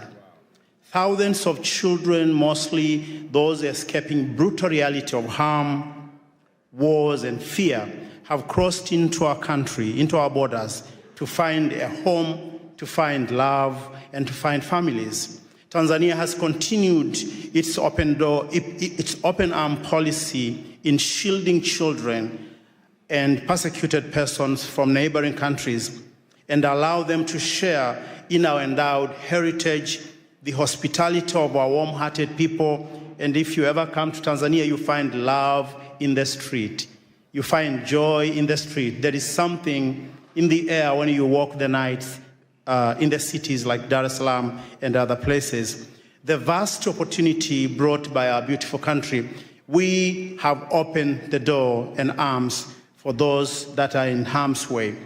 Ladies and gentlemen, sometimes, and of course it does happen, bad actors have taken advantage of this generosity and access given to people from all around the world who wish to extend a helping hand in support of children in need across our land and, of course, across our continent. We had a story recently that Pastor Mark and I shared. Yes. This was a story of a man who was not a native of Tanzania. He had come from another beautiful country, and his name was Jakub Jahal from the Czech Republic.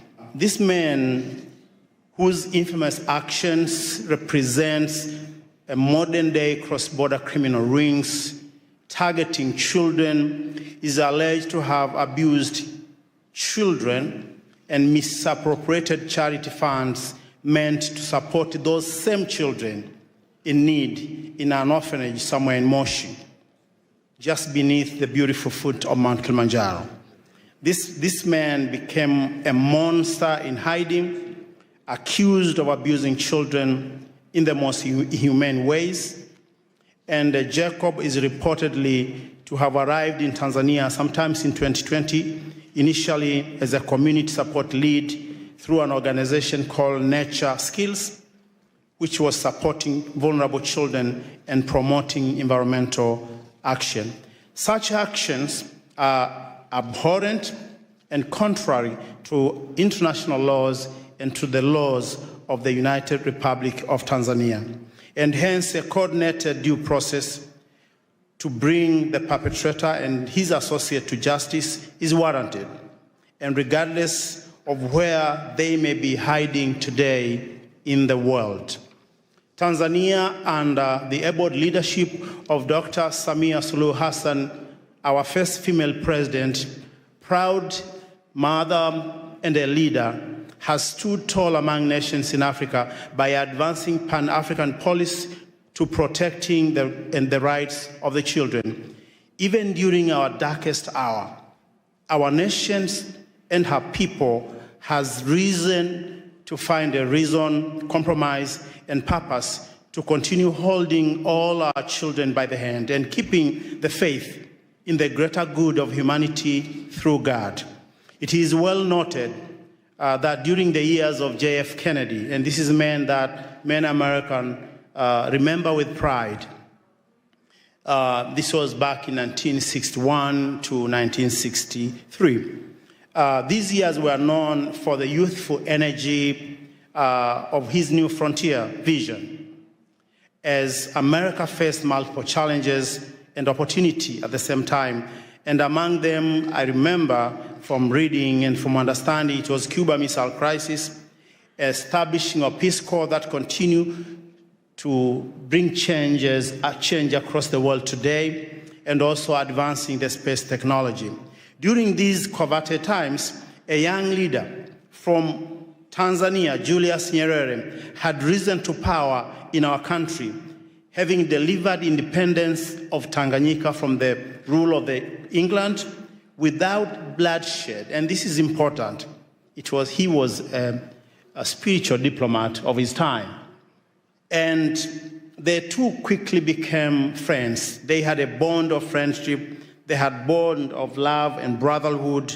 And this friendship resulted in JFK inviting Julius Nyerere to come to this city, Washington, D.C., on January 15, 1963. Among other things that they discussed was making the children of Africa and the children of Tanzania an endowment that we will all be proud. They discussed, among other things, the children's safety that would be the epicenter and foundation of Tanzania and U.S. relationships that have endured today. The welfare of Tanzanian school children, as I said, was among things they discussed then in 1963. Ladies and gentlemen, at such times as these, interfaith dialogue must continue to build trust. Where politics alone cannot, humanity is brought together in shared values and perspectives. The unity among faith communities is essential in addressing today's global challenges, the safety of children included. It is our sacred duty and shared responsibility to go beyond the call of duty, anything that we are, that we believe, that we want to do, to making sure the freedom of religion, the beliefs, and the faith is protected for all, because this is foundation upon which we can have societies that are strong.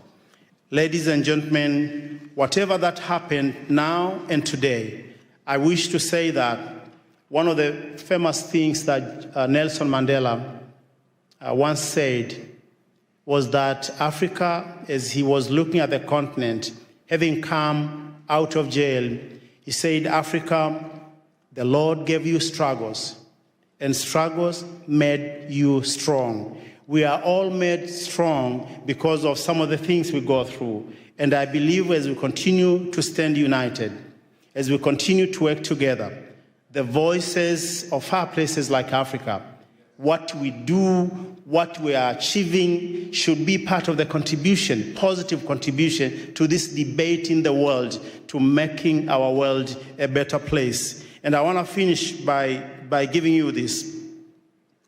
Someone somewhere in Africa continue to believe we do have that African dream to be a better people, to be loving, to open our hands to the rest of the world. We are over 54 different countries speaking hundreds upon hundreds of languages. But yet when you visit the continent, even places where you may not have heard, there is love in the air. If you come to Tanzania, if you come to places like Arusha, Mount Kilimanjaro, and you go to just ordinary folks in the villages, you find love in the air. We would like to have this love continue to unite our world as we continue to be free people, working for the whole world and uniting all our perspectives for the greater good. Thank you, and thank you for listening. Thank you.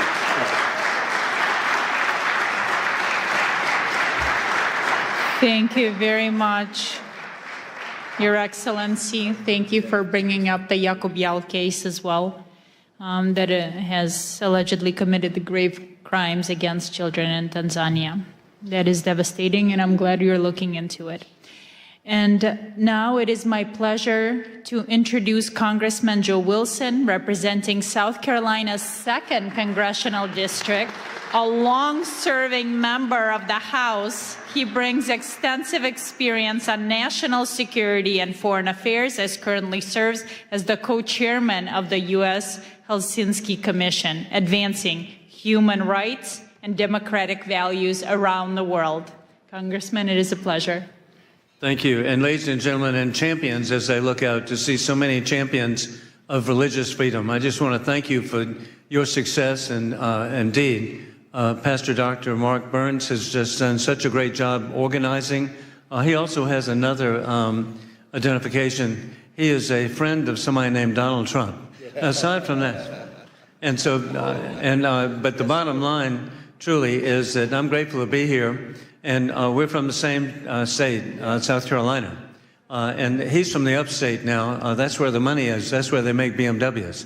But I'm from the lower part of the state, and actually I was born in the holy city of Charleston, South Carolina.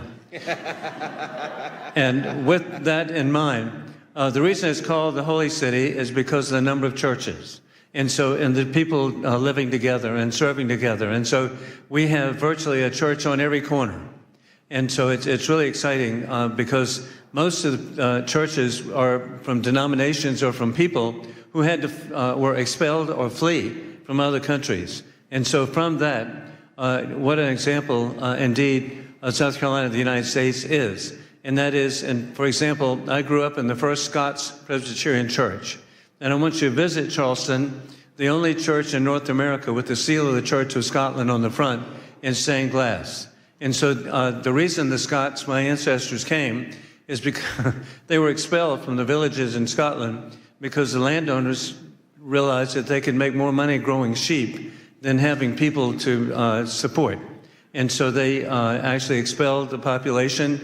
And I'm very grateful that my ancestors came to South Carolina. Additionally, also my family is French Huguenot.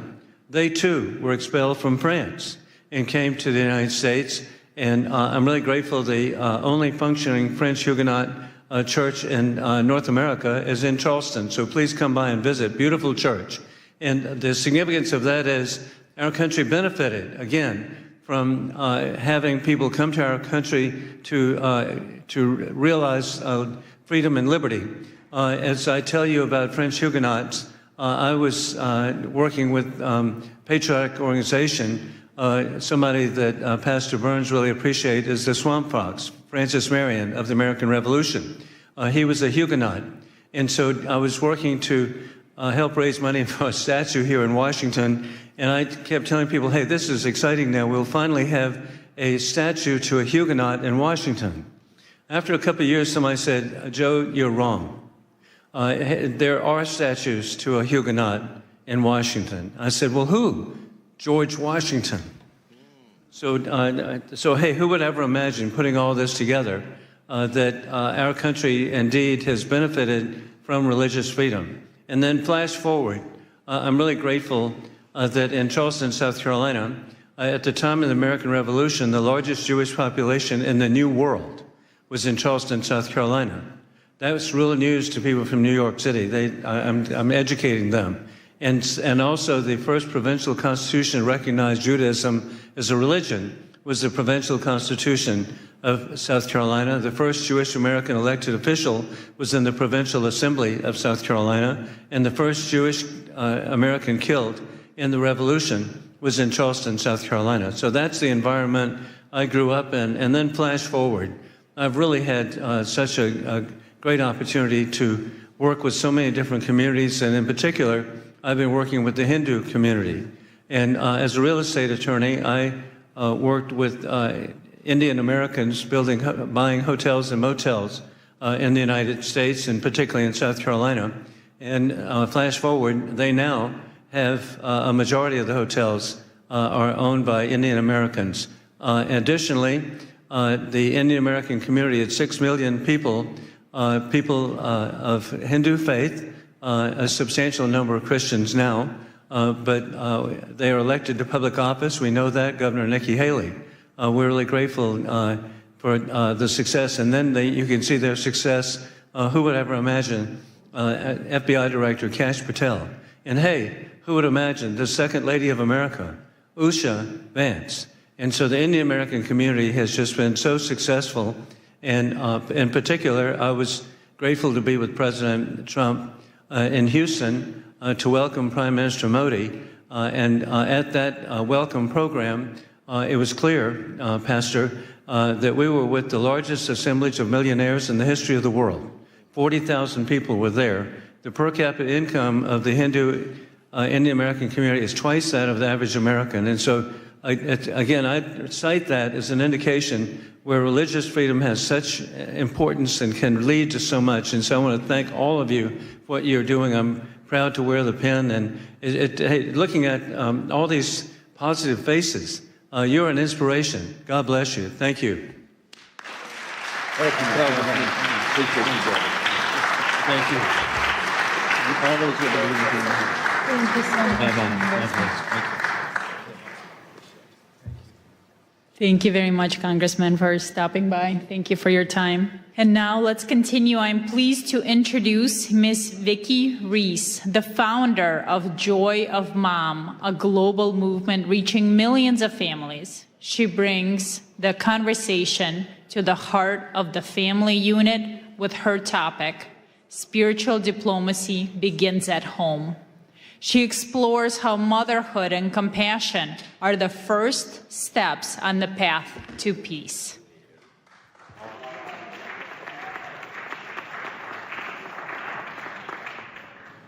Hi, everyone.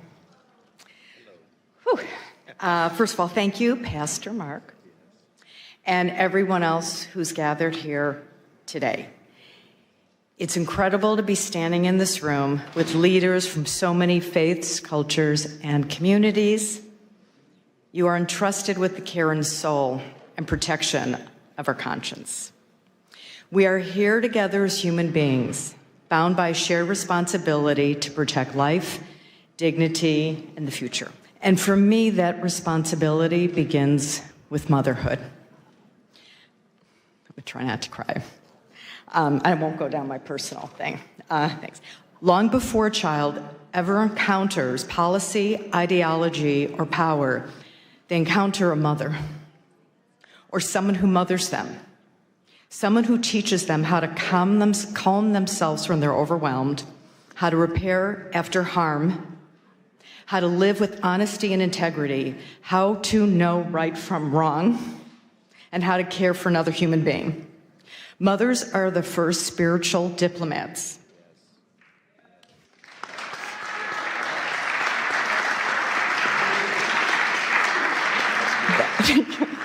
That our children will ever know. I think that was the most important thing I could say out of this. In kitchens, in classrooms, in car rides, in quiet moments, mothers teach empathy, accountability, courage, and compassion in action. They are not soft skills. They are the foundational skills of peace. This is why spiritual diplomacy cannot be separated from maternal wisdom. Because peace is not enforced from the top down, it is formed from the inside out. Wow, that's good. When mothers are supported, heard, and connected, families stabilize. When families stabilize, communities heal. And when communities heal, peace becomes possible.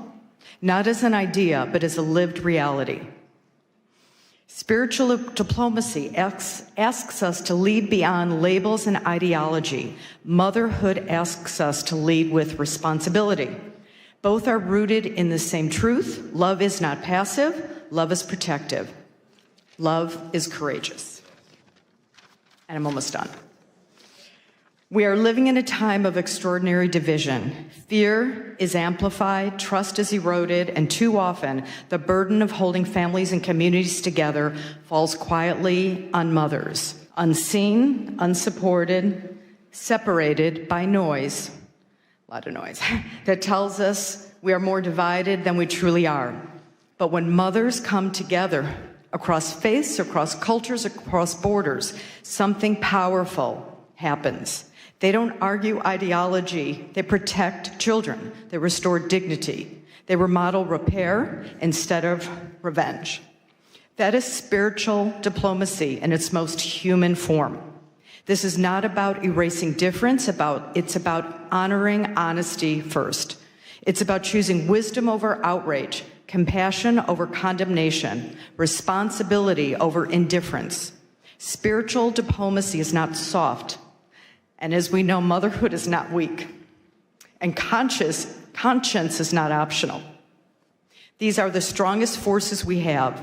So my hope, my prayer, is that we leave this gathering committed to elevating maternal wisdom as part of the global peace dialogue, committed to seeing mothers not as a support system, but as a foundation, committed to standing for what is right, even when it is difficult, committed to remembering that every child everywhere deserves to grow up in a world shaped by care, courage, and conscience. May history say that when the world needed healers, we showed up. May it say that when peace felt fragile, we chose to protect it. And may it say that love, lived boldly and practiced daily, became the bridge that carried us forward. And may mothers stand with you and with one another as partners in this work, bringing conscience, courage, and care to the future we're building together. I have one quick note. Okay? In a few moments, you're about to meet Scarlett Lewis shortly, and you'll hear her incredibly moving story and journey. And as part of today's commitment to peace, we're deeply honored to share the joy Mom will be bringing Choose Love from classrooms into homes and families, embedding peace and choosing love over fear into live daily practice for moms and children. And we're also going to be part of your beautiful ecosystem and help bring this message home everywhere in the world. Thank you and bless you all. That was so good. Oh my God, you did such a wonderful job. Our next speaker has a truly extraordinary background. Please welcome Miss Aliyah Rosa, a former secret agent turned women's empowerment coach. She has risked her life to stop criminal networks. She speaks to us today on the dark reality of child and human trafficking and the fight to save innocent lives. Thank you. Thank you, beautiful souls, spiritual diplomats, and thank you, Pastor Mark Burns, for bringing us all together, for inviting me. I would never imagine being a little girl born in corrupted communism, the country which doesn't exist anymore, thank God, USSR, that one day I'll stand here in front of you in the nation's capital, the symbol of freedom, liberty, unity, hoping for peace, right? We are all ambassadors for the peace, right? And the hope and love. I'm also very happy to see here children. Please raise your hands who are parents and who have children. 99%. Did you know that according to United Nations report, there are over 27 million people are sex trafficked globally? Think about this number, 27 million people. Once I was working as a secret agent in Russia, in FSB, fighting against human and drug trafficking. Together with my team, we saved and rescued over 500 underage children.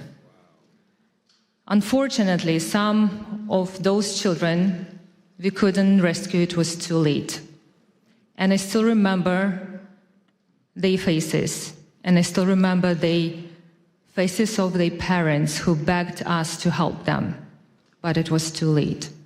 Some of my colleagues have died during these missions, and let's take a moment to pray for their souls to rest in peace. So that's why, as adults, it's our responsibility to educate children, not just our children, but all children. Thank you. And that's why it's so important for us to speak about these global issues, to check social media of our children, speak with our children's friends, to support and report to adults or authorities if they will see suspicious behaviors. Create communities and speak about these social issues like we do right now. And hopefully, maybe today, tomorrow, you will share this information with your friends, with some kids, and they will remember that. And one day, when they will go to public places, they will not take from someone a drink or a sweet, and they will not leave their drinks unattended, because this is very important. My son is 16 years old. He was going out with his friends at 6 p.m. He calls me crying that 2 girls from his class were picked up by the car and they drove somewhere. Thank God in Snapchat they have the location. So I pick up my car, my son, I pick up my car, and we drove there to find them. They were picked up by 2 men, 40 years old about. We reported that issue. But this can happen with anyone. Imagine it could be your kids, imagine it could be kids of your family members or your friends or so on. That's why, as adults, we need to bring awareness, especially to our young generation, because this is our future. Yes.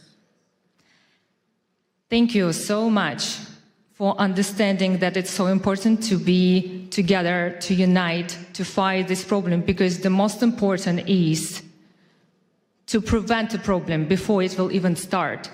And this is our responsibility as adults, to teach, educate our children, because they copy what we do. And a little favor. It's the beginning of the year. I decided to set up a charity to bring awareness about this global issue. And if anyone here would like to help me and join in me in this journey, I'm here for you. I would really appreciate about your help, and thank you so much for having me. Thank you for this amazing event, and God bless you all. Thank you. Thank you so much. Thank you so much for that. Thank you so much. Now, returning to the stage, our distinguished Indigenous leaders, Chief Joseph and Ambassador Lara Lynn Riverwind, co-founders of Firekeepers International. They address a crisis touching every community, from silence to sacred care. They will share how faith leaders must respond to the youth mental health crisis. I knew you were going to make us follow either Dr. Burns or the secret agent.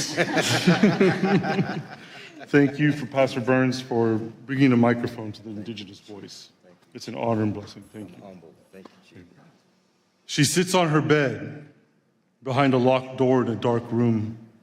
Mascara-stained tears streak her cheeks as she watches blood drip from her arm. This self-inflicted wound, vying for space among many others. Next time it will be deeper. She says. Next time I'll go all the way. And just like that, ideation becomes a painful plan. Statistically, before this gathering ends, a depressed and hopeless Native American will take his or her life. But God.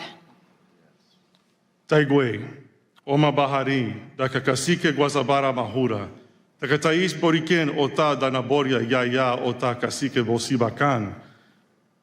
Good day with respect and honor to all the dignitaries that are here. I am Chief Joseph Riverwind, Ward Chief of the Arawak Taino tribe of Puerto Rico, the tribe of first contact. I'm also a servant of Yahweh, the supreme spirit of all spirits and a disciple of the great chief cornerstone, aka Rabbi Yeshua. Shio, ganik di layelene ekwani unole dakudoa, tijalagi kenusida, dohi gesesti. Hello, I am Dr. Larlin Riverwind, the ambassador of the Georgia tribe of Eastern Cherokee. I serve Creator Yahweh, and I walk the white path of Yeshua, Jesus, whom my people have an ancient story about. For generations, Native people have lived with intergenerational trauma.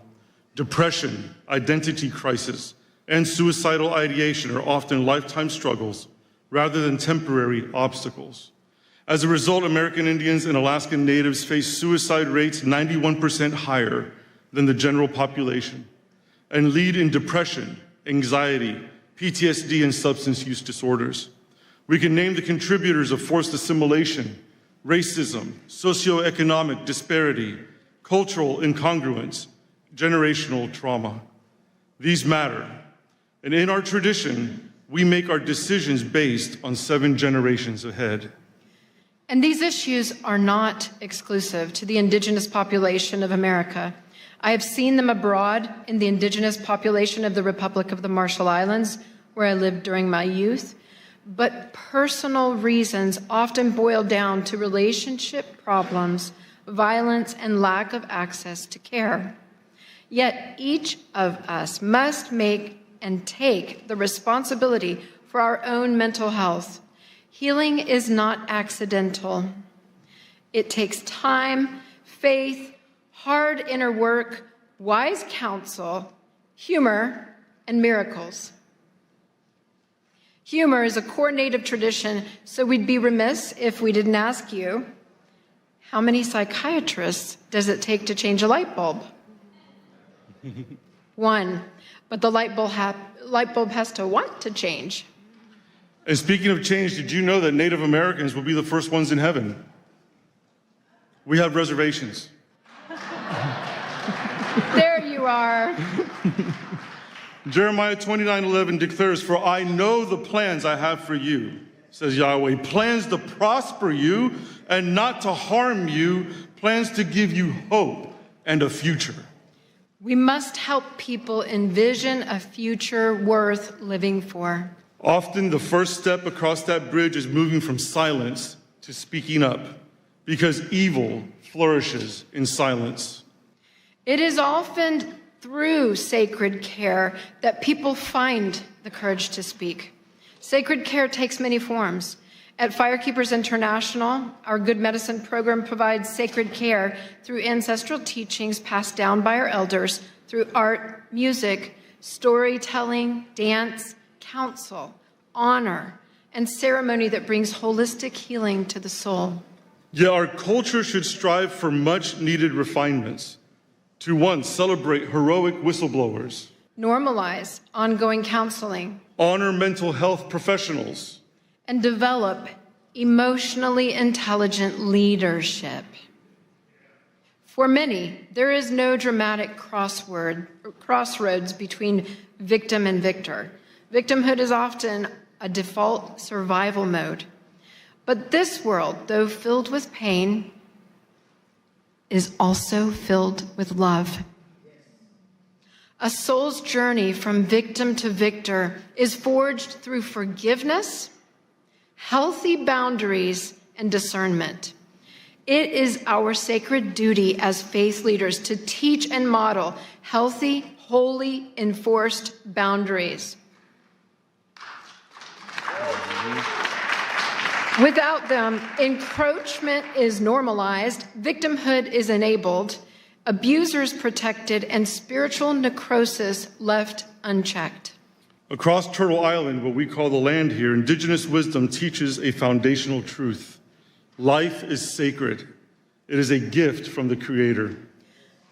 Important question. So where does spiritual diplomacy end and sacred heroism begin?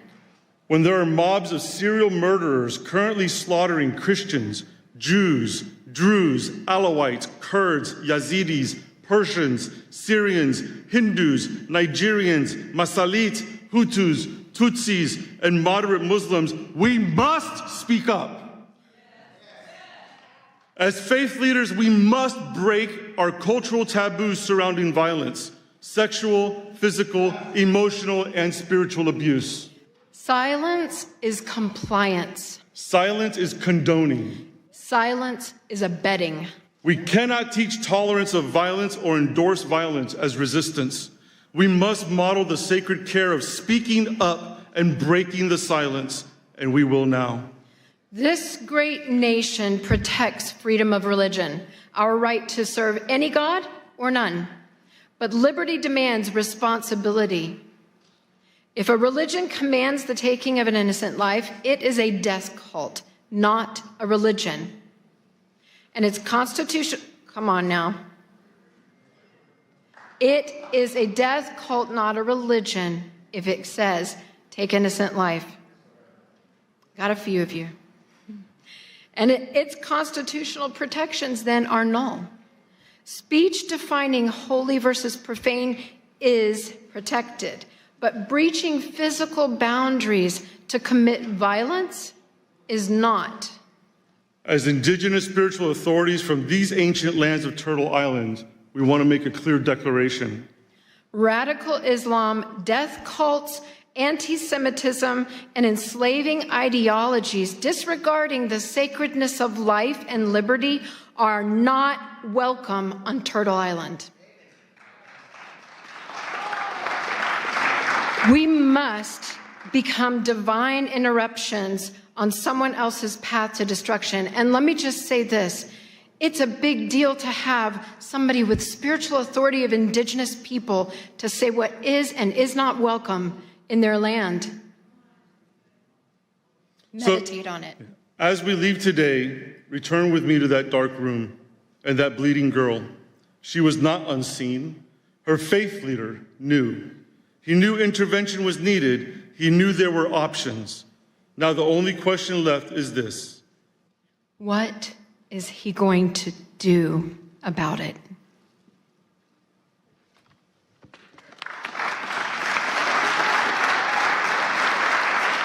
Thank you very much. Our next speaker turned an unimaginable tragedy into a global message of hope. Please welcome Miss Scarlett Lewis, mother of Jesse Lewis, who was lost in the Sandy Hook school shooting tragedy, and founder of the Choose Love Momentum. She speaks on school safety and child protection, advocating for a path of love over fear. Thank you. Thank you. I want to thank everyone for showing up today as boots on the ground soldiers, capital S-O-U-L, soldiers of love, spreading this message because that's exactly what we're doing. Hope and peace live and grow in this room. I can feel it. Thank you. I want to begin with a simple truth. When we talk about peace, diplomacy, or global stability, we're not talking about ideas. We're talking about lives. We're talking about our children. We're talking about what happens when love breaks down and compassion is absent. I know this not as a theory, but as a lived reality.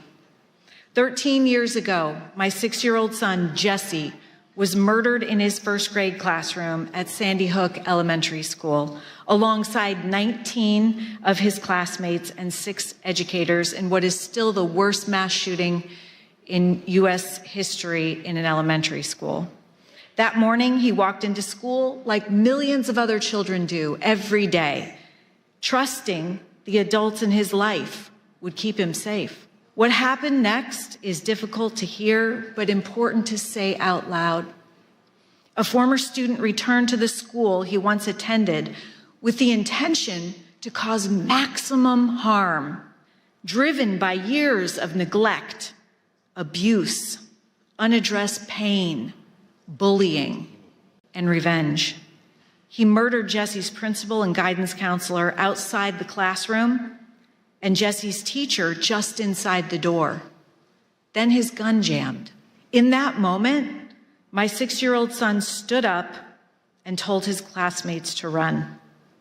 His courage saved 9 lives before losing his own that day. Kids and adults in this world are hurting. They're in such pain because they don't have understanding, love, role models, spiritual diplomats, essential life skills, and they know no other way to get relief but to seek revenge and to off-put their pain on as many people as possible. In fact, we know that through the latest science, revenge is the cause of all bullying, all violence, and all wars. We also know what the solution to revenge is in the brain. What stops the pain and the hurt is forgiveness. And we know we can teach forgiveness as a skill. In fact, we're doing that. The fact is that 100% of school shootings are preventable, as is the vast amount of suffering that our children are experiencing today. God is love. And when we bring love into our schools, we address the root cause of the pain and suffering that lead to what the Department of Homeland Security says the pathway to violence is: attack end. This is where we have been focusing our attention. After the fact, too late, focusing on the problem, always a step behind, learning from mistakes. We need to adjust our focus to the grievance end, to before the grievance, and give kids the skills and tools they need to be refined by the pain rather than be defined by it. After the tragedy, I was faced with a choice, one every human being faces, whether on a global stage or in a private moment of pain. I could live from fear, anger, and blame, or I could choose love. I chose love, but I'll tell you what, it wasn't my idea. When I came home to this little farmhouse that I shared with my 2 boys as a single mom, I found a message that Jesse had written shortly before he died. He wrote 3 words: nurturing, healing, love. I knew that those words didn't come from Jesse. They were a divine message that came through him, and that was the solution. And then and there, I dedicated my life to spreading this message in schools, homes, and communities around the world.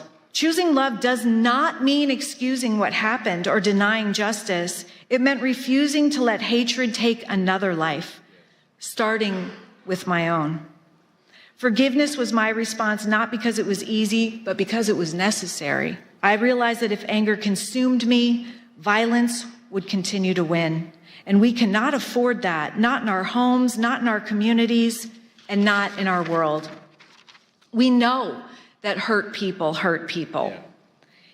If we could hear that cry for love sooner and respond, much of the suffering that leads to violence, addiction, mental illness, even war could be prevented. It's called proactive prevention, preventing the suffering that leads to violence and despair, and it's possible. What happened at Sandy Hook did not begin with a gun. It began with pain that left unaddressed, with disconnection, with humanity forgotten. And violence is always the final symptom of something deeper. Across cultures, faiths, and nations, our children are showing up with the same signals: bullying, mental illness, despair, addiction, suicide, violence. These are not separate crises. They're signs that love is breaking down and compassion is absent. Everything can be seen as either an act of love or a cry for love. It's our moral duty to answer that cry. And here's the uncomfortable truth. We cannot legislate our way out of this. We cannot blame or argue our way out. We cannot outsource or off-put our own responsibility. Peace begins with us. We can't wait for someone else to fix it because there is no one else. And it turns out love is a skill that can be taught and practiced, and this makes it available for everyone. I created the Choose Love movement to teach how to choose love as a thoughtful response in every situation, circumstance, or interaction, especially the hard ones. At its core is a simple understanding.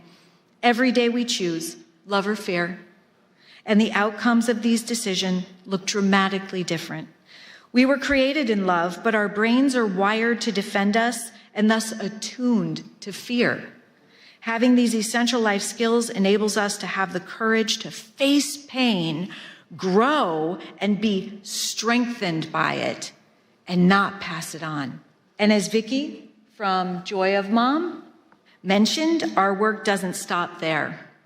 We're honored to bring Choose Love from classrooms into homes and families with Joy of Mom, because the home is where peace is practiced and the next generation is shaped. We can't always choose what happens to us, what someone else says or does, but we can always choose our response. When we choose love, even in the face of hatred, we reclaim our true, authentic power as humans, our self-control and our humanity, because the opposite of love is not hate, it's fear. When we understand this, we can look upon hate as suffering and with compassion. This is the work of spiritual diplomacy. It's choosing to see people not as enemies, but as human beings. It's responding to fear with courage, the same courage Jesse showed that lives inside every single one of us. It's replacing judgment with compassion and hearing the cries for loving action all around us. It's understanding that every thoughtful response rooted in love creates safety, locally and globally. Our children are learning how to respond to conflict by watching how we do it.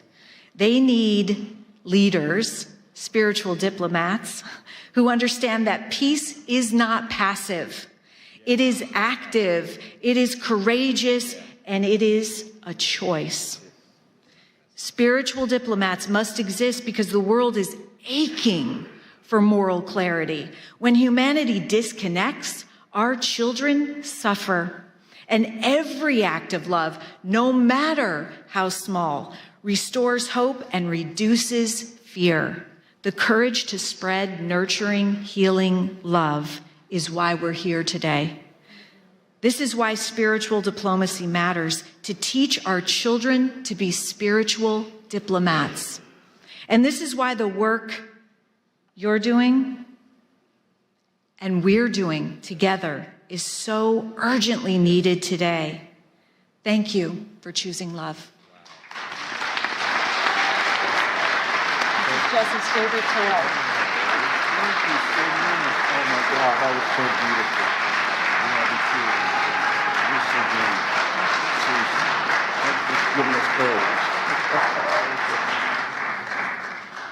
And now we are honored to receive a special address from His Excellency Caleb Mutfeng, the Executive Governor of Plateau State, Nigeria. Through his video address, he speaks to us today on promoting peace and liberty amidst global challenges, sharing a governance vision anchored in justice, mercy, and the sanctity of human life.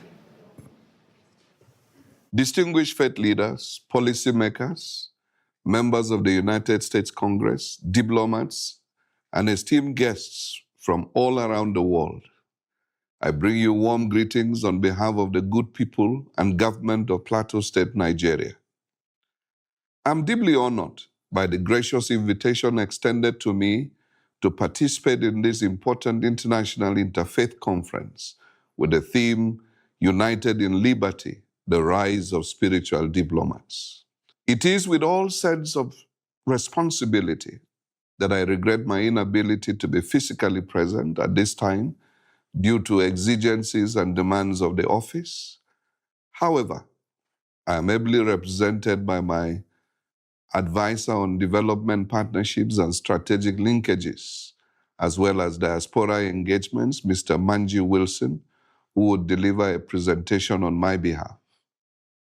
I want to specially commend Pastor Dr. Mark Burns and the conference conveners for creating such a global platform that recognizes the vital role of faith, conscience, and moral leadership in diplomacy and peace building. At a time when divisions, that is religious, ethnic, and political, are being exploited across the world, this gathering affirms that liberty of belief and mutual respect remain foundational to human dignity and sustainable peace. For those of you that may not be familiar with Plateau State is Nigeria's 12th largest state, centrally located in the Middle Belt, with an area of about 26,899 square kilometers and a population of roughly 5 million people. Its capital is Jos, and the state is popularly known as the home of peace and tourism. Despite being in the tropical zone, Plateau State enjoys a near-temperate climate due to its high altitude, with average temperatures ranging between 18 degrees centigrade and 22 degrees centigrade. The coldest period occurs during the Harmattan season, which lasts between December and February, while the hottest months are March and April. Additionally, Plateau State serves as a major watershed and source of several important rivers in northern Nigeria. Now back to the reason we're here. The prophet Micah raises a pertinent question and immediately provides an answer, as recorded in Micah chapter 6 and verse 8, which reads, "What does the Lord require of you? To act justly, to love mercy, and to walk humbly with your God." This timeless call speaks not only to people of faith, but to all who hold positions of responsibility. It captures the essence of spiritual diplomacy, justice in policy, mercy in leadership, and humility in power.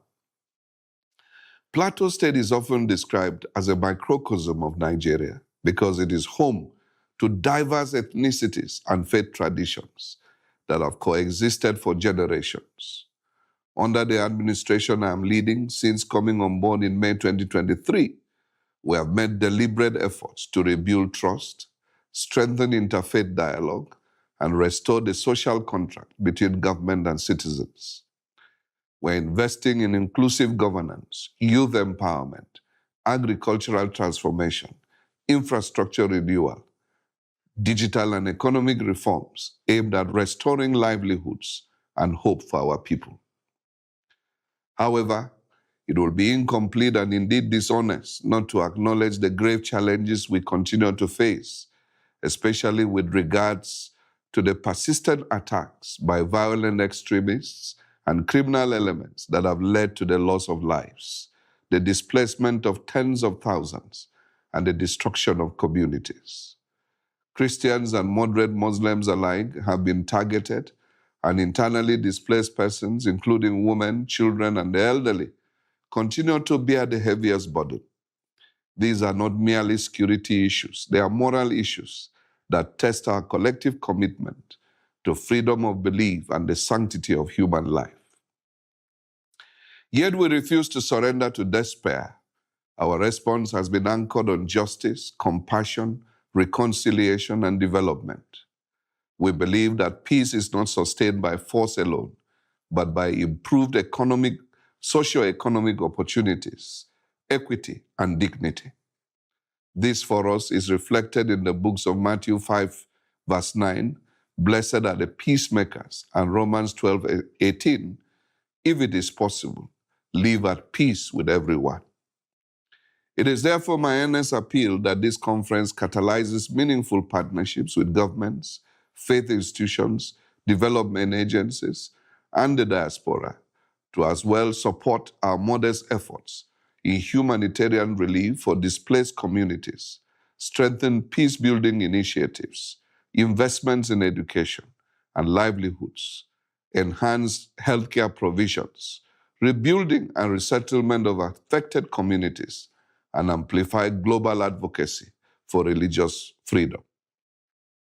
Plateau State stands ready to engage as a partner for peace, development, and interfaith cooperation. It is my earnest belief that together as spiritual diplomats, united in liberty, we can transform shared values into shared action and prosperity for our people. As I conclude, let me mention that Plateau State is open for engagements as well as explore areas of cooperation and interests.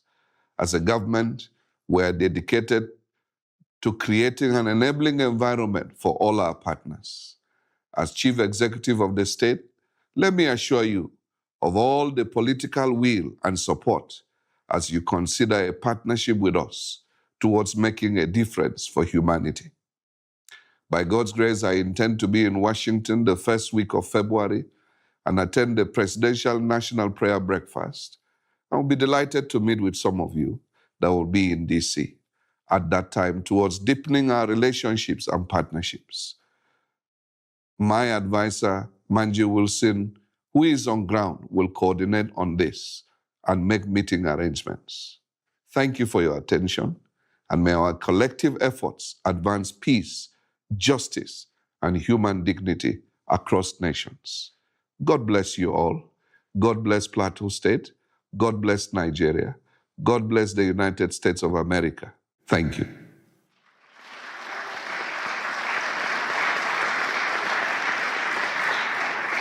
And now we would like to invite His Excellency Manji Wilson to the stage, Chief Technical Advisor on Development Partnership, Strategic Linkages, and Diaspora Engagement to the Plateau State Governor, Nigeria.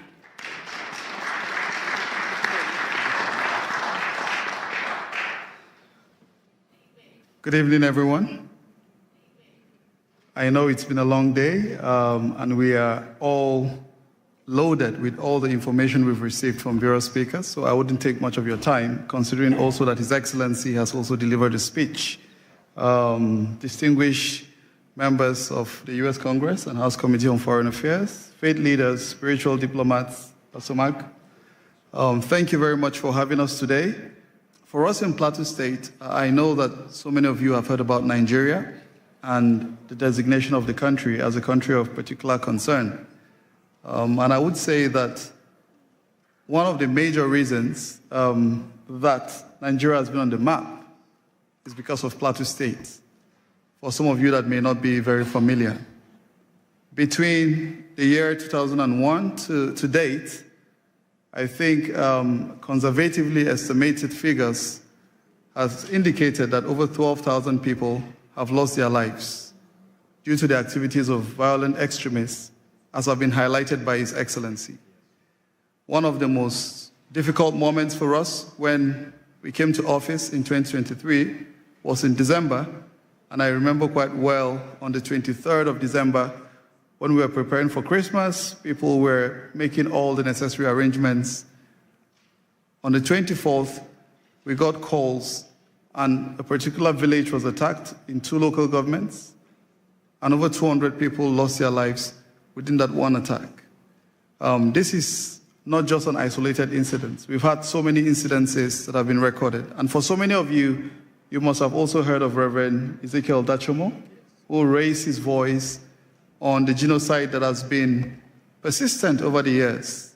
You know, as I speak, I read just a short while ago of about 6 people that Reverend Ezekiel had to bury today, that were killed just yesterday. 5-6 days ago, a family of about 4 were attacked.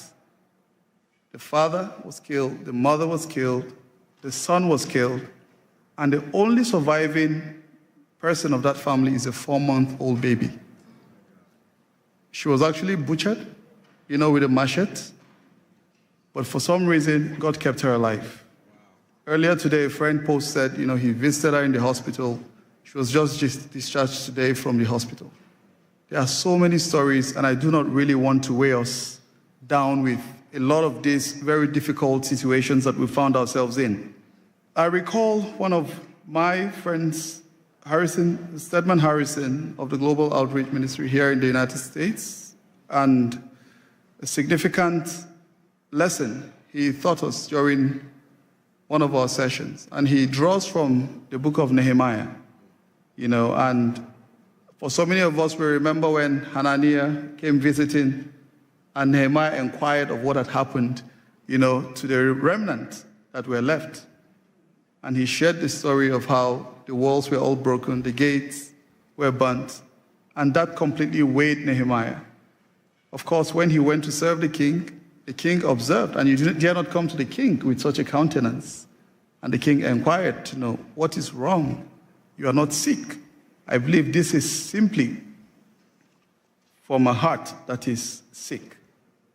Of course, he inquired of the king and asked of him, informed him of the situation and said, if it pleases you, please send me back to go and rebuild my land. The king granted his request, but he also further requested that the king should give him letters that he will take to the governors across the rivers. And he also inquired for support to get the timber, that he would rebuild, and he got every support that he needed. I'm just bringing this story to put together everything, that I would have been presenting today. To say for so many of us that are seated here, some of us had to travel. I just arrived last night from Nigeria, came across the river, came across the Mediterranean, just to come here and meet with all of you doing very important work, to alleviate this very difficult situation that humanity has found herself in. We are looking forward to seeing how we can join hands together like Nehemiah, because for such a time as this, God has called us to rise up and to serve as leaders that will transform nations and communities even beyond the shores of our immediate environments. The capital of Plateau State is known as Jos.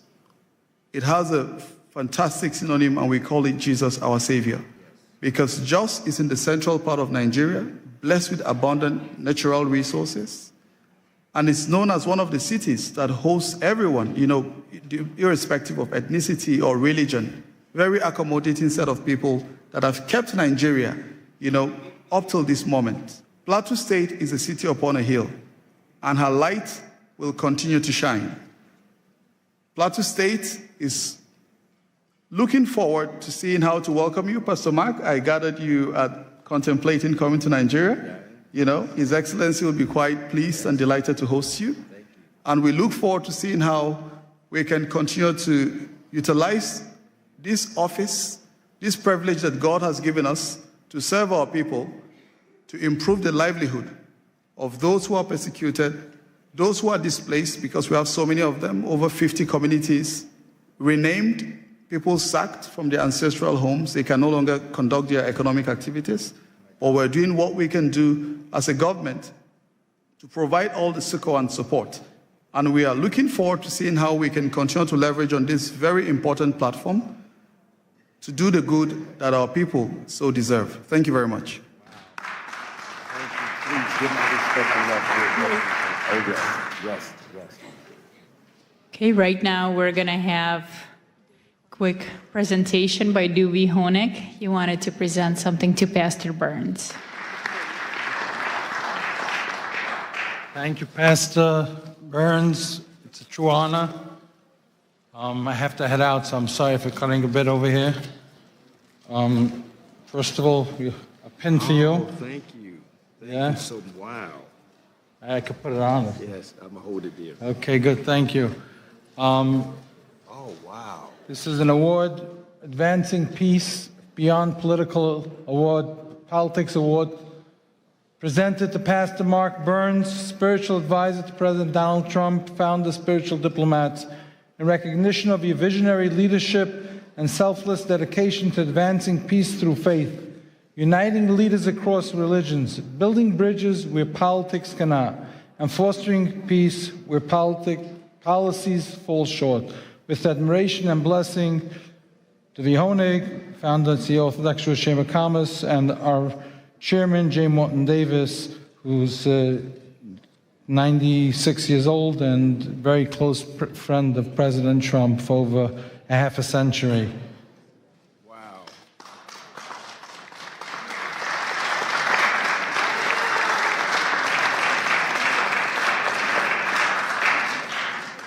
What an honor, what an honor. Thank you. What an honor. Thank you so much. And now, please welcome Ms. Madeline Rodriguez, a celebrated journalist, author, and preacher. She brings a message of empowerment titled Standing in the Gap, highlighting how women of prayer become crucial advocates for justice in our society.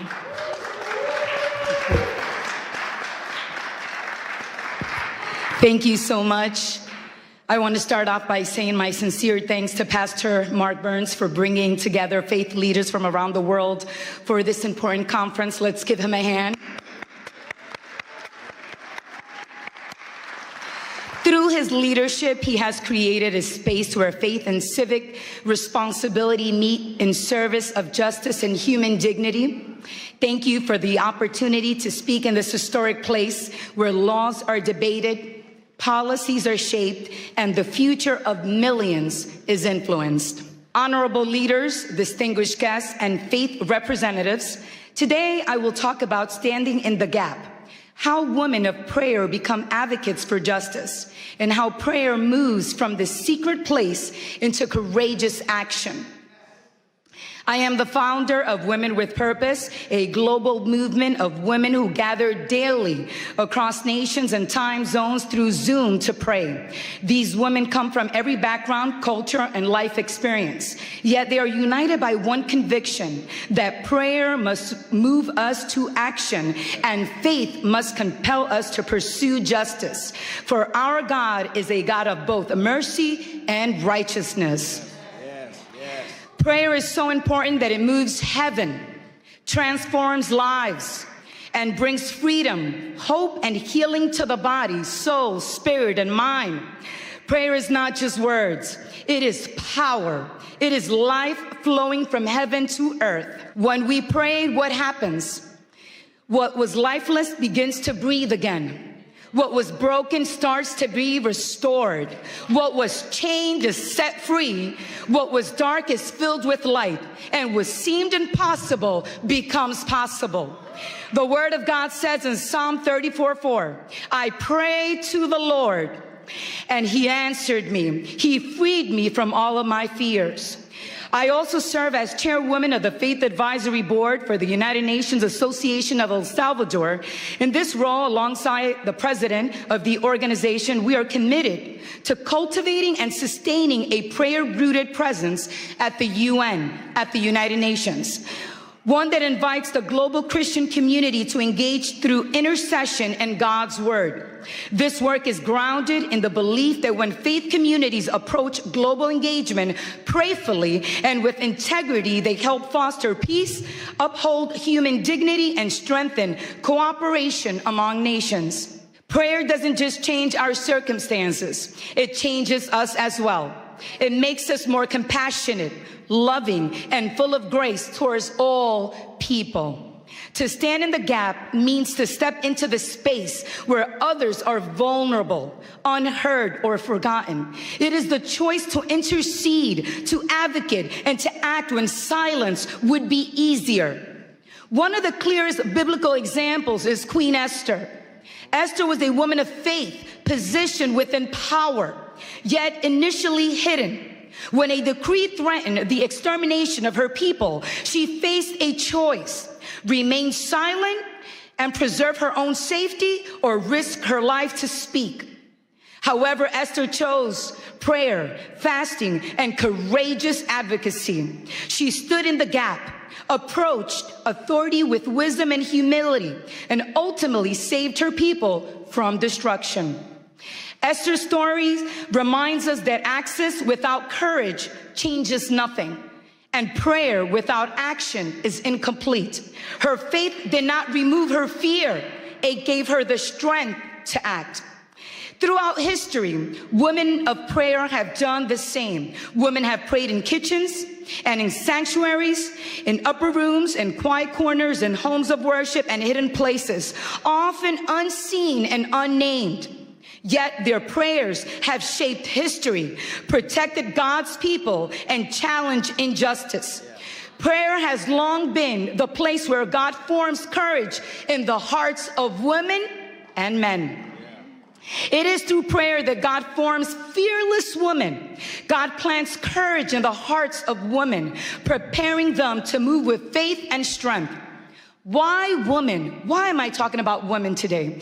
Because women have often lived closest to the cost of injustice. They have carried families through war, protected children through famine, endured discrimination, violence, and exclusion, yet refused to surrender hope or believe in Jesus Christ. In our daily prayer gatherings with Women with Purpose, I witness this transformation continually. Women enter carrying the weight of the world on their backs, but they leave with clarity, courage, and a renewed commitment to stand for what is right in their homes, communities, and nations. When women pray, they do not merely ask for comfort, they ask for change. It's about honoring the image of God in every single person. It is about defending the widow, the orphan, and the stranger. It is about ensuring that no one is overlooked or forgotten in the eyes of the Almighty God. Just as Esther stood to protect her people, so God calls us to stand for those who cannot stand for themselves. Standing in the gap is not passive spirituality. It is saying someone must speak, someone must care, someone must act, and often that someone has been a woman. Today, in a world torn by division and injustice, we need women of prayer more than ever to rise, to stand with conviction, and let God's justice flow into every place, crying out for hope. We need women who will pray and vote, pray and advocate, because justice does not belong to one religion, one party, or one ideology. Justice belongs to humanity. And prayer at its best does not divide us, it unites us. And we stand here on Capitol Hill. Let us remember to protect the sacredness of human life in all its form. Let us pursue justice that is compassionate, courageous, and enduring. May our prayers not end in words, but move our feet, shape our policies, and restore dignity where it has been denied. When women of prayer stand in the gap, justice does not remain an idea. It becomes a lived reality. Thank you and have a blessed day. In Jesus' mighty name. When it ended. I'm learning from you. I'm learning from you. God bless you. Thank you. It's you. Okay. Well, first of all, listen, can we give all of our wonderful speakers a big hand clap? Was this not good? Was this not amazing? Listen. Yes, yes, yes. Yes, amen. Yes. I'm going to be real quickly. First of all, I want to, I see we passed the lapel pins out. Everybody, please stay standing because we're about to go. You sit back down, you may not want to get back up again. We passed the pins out, and I wanted to give a declaration before you pinned yourself, but that's okay, you pinned yourself. And we'll do it better the next time. But I want everyone you stayed here to the end, so you're telling me that you are truly committed to this movement And I want to give a declaration, and I want you to repeat after me. Now, I'm going to be very clear. You're not pledging allegiance to a person or an organization, but an ideal of freedom. Are you understanding me? And so I want everybody here to just lift up your right hand, and you're going to make this pledge with me. You're going to repeat after me. Say, I in your name. Today I stand by choice and by conscience to declare my commitment to becoming a spiritual diplomat. I do not pledge allegiance to a person, a title, a political party, or an institute. I pledge myself to a higher ideal of peace, the sacred responsibility of peace. I commit to carrying peace before all conflicts, wisdom before reaction, and truth before pride. I choose honor, the dignity of every human life, regardless of faith, culture, color, nationality, or background. I will be a bridge where others build walls. A voice of calm where anger seeks control. A servant of reconciliation where division has taken root. I accept the responsibility to listen before I speak, to seek understanding before judgment, and to act with courage guided by compassion. I commit to protecting the vulnerable, advocating for justice, standing firm against hatred in all forms. I recognize that peace is not passive. It requires discipline, humility, and strength. I will pursue peace in my own words, my actions, and my influence, in public and in private. In public and in private. In public and in private. In moments of ease and in moments of challenge. Today I declare that I'm accountable to my conscience, my Creator, and future generations. I choose the path of peace. I declare and accept the calling of a spiritual diplomat. So let it be said, so let it be spoken, so let it be committed. Congratulations, spiritual diplomats. Congratulations. Congratulations.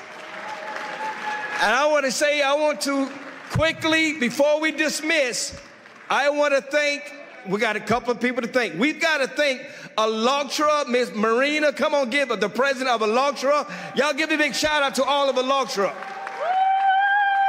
Where's Miss Valerie at? Where she's at? She's running around here somewhere. Where's Valerie at? Valerie's so busy, she can't even tell that I'm calling her name out. Valerie, thank you. Y'all give Valerie a big hand clap, who's so hard. Miss Olga from the president of Korean Society. Y'all give a big shout out to Olga. and to every spiritual diplomat that helped make this happen. God bless you all. Many thanks to you all. And don't forget, in February the 5th, we're coming right back here during Ukrainian Week to have our Ukrainian conference. It is called Freedom Has a Name, and it's called Ukraine. You don't want to miss it. Be right here. And also, in 6 months, June of 2026, we're doing this again, but we're doing it at Mar-a-Lago in Palm Beach, Florida. And then in December, we're taking over the G20, and we're doing it again in Miami, Florida for G20. God bless you all. Thank you all.